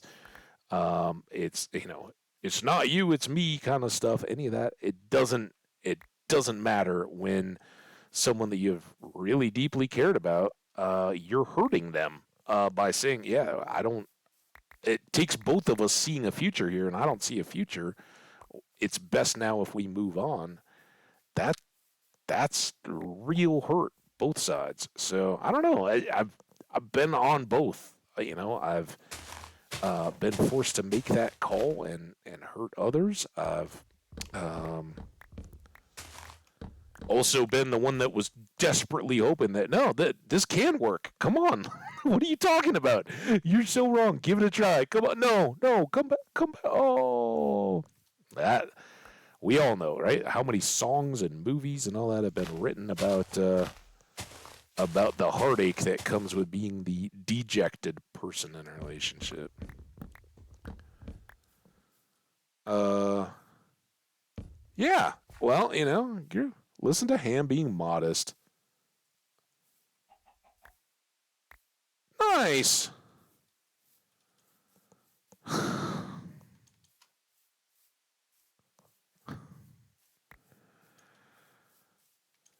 Um, boop, boop, boop, bloop, bloop.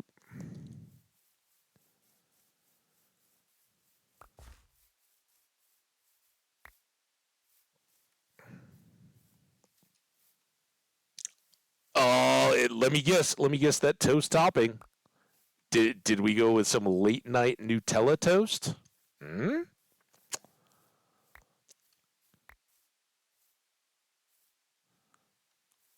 All right, you guys need to break.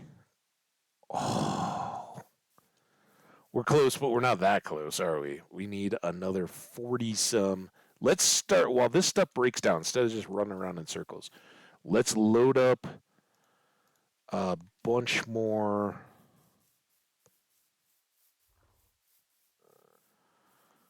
Um,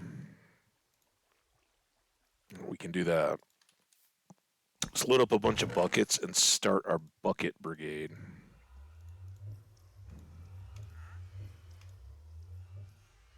Keep all those.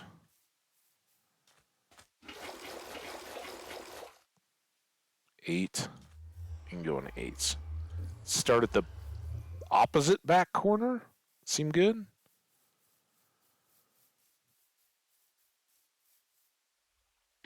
Oh, here we go. It's just like yesterday all over again. So we got to get every one, which stinks.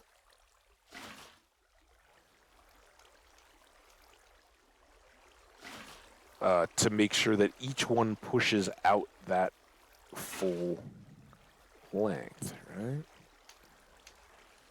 If we skip, so I got to do that. So if I go like here, will this fill in?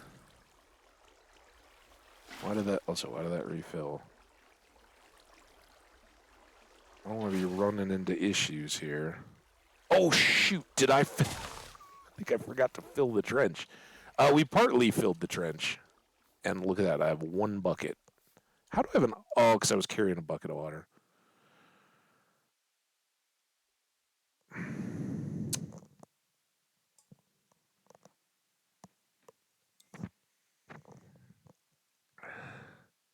Farmers Market butter.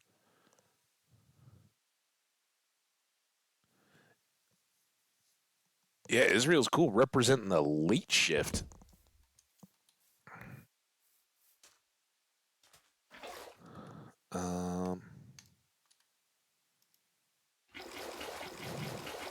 Dude, people share stuff about food with me. I try to retain it. I admit I missed the squash thing. Nope. Nope. And I had known that. All right, there's our full trench of water set. Here's our continued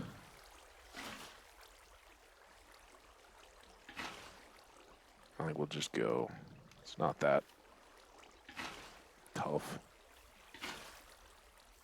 We don't have to worry about cacti poking us in the butt. So there's that.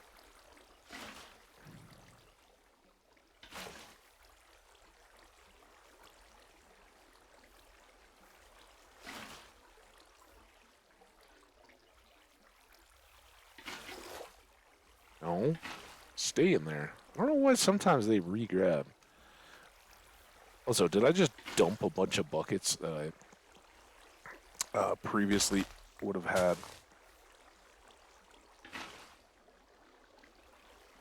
Access to, forgetting my inventory space?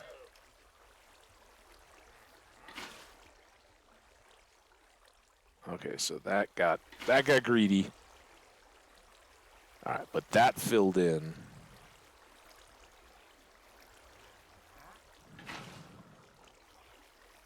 That got it. And of course one short. So one possible bucket in the water? Because I think I had 17. I had 16 empties and one full. Where were we filling them up?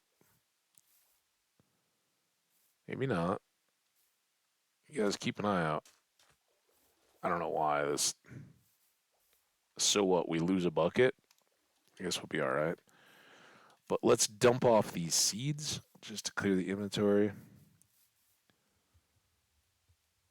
Oh my gosh.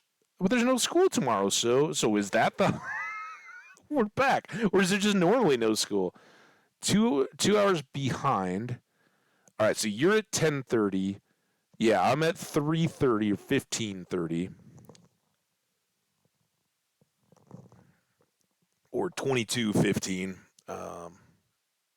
Yeah, I'm of course. You should hear about it when I really get going about bodily functions.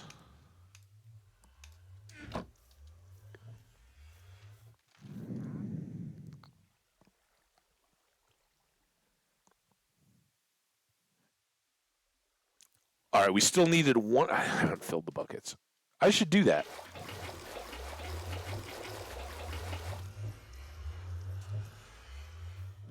All right. How are our trees doing over there?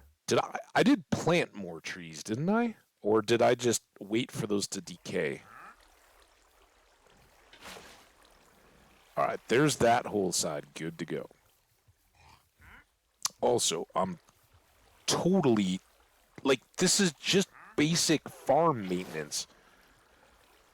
Where are you coming from? Get out of here.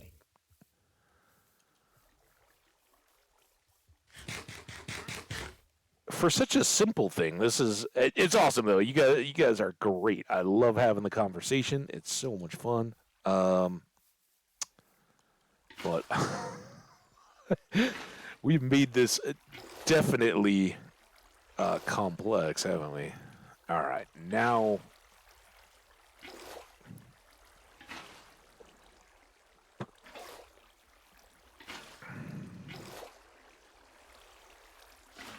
it's amazing how much faster this goes if you do it the right way.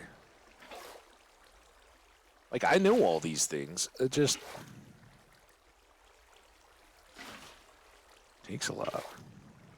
And I very little offense. There are some things in the game that I don't do, and there's some things in the game that I will do for a certain reason. But chat, you guys are always welcome. If you are like, dude, you know you're doing that really stupidly, feel free. Because there's many a chance that, yep, I'm just full on derping. And would appreciate the advice. But there are times, a lot of times people are like, oh, you could get up on the roof of the Nether, or you could dupe that TNT. There's some stuff I don't do, and there's some stuff that I prefer to do a certain way. So I reserve the right to go, yeah, you know what? That sounds awesome for your world. All right. We have ourselves a containment center for our tree farm. Now, I can't believe I didn't plant any more of these stupid trees. Are there other dropped? Did I lose? Tell me I didn't despawn all that stuff.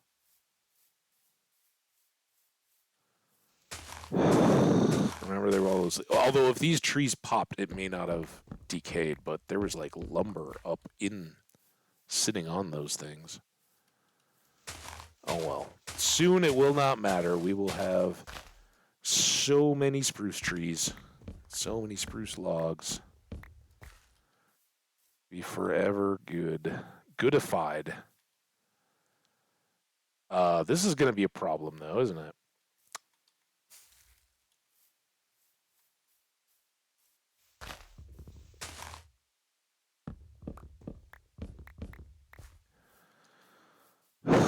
After filling all the buckets.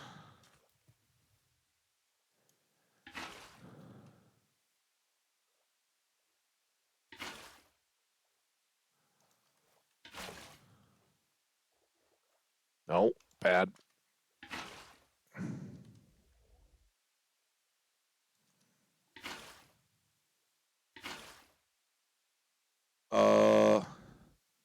Israel's cool. Thank you so much for hanging out. Have a wonderful night, as we did to Mel and everybody else. Much love to you for coming and hanging out. Pleasant dreams, and enjoy your day off tomorrow. We'll be streaming if you want to catch us in the middle of the night. I hope you have a good one.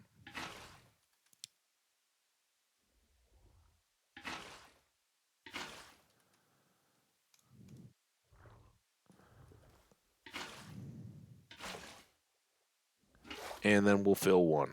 All right, 15 buckets to carry. Let's not not let all this stuff go away again. Oh, that's horrible. All right.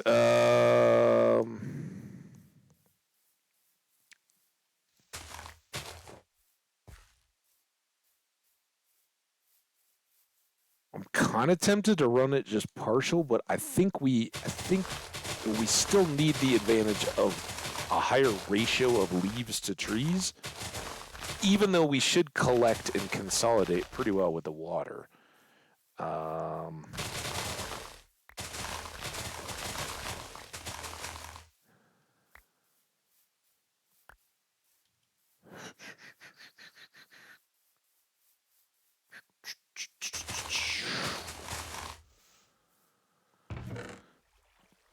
There's that. We've grown all the acacia trees. Should we just go chop them while we're here waiting? Here, let's plant these.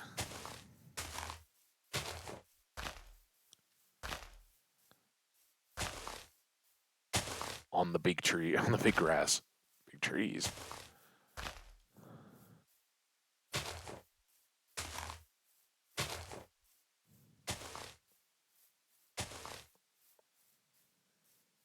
Gotta spread them out a little bit. Not put them right next to existing other trees. Especially, see, like that. I want my trees to remain tree, the ones that are going to stay like this. Oh, no, I'm not going to be able to reach that, am I? Come on. You're just a leaf. Break. There we go. But we could chop all these, right? These are all of our farmed acacia wood trees. And since we're here, just waiting. Ow. I don't know why I said ow. Except that it's getting dark. Not that has anything to do with pain. Don't ask.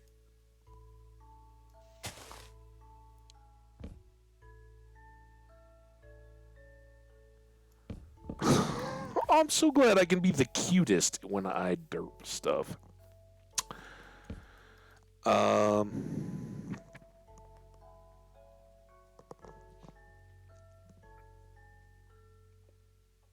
There we go. That was the end of coffee cup number 1. I know, I grabbed the second one. Somewhat prematurely, I guess. I got caught up in setting up this farm. What can I say?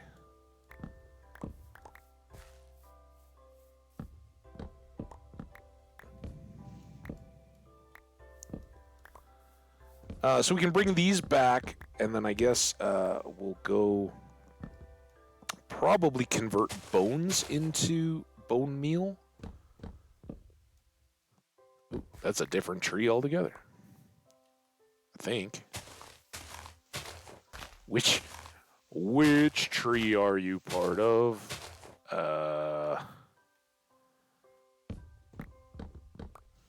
Nothing convenient.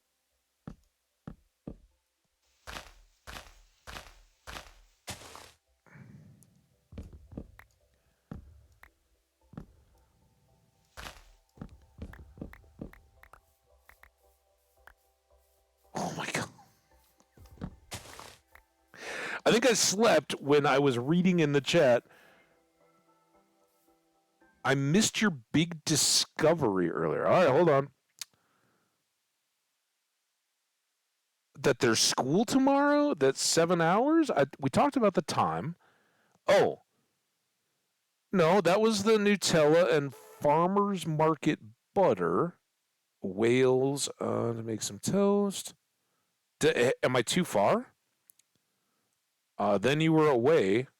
I don't know what I don't know what out of that was the discovery.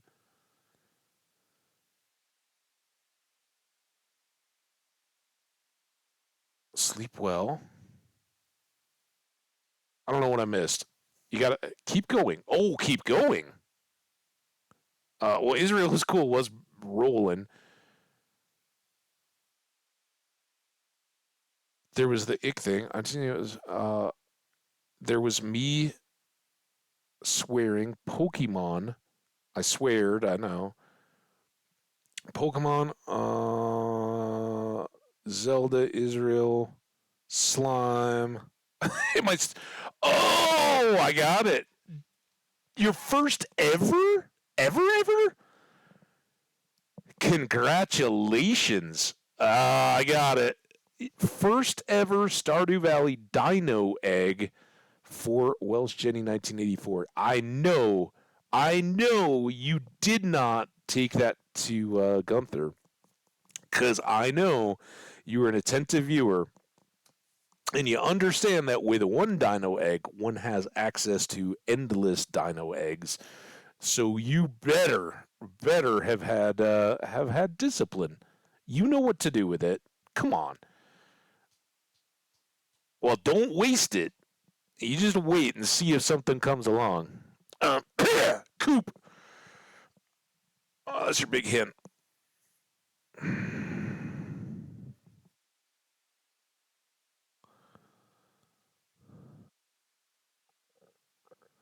All right, back to the game. Sorry. Awesome. Congratulations. I love dinos in Stardew. Not as much as ostriches, I gotta say, but I do love them. Me and the dinos go way back. And again, here, I'm not too worried about acacia leaves, so if and when appropriate, we can use the axe to just break through stuff. Release the leaves to get the logs. Sometimes we still have to pillar a bit, but that's a broken one, though.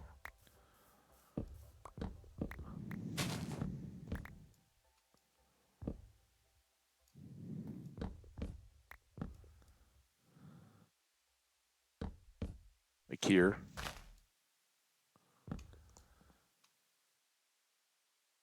Oh, nice, a chest egg.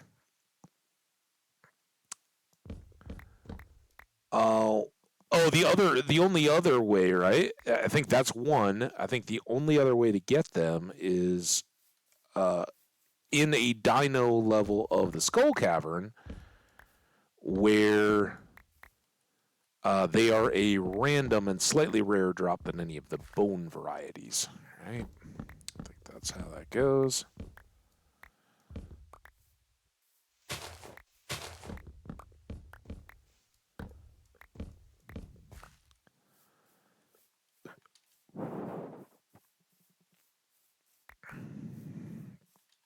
Look at our trees all growing up over there while we do this.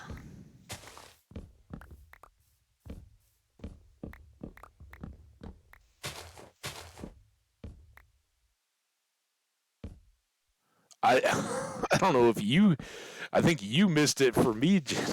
I totally missed what Israel is cool was trying to say. I was like, oh, he's got all the like Zoomer slang going. I don't know what the heck he's talking about. But when I was asking if there was like an Israel Independence Day today, thanks to what I saw on the internet, he's like, Google this thing. And he's like, just Google lag boomer. And I'm like, dude, I know I'm a boomer. I don't need to go Google your like crazy saying stuff. He's like, just trust me, all right? So finally I did. And yeah, there's a holiday that's like log ba omer, something like that. I've already forgotten. That is an Israel holiday that celebrates the end of a plague. It's basically a bonfire night. Israel is cool, totally hooking me up, like teaching me about other cultures and stuff I absolutely love. And I'm like, I know I'm a boomer. Back off. It's funny. But we learned a little bit. And that was what he was talking about with the holiday in May. But I am wondering if the fact that he doesn't have school tomorrow coincides with the fact that Israel just happened to be founded in 1948 on today's date, right? And it's a Sunday, so dude, we had so many acacia trees. This is a side project. Let's go check these guys and see where we're at. There's still a bunch more ready to pop. Is there anything laying around on the ground that I missed? I just heard something. 15? That all? Come on, guys. Grow up. If I hatch it, I'll name it Cabbage. Hey, there you go. It's 2 hours ago. I just took my 4-hour break not that long ago. It's only an hour after that. I mean, it felt like a while ago now, but there was a break. I'm assuming a poppy break, so.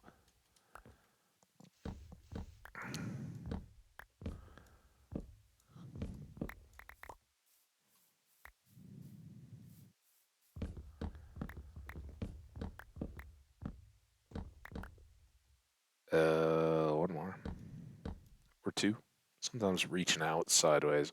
Come on, axe. Get in my hand. Now.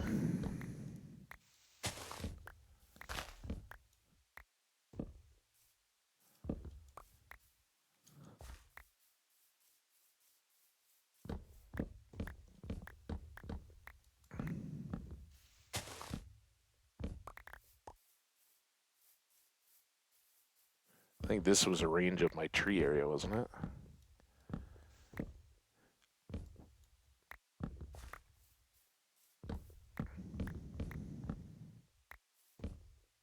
The good news is that we could build more stuff out of acacia wood, and I think we'll continue to have some demand for acacia wood. Obviously, we can replant all this just to have trees in the area. I think that's what we kind of said when we did this the last time.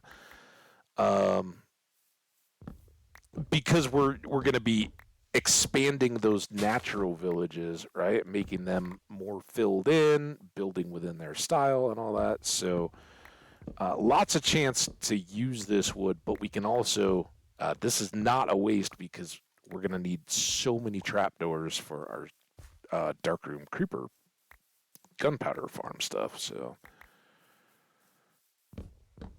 uh,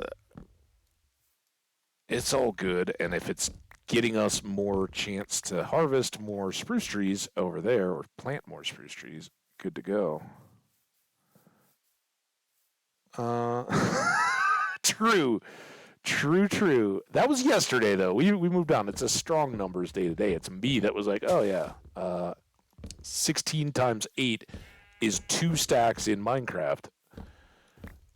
Those numbers should always resonate. For me, as much as I am in this environment.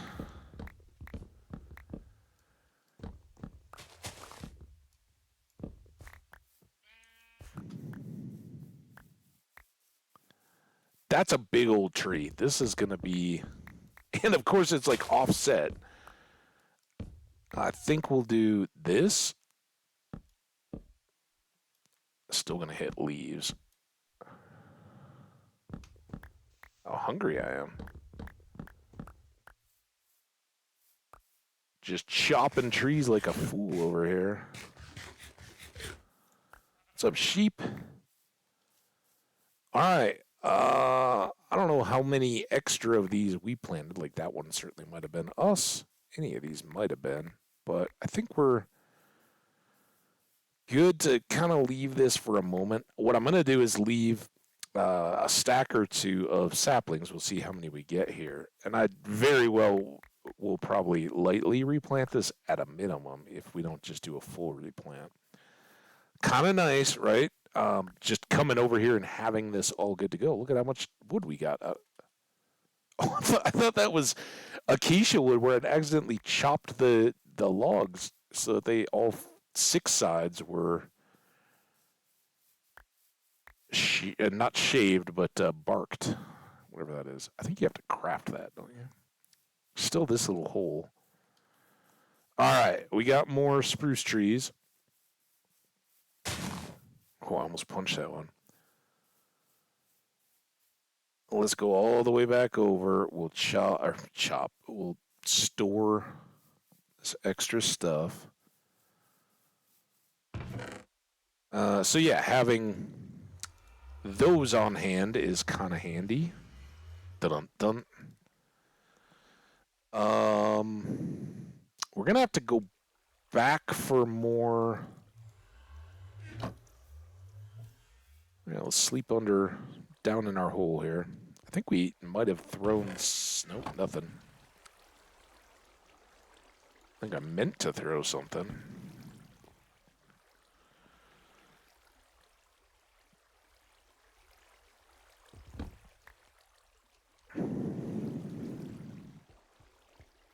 Should make stairs for in here.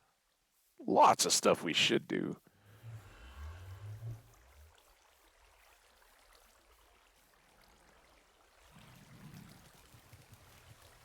Just to prove, oh, look at them all go. Zoom! They were hauling.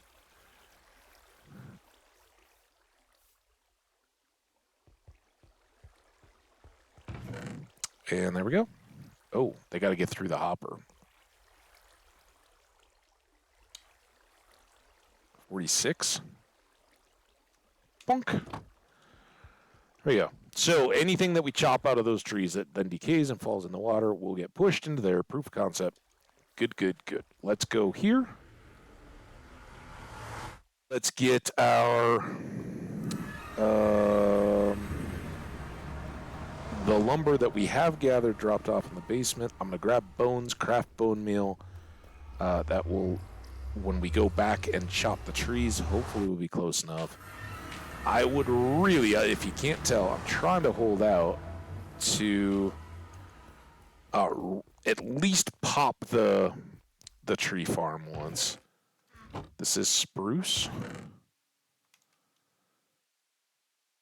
Oh, come on. Get in there. And then acacia was the other one? Wait, is that acacia or is that jungle? This is acacia. So that's actually good. We got lots of lumber from that perspective. We got plenty of these, and of course, not being here, we haven't been running this a whole lot, but we'll get more as we go on that. And if we continue to start and stop our episodes at the Skelly farm, we'll continue to have a good supply of regular old bones too. Back over here. Nope, back here.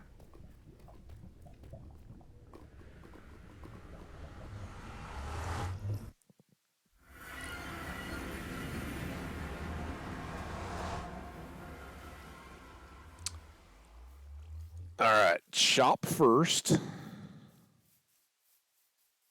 Then we will probably sapling and bone meal what's left over here. See how we end up.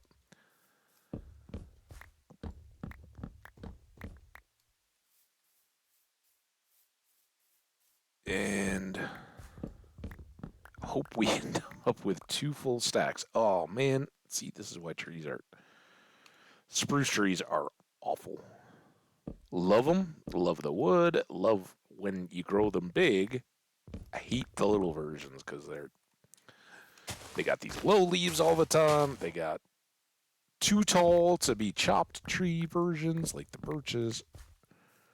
All the annoying stuff is possible.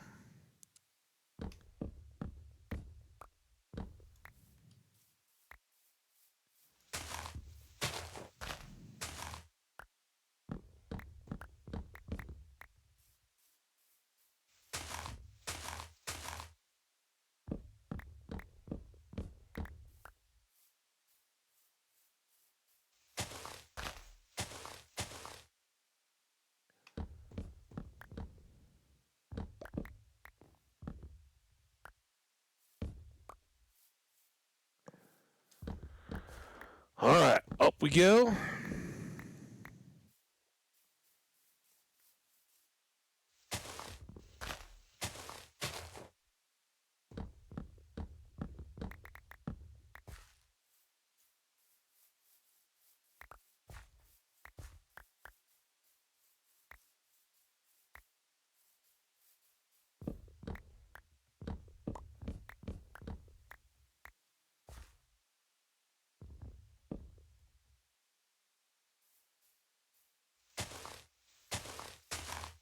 And the Christmas tree model. Big, wide, full, lots of sap. Okay, did we get all of the actively grown evergreen trees up? I think so.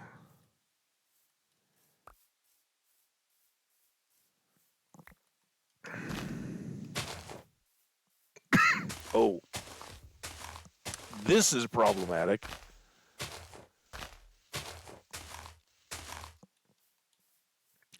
What the heck am I supposed to do with this? I guess I gotta go here.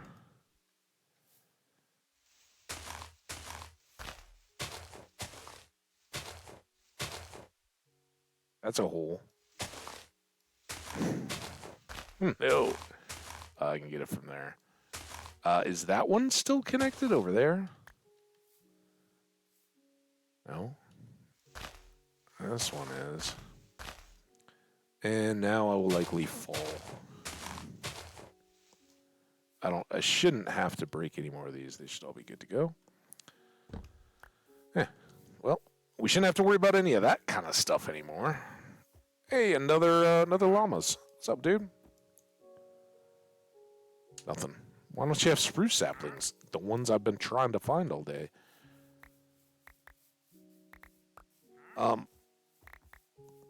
If anybody wonders early game why I hang on to saplings and stuff like that, this is exactly why, right? If we had had more than 11 spruce saplings, life would have been so good. We would have had this huge delay. Oh. We're so close. Come on, game.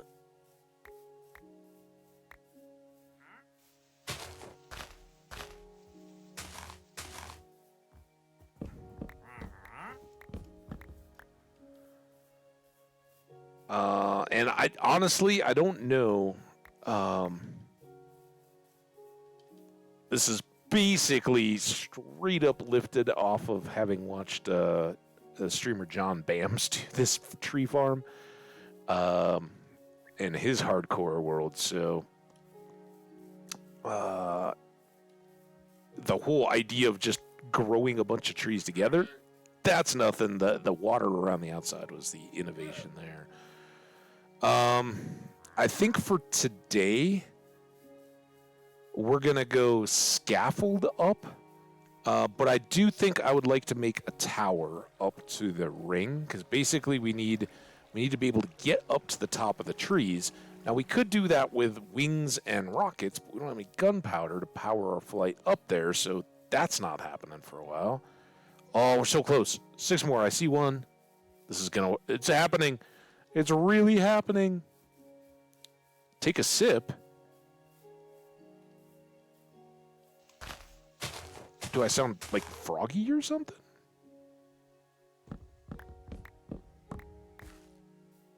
Or you just tell me to hydrate. I just hit let's hit water. I'm gonna hit water. I've hit a lot of coffee of late.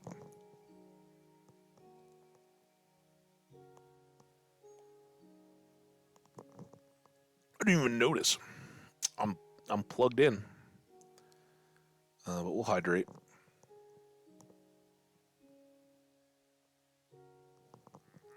Double hydrate. I'm also getting to the point of chisel lips. That's where you drink your coffee while you're streaming and talk all day. And the coffee creates a thick, impenetrable layer all over your lips. It's awful. I think that's going to get us. Oh, no. Come on. Just a few more. Here, we can speed this bit along. Bonk, bonk.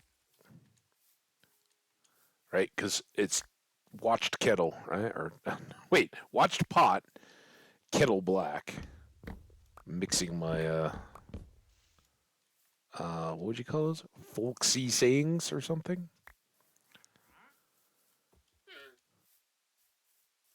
All right. Oh, we got plenty now. Now I can't stop, though. Let them do their thing. We need scaffold.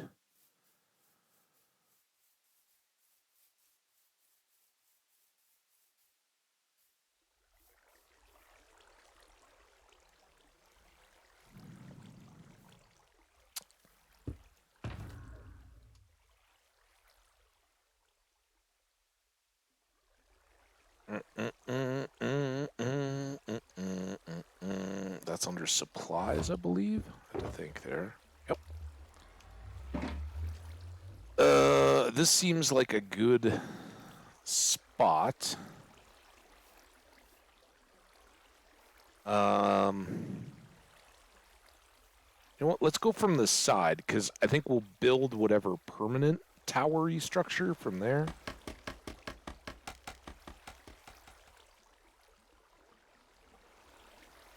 And this is overkill, but we'll put the whole stack up, because I don't know how high we need to go. Then we'll sleep.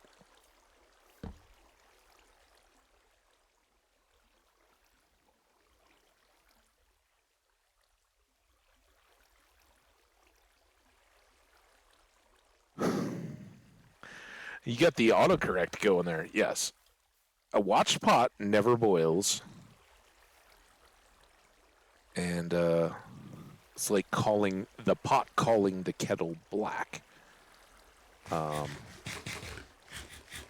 Which is all about the outside of pans, especially if you cook over a fire, having the char rings on them, right? Because a clean pot shines and gleams and all that, but if it's been left untended, it is a mess. Now, this is a bit. I think we can do that. You can attach trapdoors to trapdoors, right? Otherwise, I'm going to be... Yes.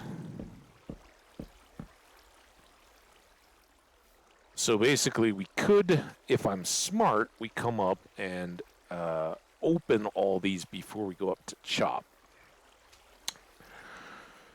We have to figure our directions.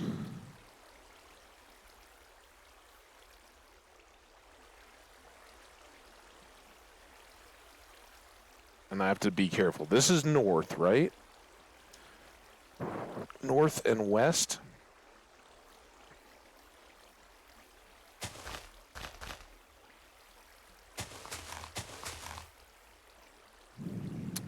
So I believe it's the northwest corner you have to hit. Big old tree. Not super big yet, but that's okay. So one sapling, like we were doing over there, gets you regular tree. 4 together and bone mealing on the northwest corner gets you big tree, right? And this one, lots of leaves down low. Boom.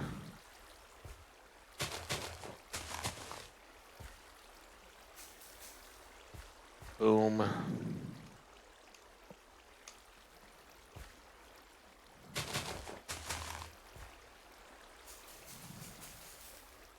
Boom.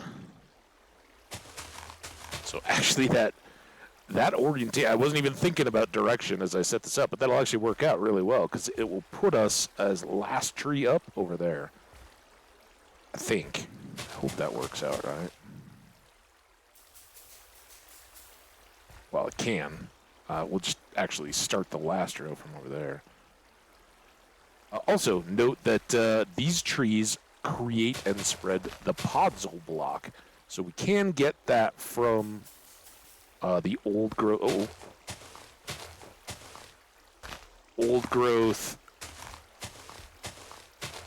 spruce forests, right? It just naturally occurs there. Or we can create it if we don't have any and wanted to use it. I used to think that you had to, in order to get the big trees, and you might have had to in the past, but I certainly used to think you had to have podzol to grow big trees like this. You don't, yeah, obviously, right? We started these on grass blocks, and that works. Oh, dude. That does work just fine. Certainly we could use like shears or something in the future to clear all this out.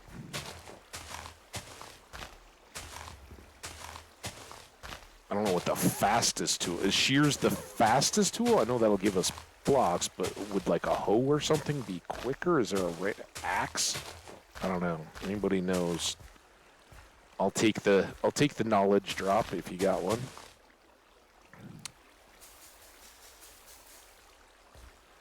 Go. So this is the way I think we should be going as we approach the back end.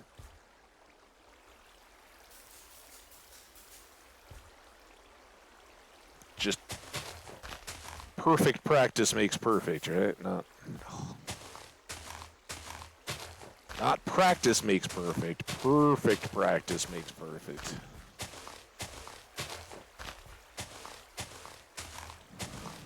Oh my gosh! Wow, we got some knowledge drop coming. Hang on. Gotta break my leaves. The pot calling the kettle black is a proverbial idiom that may be of Spanish origin, of which English versions began to appear in the first half of the 17th century. It means a situation in which somebody accuses someone else of a fault which the accuser shares, and therefore is an example of psychological projection or hypocrisy. Yeah. Sorry, I never really got, and I guess there are like English is a second language type folks in here in the chat. I should have been clear.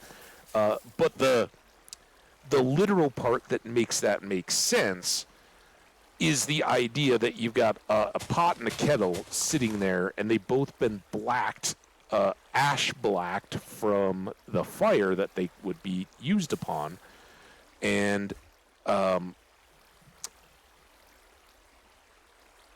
pot that's equally dirty to the kettle is, like you said, it's kind of being projecting or having that kind of, I don't know, holier than thou type attitude kind of stuff. I guess I don't. Maybe I'm not catching the hypocritical part of it myself. Except that it's, yeah, you're no less guilty of this than me. Maybe that's a lot less thought than I need to put into it. Well, here we are. Maybe the easy way to do this would be to make our trapdoor bit over here. Do I still have more trapdoors? I do. Right? This will be really easy as I'm getting closer. Oh, that's not right. That is. We don't even have to worry about being pushed into the water.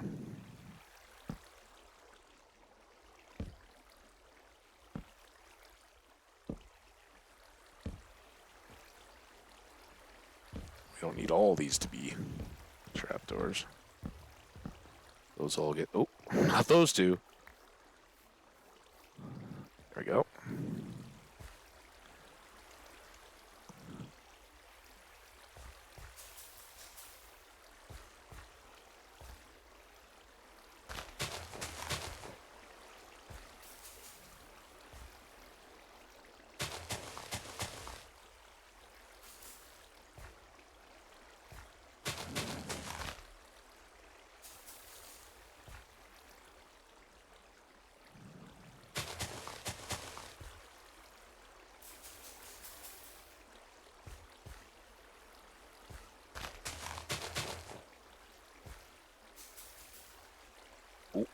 Oh, look at how far. Come on, leaves. Needles. I don't need you in my life here.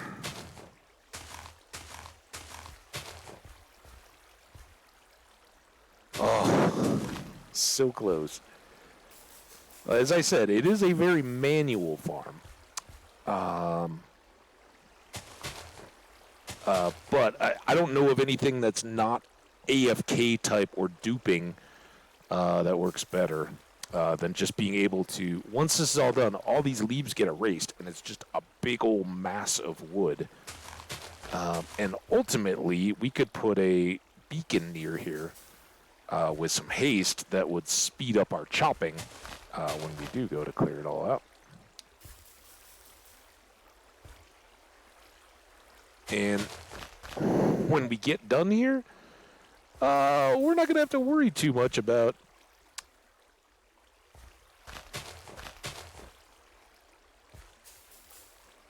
oh my god.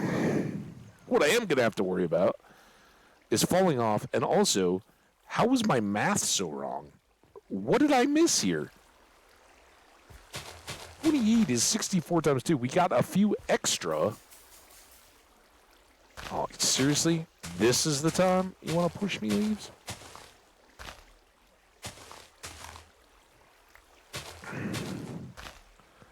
Back in the youth century,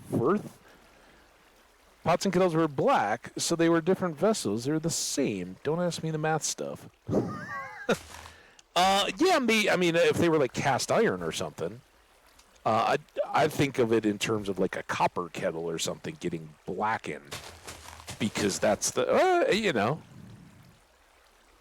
I guess both are valid. I've always thought of it as the kind of, you're calling it black because it's in lesser form if you're the pot. Now what do we do? Seriously, what the actual did I add an extra sec? I mean, I could see myself missing by a tree, or did I go 20? 2, 4, 6, 8, 10, 12, 14-ish, 16, 18. I must have gone 20. I don't remember when I made that decision. I don't think I intended to. All right, we got one tree here. We got to get 8 saplings. Maybe there's some more over here, though. That'll probably all despawn. We got 2 trees.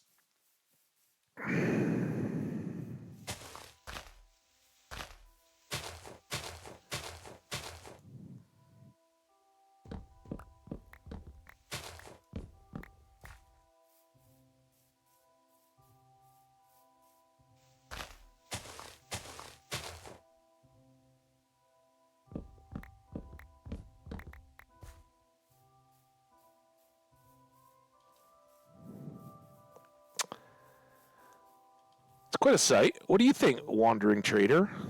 You impressed with our massive tree? So, it certainly doesn't grow 64 blocks tall. And as you can see, some of the trees are taller and shorter than others. That's what gives the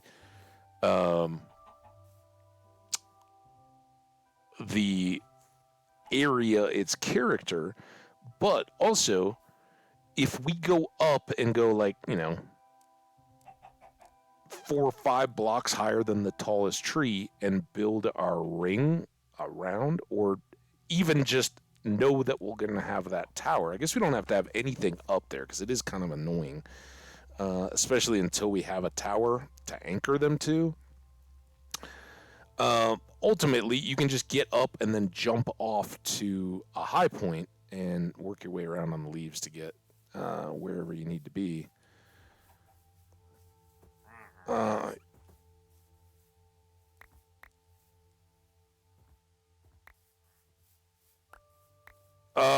That was the water channels down below. But good memory. Yes, I did. We did talk about that for sure. But yeah, that was to make sure that the water channels wouldn't be staggered because it was an even, not an odd deal. So I made a 2 wide water channel and then just kicked out each side 2. Probably should have waited on that, given better chance. Come on, 2 more. You got so many chances here, Leaves. You can do this. Be the heroes. Is that one? No, that's a leaf. Damn it. Also, I don't know if that counts. In truth, right? Since we're having fun talking language and all that kind of stuff. In truth, damn it, should be one of the strongest and most like horrific of swears, right? It is like the most vindictive. You know, you can there's some connotation, right? If you call someone an MFer or something like that, that's implied casting a very strong aspersion on someone.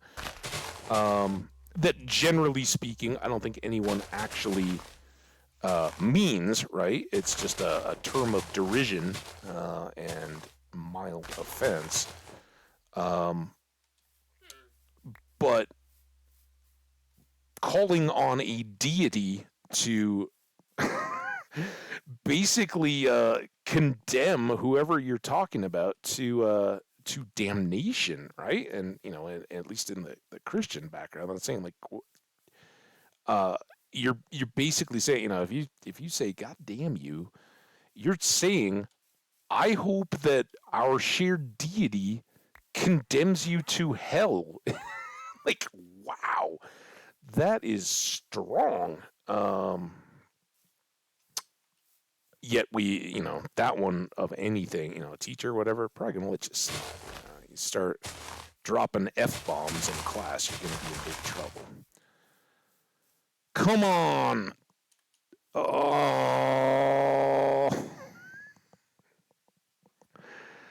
Come on, Leaves.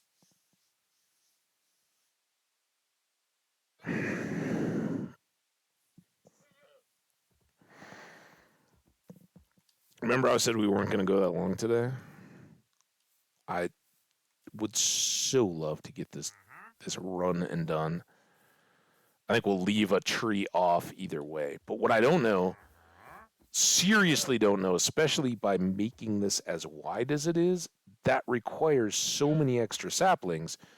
Sure, we'll get some raining down as we work down through the tower, and there will be the outer ones that will fall, but surface area relative, right? There's a lot less extra leaves compared to the amount of trees. For better or worse, we got a lot in between there, but I don't know. All right, I walked away. Let's go make this next tree. Maybe that will tempt it to action. Nope. No, I need saplings.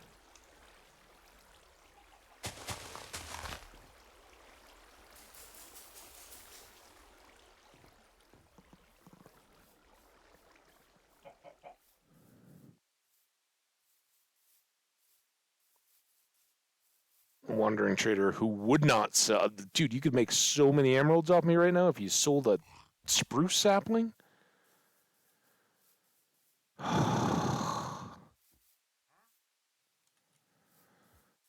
1 in 4. Let's be lucky. Come on, Leaves. One more and we're good. I love our view. Not one more. And I've got to plant these 3, bone meal them, and then chop them and wait for the same to get 4 more to drop. Maybe it's quicker, but we still got a chance, right?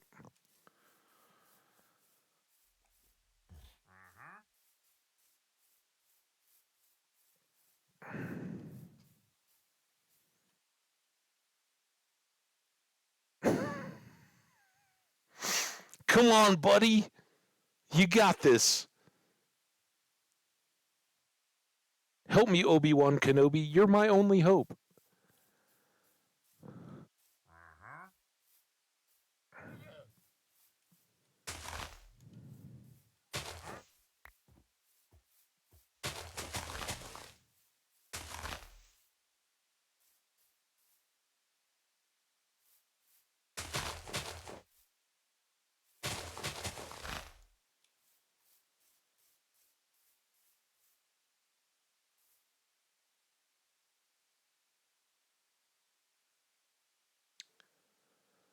Gunther just called to see you, like on a telephone? Do you have the phone? Did he ask you over? That's kind of cool. If so, I don't know. Did we ever get a call from Gunther, or did he just send you a letter? Or did he call on you and give you the the key to the sewer? I think we can say that without spoiling anything. Is it like wearing down, or is that normal leaf pattern? I just looked at it again, and I'm like, ooh, it's got little like cross hatches in it, or all those little dark spots. Are you keeping my leaf block from decaying, dude? This is dumb, isn't it? Let's just plant them. As soon as I plant one, it's gonna break, and we're gonna get the extra one. That's how Minecraft works. Bonk. Bonk. Still nothing. Oh, rain? It's not quite nighttime yet. All right, well.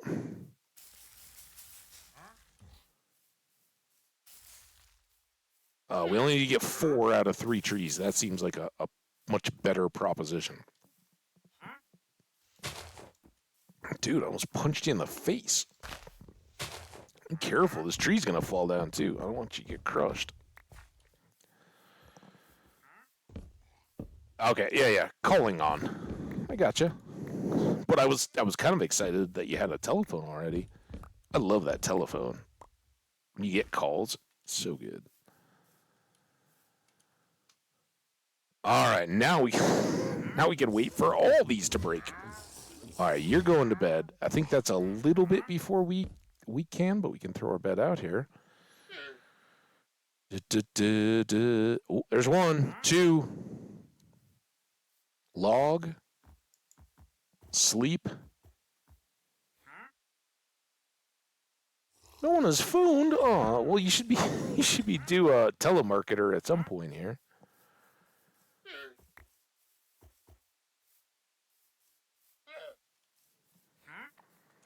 Do robocall telemarketers, is that an international thing, or is that just U.S.? Are we the only ones lucky enough to get to have constant harassment with telemarketers and all that? 4. All right, the rest of you guys, do well. I will be right back. Before we start anything further, I will come back to see if we get more saplings, because we're fully invested here, and it would be nice to have a few extra in case we need to restart this process. Although, if we were short a few, we can just do the whole deal. Now I got a Chuck egg. I was a winner. Baby Chuck. Go find an adult.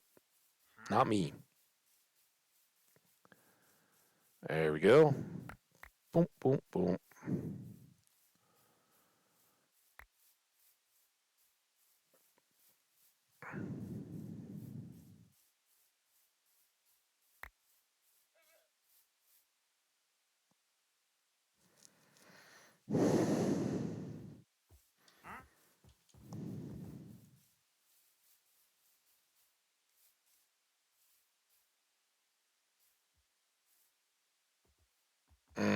As soon as we go, we're basically confirming that we've given up. Now we have 3.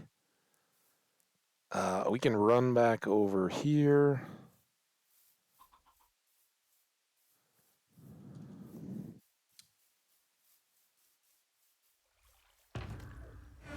Up there. Let's definitely save those here. Keep the logs. Although this is going to be... all this stuff should stay. These should go back. Supply box. I can justify putting all of this stuff in there.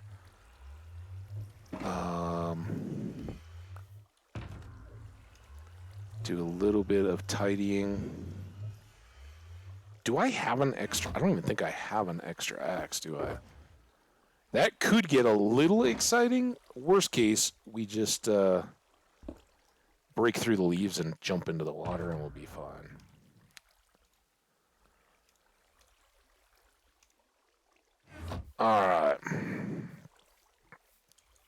little sorting, a little leaf decay time.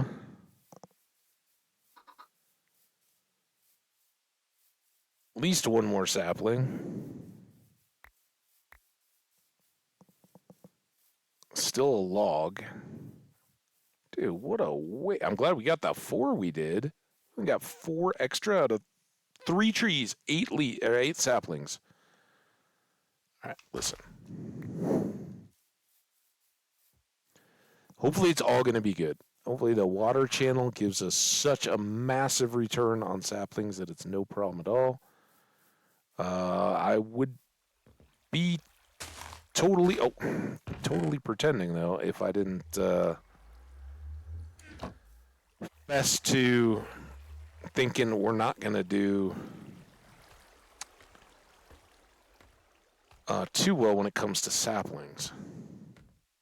Also, I hope we're close enough. We want to be up near the top. Cool. That was easy enough. And again, I would prefer that all these just decay, so I don't have to do the work, but the one thing I don't really want to do is break them into leaf blocks, right?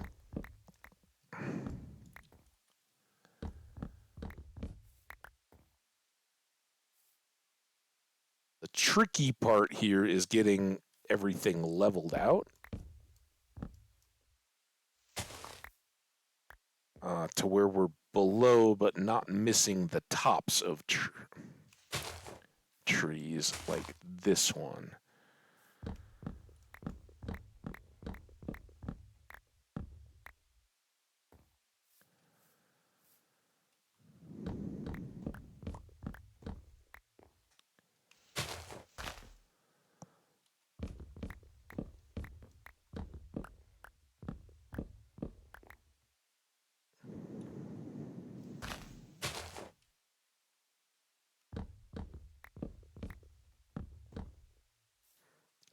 The problem is we seem to have a massive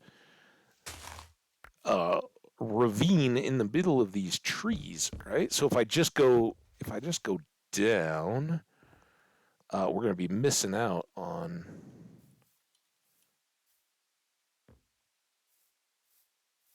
a bunch on either side, but this is starting to come together.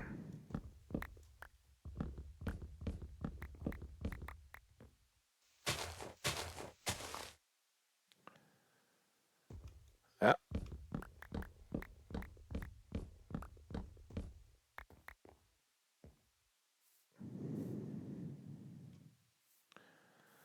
And if I was more confident in our sapling situation, I would just be like, yeah, let's just chop the leaves. It'll all be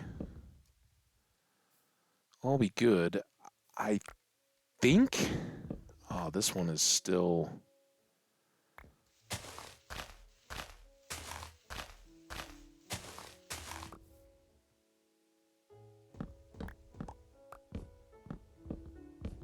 as long as we can reach, we're good.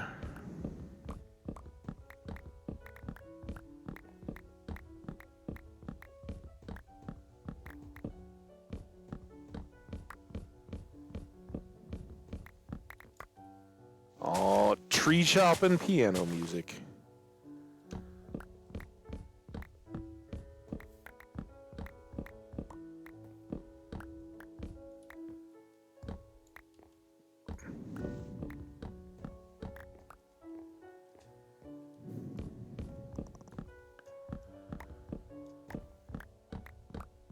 Chop, choppy, chop, chop, chop.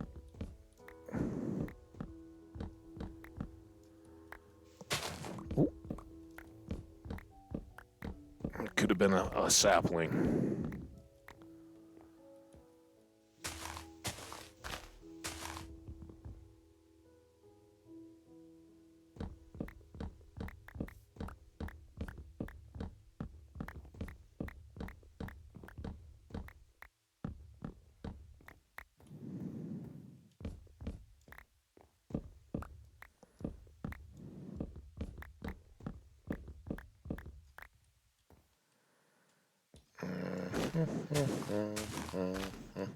No holes, please. That I fall into. We wouldn't fall too far, but they're ankle breakers.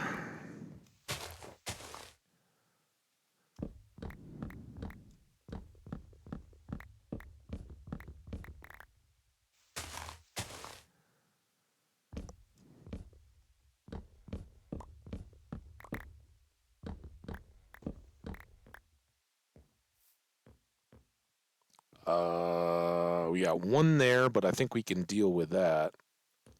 Are we on a...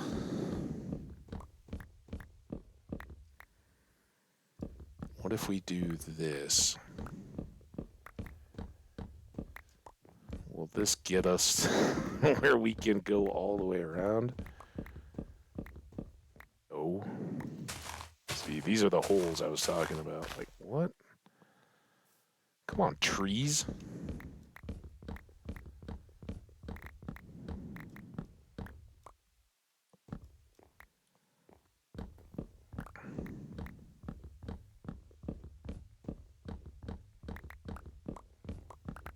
Also, did tree growth change to make this... I don't remember them ever having been this... inconsistent. However, there might still be something to the podzol, right? The stuff that got produced when I grew the giant trees. Maybe there's an affinity that lets them grow bigger with fewer leaf blocks or something like that. If they are grown on podzol, that would seem like a kind of legacy thing where they make a change a little bit to the game code. And now how is this working?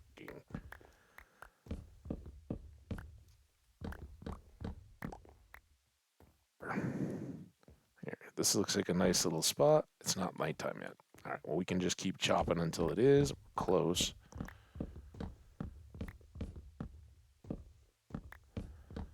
And soon this will just be a mass of lumber, right? At the bottom, very, very, very, very, very worst case, we would be getting 2 stacks, well, 4 stacks just for the 4 blocks of height where we grew the trees, right? So when we check our inventory here, we're still fine. But ultimately not terribly far down. It will all look like this.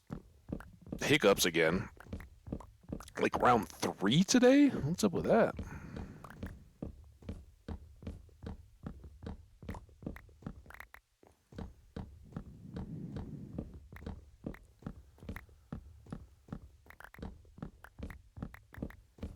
But yeah, this is kind of a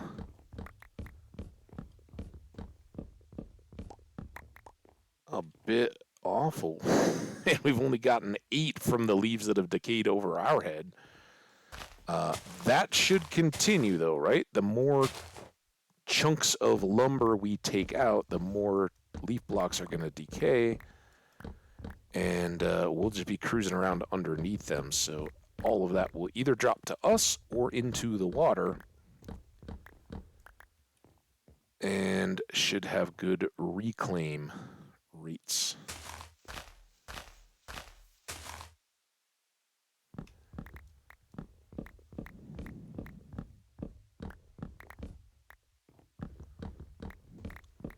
I don't have a degree for it or any particular skills, and I'm probably a little bit old to get in the game now, frankly. I'm okay with that. But forestry seems like it would be an awesome career. I don't know if we have any foresters in the chat, but...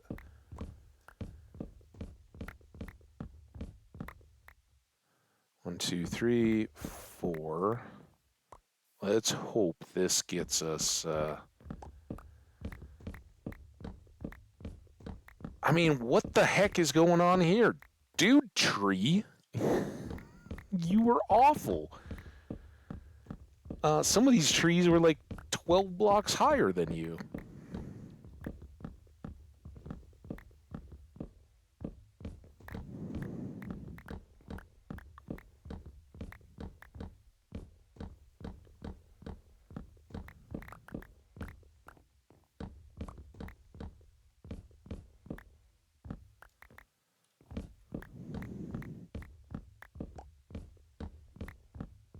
I thought going down another 4 would like connect us with everything. I am shocked and appalled at our trees so far.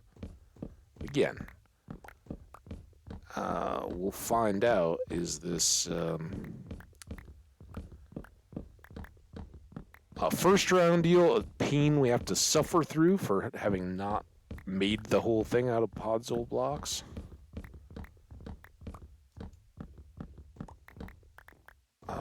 Or is this just what it is?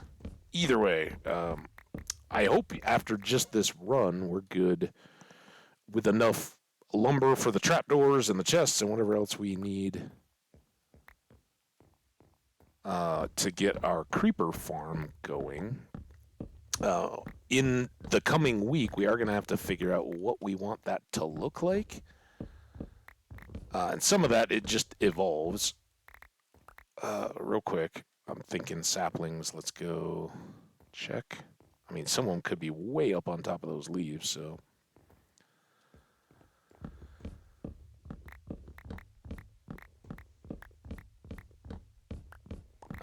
But we talked the red bricks with endstone bricks.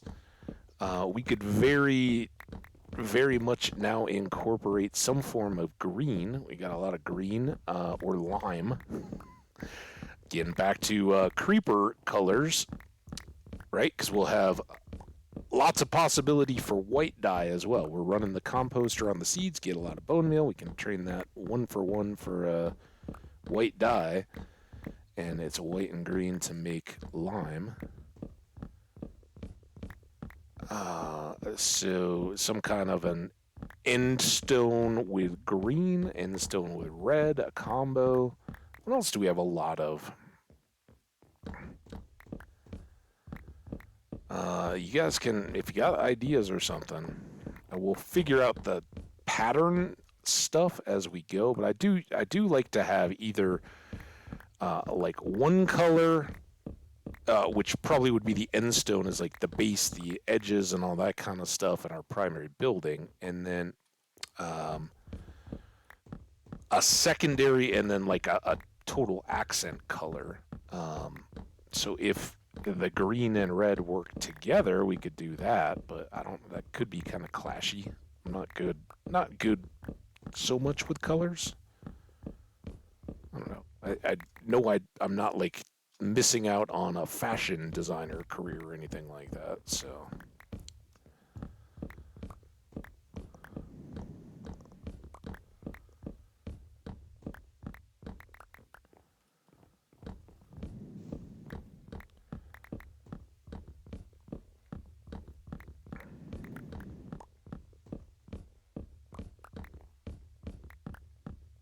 Again, beacon, big help. It just makes this a huge speed show of chopping.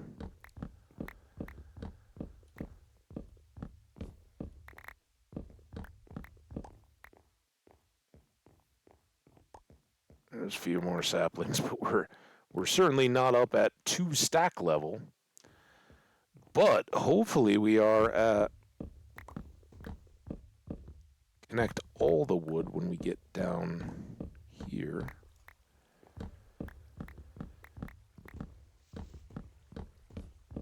So these slacker trees are all producing as well.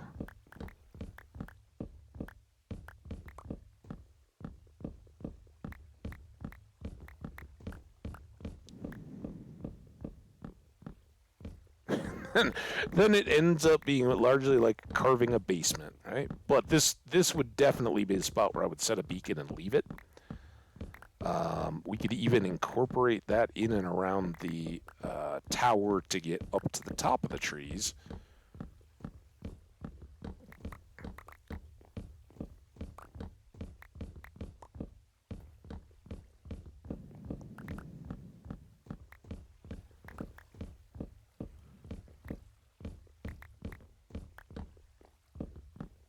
When I get through this course, seeing a call, it's not family or anything like that. I don't think it's a great emergency, but I wouldn't have expected it today, and that prior stuff, so I'm wondering if I missed a text or something.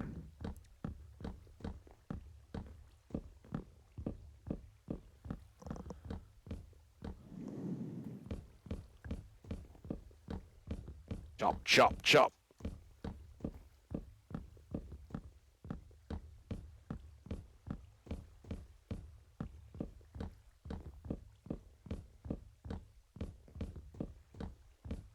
Also, I better...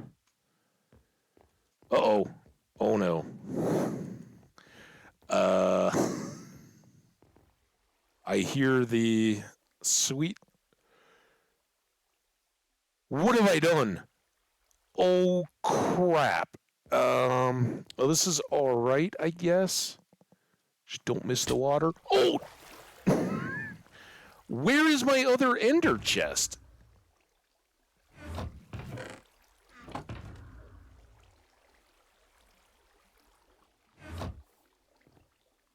Where did I leave an ender chest? For Pete's sake. 26. That's not good. Not good at all. Hopefully there's a lot more. Seriously? Oh my gosh. All right. We gotta pop one here. Dump all this in because I've got so many logs up there. I was just like, oh yeah, we're gonna have no issues. Oh, and this could get real sketchy. Oh, potentially more real sketchy.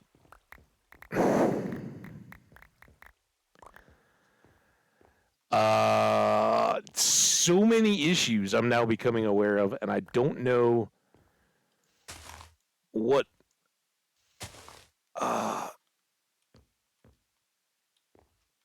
we do about the saplings. Will we get enough from the low leaves to replace all this? Like I said, the surface area ratio is a problem. Maybe I got too ambitious on the size, and we're just going to have to narrow it down.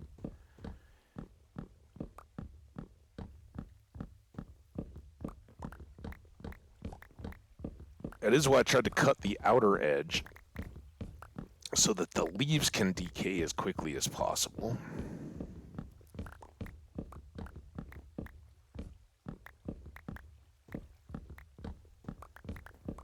And hopefully drop all their goodness into our return chute. All right, now we shouldn't have... Oh, but look at them all. They're probably all just wasting away. We have 33. No. Hang on. Let me just check my texts. Nothing important there. Texts.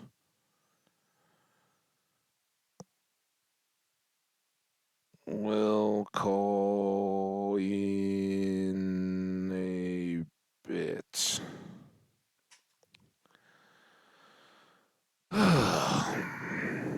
This is really gone problematic, hasn't it? You get in here. Also, we're hungry. I guess that was jumping off the edge and catching that leaf.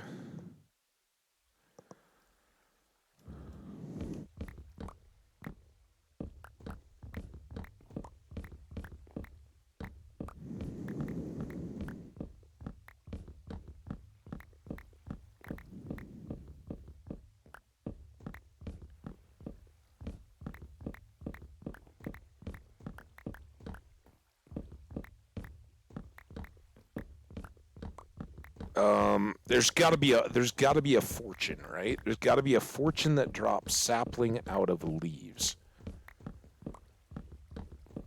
Is that a fortune axe or shears or what? If anybody, I'll probably look into that if I don't get an answer out of the chat or the comments. YouTubers or chatters, shout me out. Pretty sure that there's got to be a means to get many saplings using fortune. And if we can do that, a fortune axe would be better than the silk touch, right? We're going to get logs either way.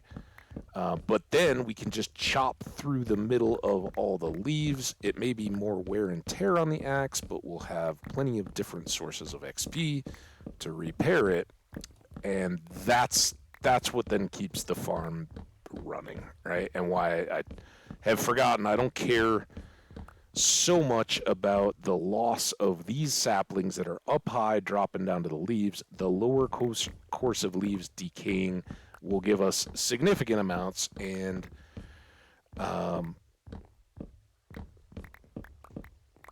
chopping the edges will be just fine, right?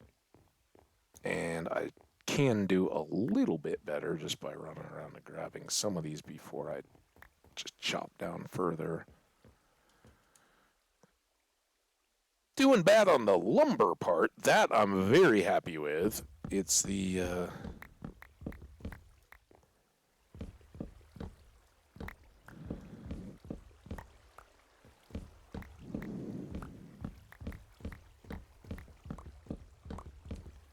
saplings that are going to hurt us this time. But again, silk touch on the axe, very good for melons. Totally non-factor on the logs. But maybe that's what we use for chopping leaves, or maybe it's shears. We'll science that little experiment up and try to find out what's going to get us enough so that we're running, and we can even leave that here at the tree farm if we need to.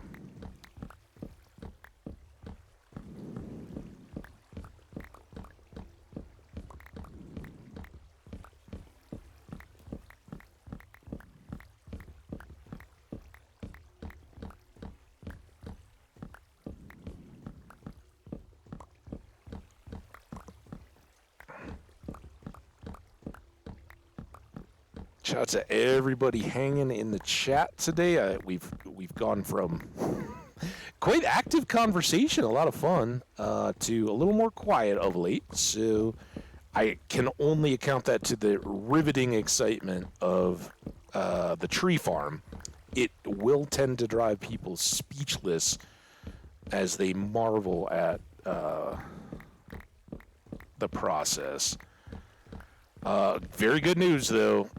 With what we get out of this little endeavor, we will be all set when it comes to creeper farms. Well, maybe not supplies, right? Because we still have to figure out the building blocks. But the usual biggest pain in the butt is getting all the trapdoors, because you got to line every single layer, every single floor with trapdoors so that the creepers can't spawn, or so the zombies and skellies can't spawn, and it remains only creepers. Good. I didn't mean some of the other folks. We're down to just additional lurkers, right? As far as I know. Shout out to you, lurkers. I appreciate you guys hanging out.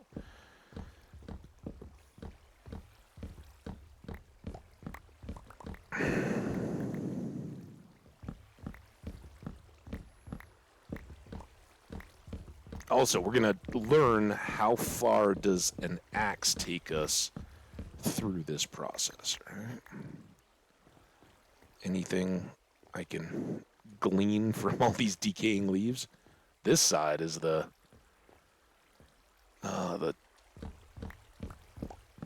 chewy side.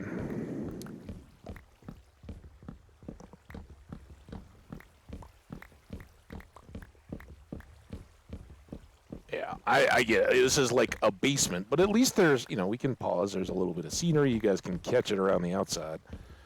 And it's out in the fresh air. It's exercise. We're loving it. Did I do that, or was that a hole left in the tree?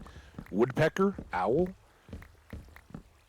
How great would owls be in Minecraft? I don't know if they'd add much, but I love owls. Owls would be cool to add. Oh, dude.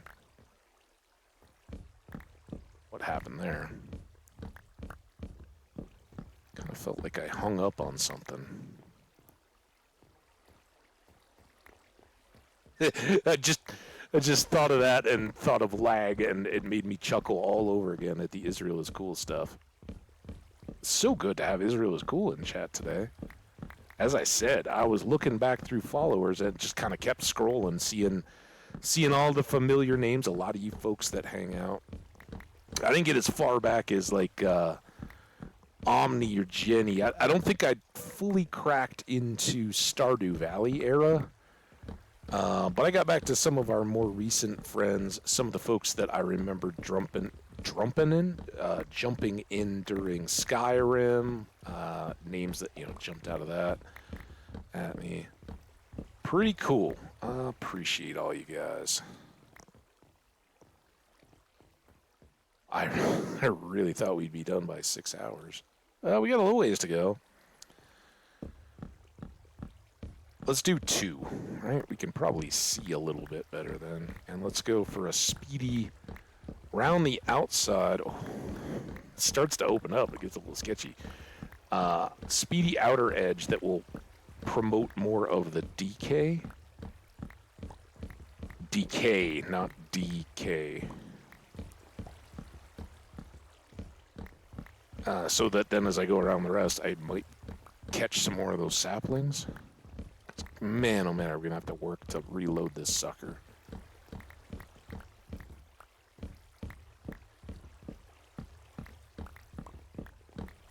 Alright, now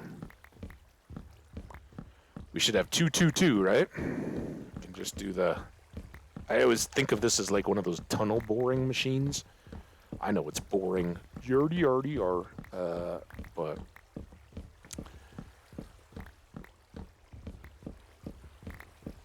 until it goes off like that, it works pretty well. Ooh. See? There. My efforts have borne a sapling fruit. Also, there's logs over there. As we get down here, though, some of this I'm not as worried about, right? 1 or 2 leaves, and that should drop down into the water. I hope. Or if I stand on the right leaf block, I drop into the water, and we have to go back up again.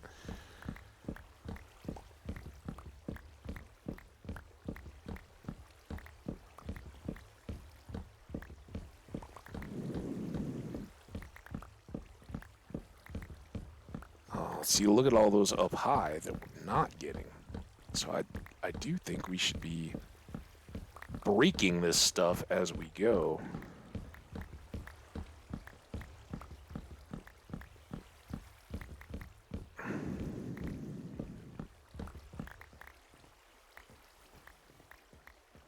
Almost nighttime. Let's check our... Why didn't I... It's so dumb sometimes. Why didn't I bring the chest with me, knowing that I didn't have the ender chest?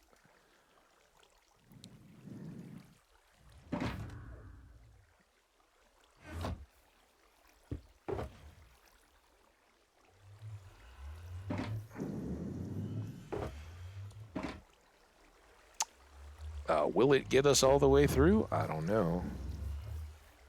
Also, convenient of these leaves to be within easy jumping range.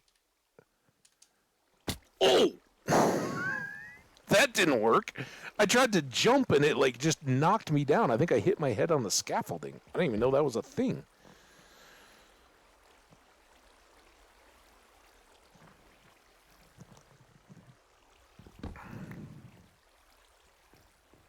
Oh, almost. And oh, what the? Listen, dude. That is going to have to count as acceptable loss, I guess. Oh, look at us. Let's go all 3. The End is in sight.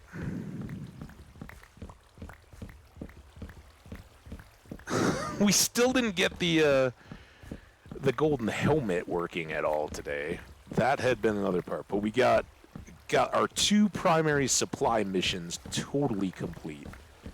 And those were absolutely essential, right? We had to get a bunch of coal, and we did that. And we had to get this bunch of wood going forward. Sometime this week, we will absolutely be using a lot of this up. So, good props on all that. We'll see how much, if anything, our water collection has benefited us, or if that was just a big waste of time.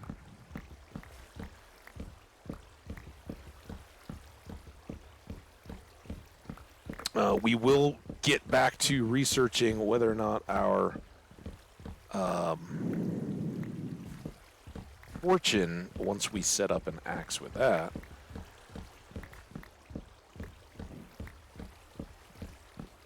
is a better choice for sticks and saplings. And it'll be one of those things where, like, we need it once, right? And then we have 752. Well, even that wouldn't be that much. But we have a whole bunch of saplings and don't need to worry about it too much anymore. Oh, I also should have knocked down the top of that thing.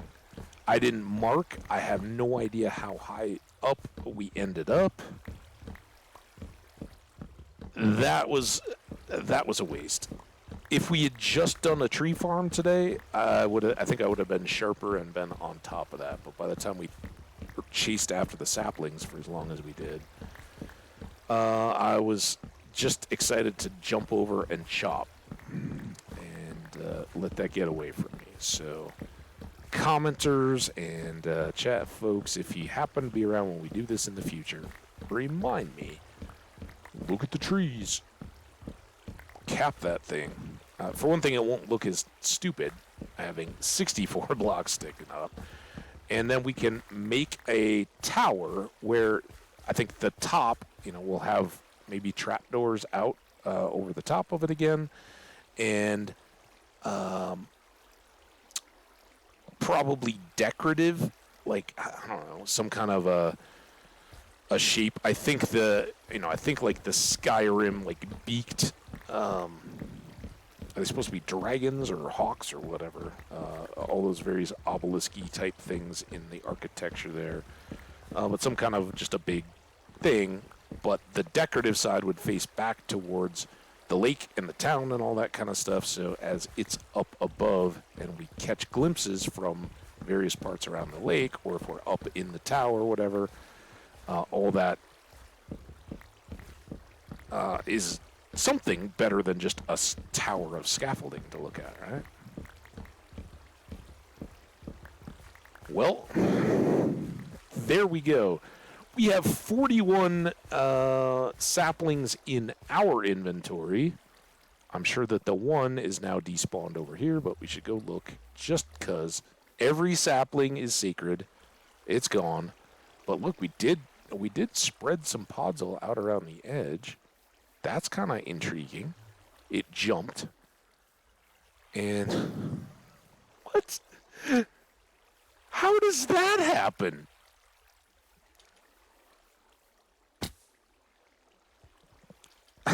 The mysteries of trees. We did get 30, and we got 19 extra logs, that's the big part there, right? We got a bunch, but any extras that we can get there. So at least when we go to rerun this in the future, we will have a fortune axe, and so we can have already researched and plotted out whether that's helping us get saplings in individual tree growth. But yeah, we only need 57 to get done.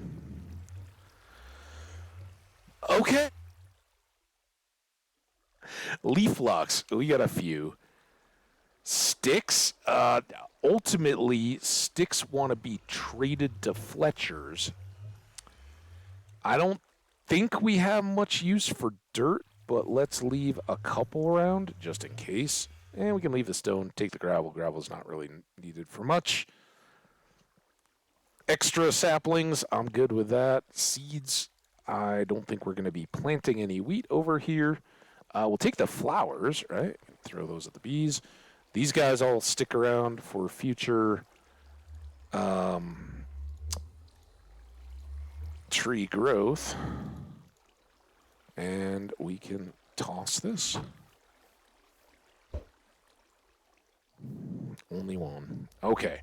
Now, I have no idea. I thought we had 2 of these left. I have... That should, it's like sitting on, oh, well, it's 1 out. So it should fall into the water and go when it does. If it does, I don't know if I need to hang out for it. Go away. Yeah, that bit fascinates me. We got some of this side. Oh, I guess we got a little lower bit over here. I wonder if these blocked it and why did none of these switch over? Also, I think that changed, right? Or is that just grass? Can't tell. Don't know. Doesn't really matter. There it went. All right. Let's get out of here. Holy tree adventure. Anything else? I think we're sort of... Oh, let's grab these. The trapdoors can stay for the moment. We might want those up top. I don't know. All right. Quick sort of the proceeds.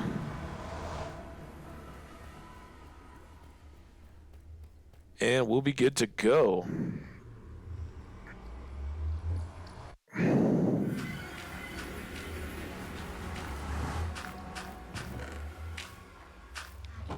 See, it has been chugging away at it, but we took out a few stacks, and that was almost full of beet and wheat seeds, so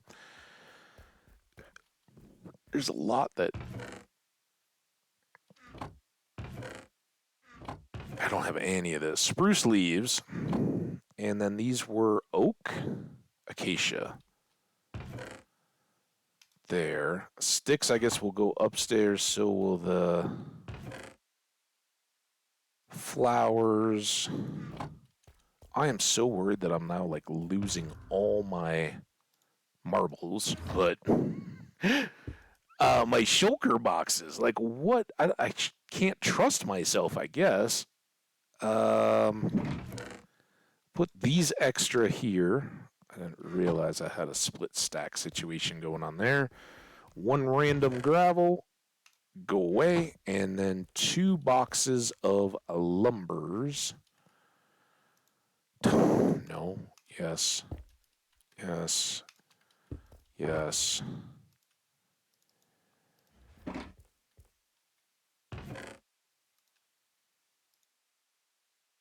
Boom.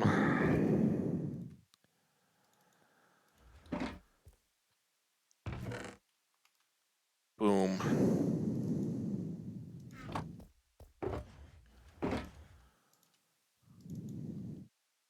Boom. Did I? Potched that, didn't I?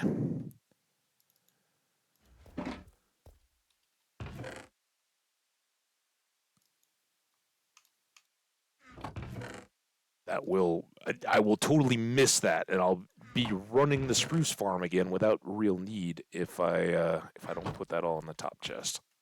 All right.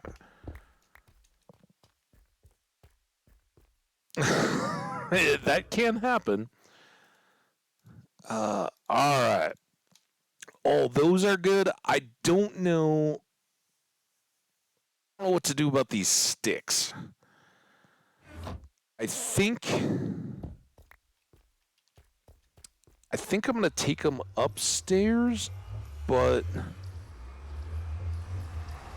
now that we have overflow lumber, the logs chest up there, I may put them in there temporarily until we have our villagers set up. One of the early trade options that's really good is a Fletcher. They like sticks. We get a lot of them, so that wouldn't be too terribly far off, I wouldn't think. So rather than just jamming up this chest with extra sticks, we've got some there that are overflow.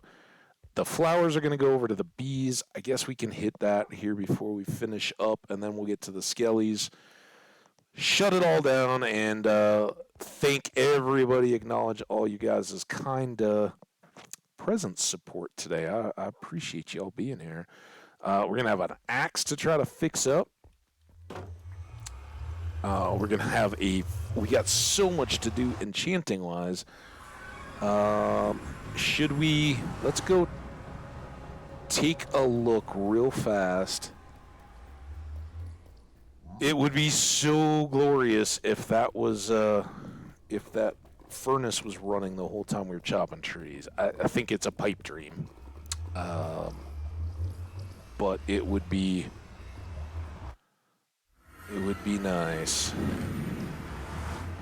This one I'm pretty good at now, I think. I think even if there's no axolotls left, the fear of hurting them makes it pretty welcome for me to pick up the boat.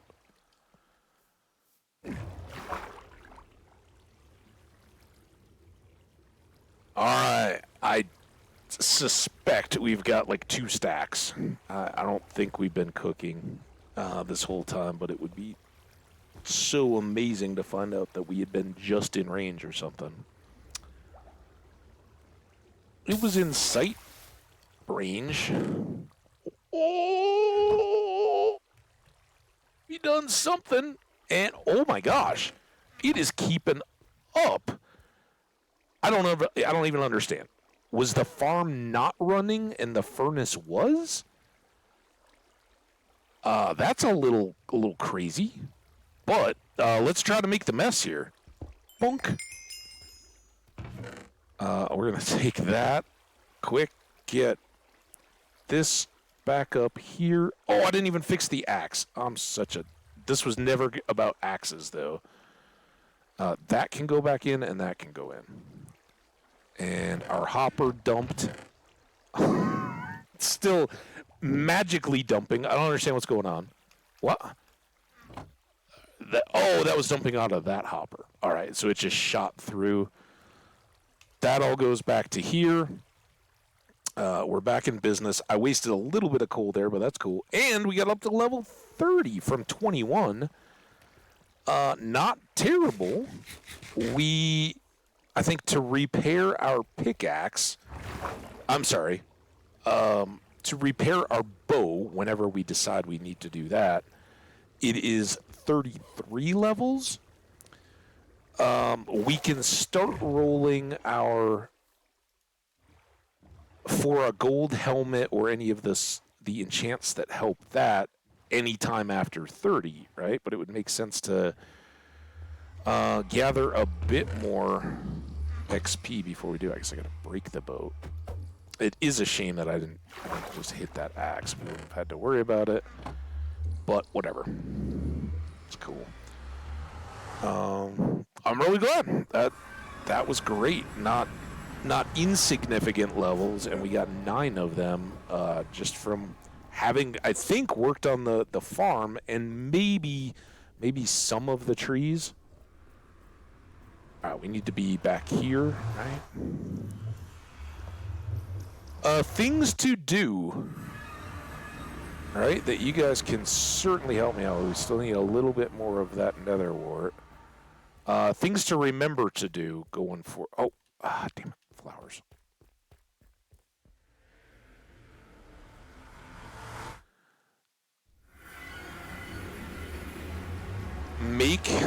Here I am. Make more ender chests. We've used them up. I know we got some out of the end cities, but we can always use more. Not many flowers. That's why we haven't done more bee feeding, although results are limited, right? Those are just going to be bees that are mainly going to go scatter out in the world. Get a little XP for it, but we got to have the flowers to do so. Okay. Make ender chests tomorrow, and I'm going to hesitate saying that right now. I'll tell you as we go. We've done some great stuff this weekend, and we've had great chats, and I appreciate the heck out of you guys. I still, to this day, am absolutely loving this world from a scenic standpoint, from what we're getting done in it, the fact that we're still alive. All that is fantastic. We want to keep it that way. I have very high hopes for what we can accomplish in this place. That being said, we're getting up close to 6.5 hours today, and I think we did 7.5 yesterday. That's a lot, and it may, I don't know, it's going to depend how the week plays out. I very well may be back tomorrow, but if there was a day that I was going to take off, and it also may depend on the forecast. I haven't checked looking forward into this week yet. If, like, Tuesday's supposed to be gorgeous and sunny, and today is, or tomorrow is going to be overcast and drizzly, I'll stream, and we'll just shift everything. But at some point in here, I think I probably will take a day just to kind of reset and not sit at... Oh, my God. What are you doing, dude? Where did you even come from? You go away. Bad. Baby zombies trying to take my world here as we're just talking about how good it is. Stay forever humble, chat. We lit up there. Who knows? We survived. But so just be warned. Keep an eye out on Twitter for the notifications, whatever. It certainly could be just a normal everyday day, or it could be a one to recharge a little bit and be out in the real world as I go tomorrow. So we'll see. I expect in one of the next few days I will definitely do that for myself, just to keep the batteries charged and ready to go, and make sure that we're not just fighting it to get through this world. All right. So the part that makes me want to just keep on going, you guys are so awesome in these chats and everything. I appreciate the heck out of you. And when you're willing to come around and hang out with me, I'm willing to do this for you guys. So thank you. Speaking of which, let's shout out the folks. We'll see how many we got. It's so much chat. I'm sure early folks may have gotten pushed off. Help me remember if I'm missing anybody, but we had Tactical Slime, I know. We had Israel's Cool and Welsh Jenny doing tons of talking in the chat. Early on, we had Mel join us. And it. I don't know. If you chatted, I appreciate the heck out of you. I'm sorry if I missed anybody. Again, six and change hours. That's a lot of time to remember back all the various people that might have dropped in. And for all of you, I've said it many times today, the lurkers are much appreciated. You guys are appreciated and understood from my own perspective. I like to do that a lot. So, but feel free to say hello. And like, hey, what's up? I'm lurking. Well, cool. I got you. I appreciate that. And for all you YouTubers out there, thank you so much for supporting the channel. Your views all mean a lot, but your likes and comments, that much more appreciated. Say hey. As Israel is cool, got to teach me stuff through my derpitude about what's going on in his part of the world. I'd love to hear about wherever you're at, whether it's down the road in Colorado or across the globe. We appreciate all the drop-ins and hellos, so keep them coming. Last but not least, and I knew this one was going to be a little bit long, but again, once more, I haven't talked about it for a couple hours, I think. Thank you so much, moms out there. It's Mother's Day here in the United States. To my mom, who is absolutely just a rock star, I thank you so much. Each year that goes by and I get a little older, I appreciate more and more how much all those sacrifices were that you made for me growing up. Love you to death. Thank you so much, Mom. And for everybody else, the mothers out there, Keep smiling, chin up. I know young kids in particular can be a headache and a handful. I know it. Probably still can if you talk to my mom, but it is. It's sometimes tough for kids to appreciate, but they will. Promise. They already love you to death. You're their mom, and they appreciate you so much. Down the road, they're gonna feel all that so much. So give them a hug. Appreciate the poorly cooked Mother's Day breakfast that made a bigger mess of your kitchen with you just done it yourself. That kind of stuff. The homemade cards and all that. Man, treasure those moments too. Thank you all, moms across the world. And we'll see y'all back here soon. That's it. We're going to save the world, so you guys know I'm doing it. And we don't have many folks. I got nothing for a raid today. We'll try to be better about that. Yeah, you know it. You guys as well. Skash! Shout out to you, man. The big lurker of the day. I don't know if you're just getting here, but I always appreciate you, dude. Shout out to your mom, if she's around. I don't know anything about Skash's family. So shout out Australian mothers out there. I'm guessing since Skash is cool enough to have a video camera, I'm pretty sure he's not a mother. And I'm pretty sure he's a he. I don't know, if there's identification stuff or anything like that, but I'm guessing he's not a mom. And therefore, hey, to all the moms around you. No audio. Oh, no worries, dude. I appreciate that. As I always say, dude, you are a rock star too. Like I said, I was rolling back through follows. I got to go, oh man, Skash, he got in a while back and has been making me drool over Valheim and making this a better place ever since. So get some good sleep, both of you guys. And hey, just don't worry about it, my friend. We appreciate you doing that.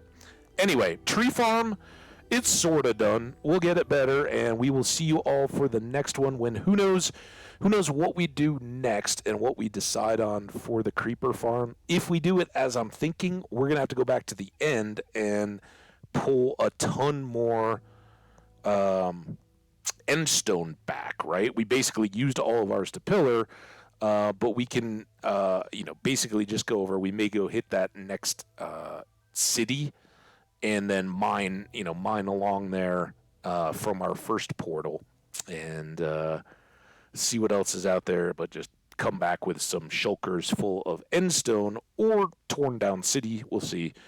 That we can then use to process a bunch more stuff. Anyway, take care, guys. Thank you all so much. I'm out of here. Bye now.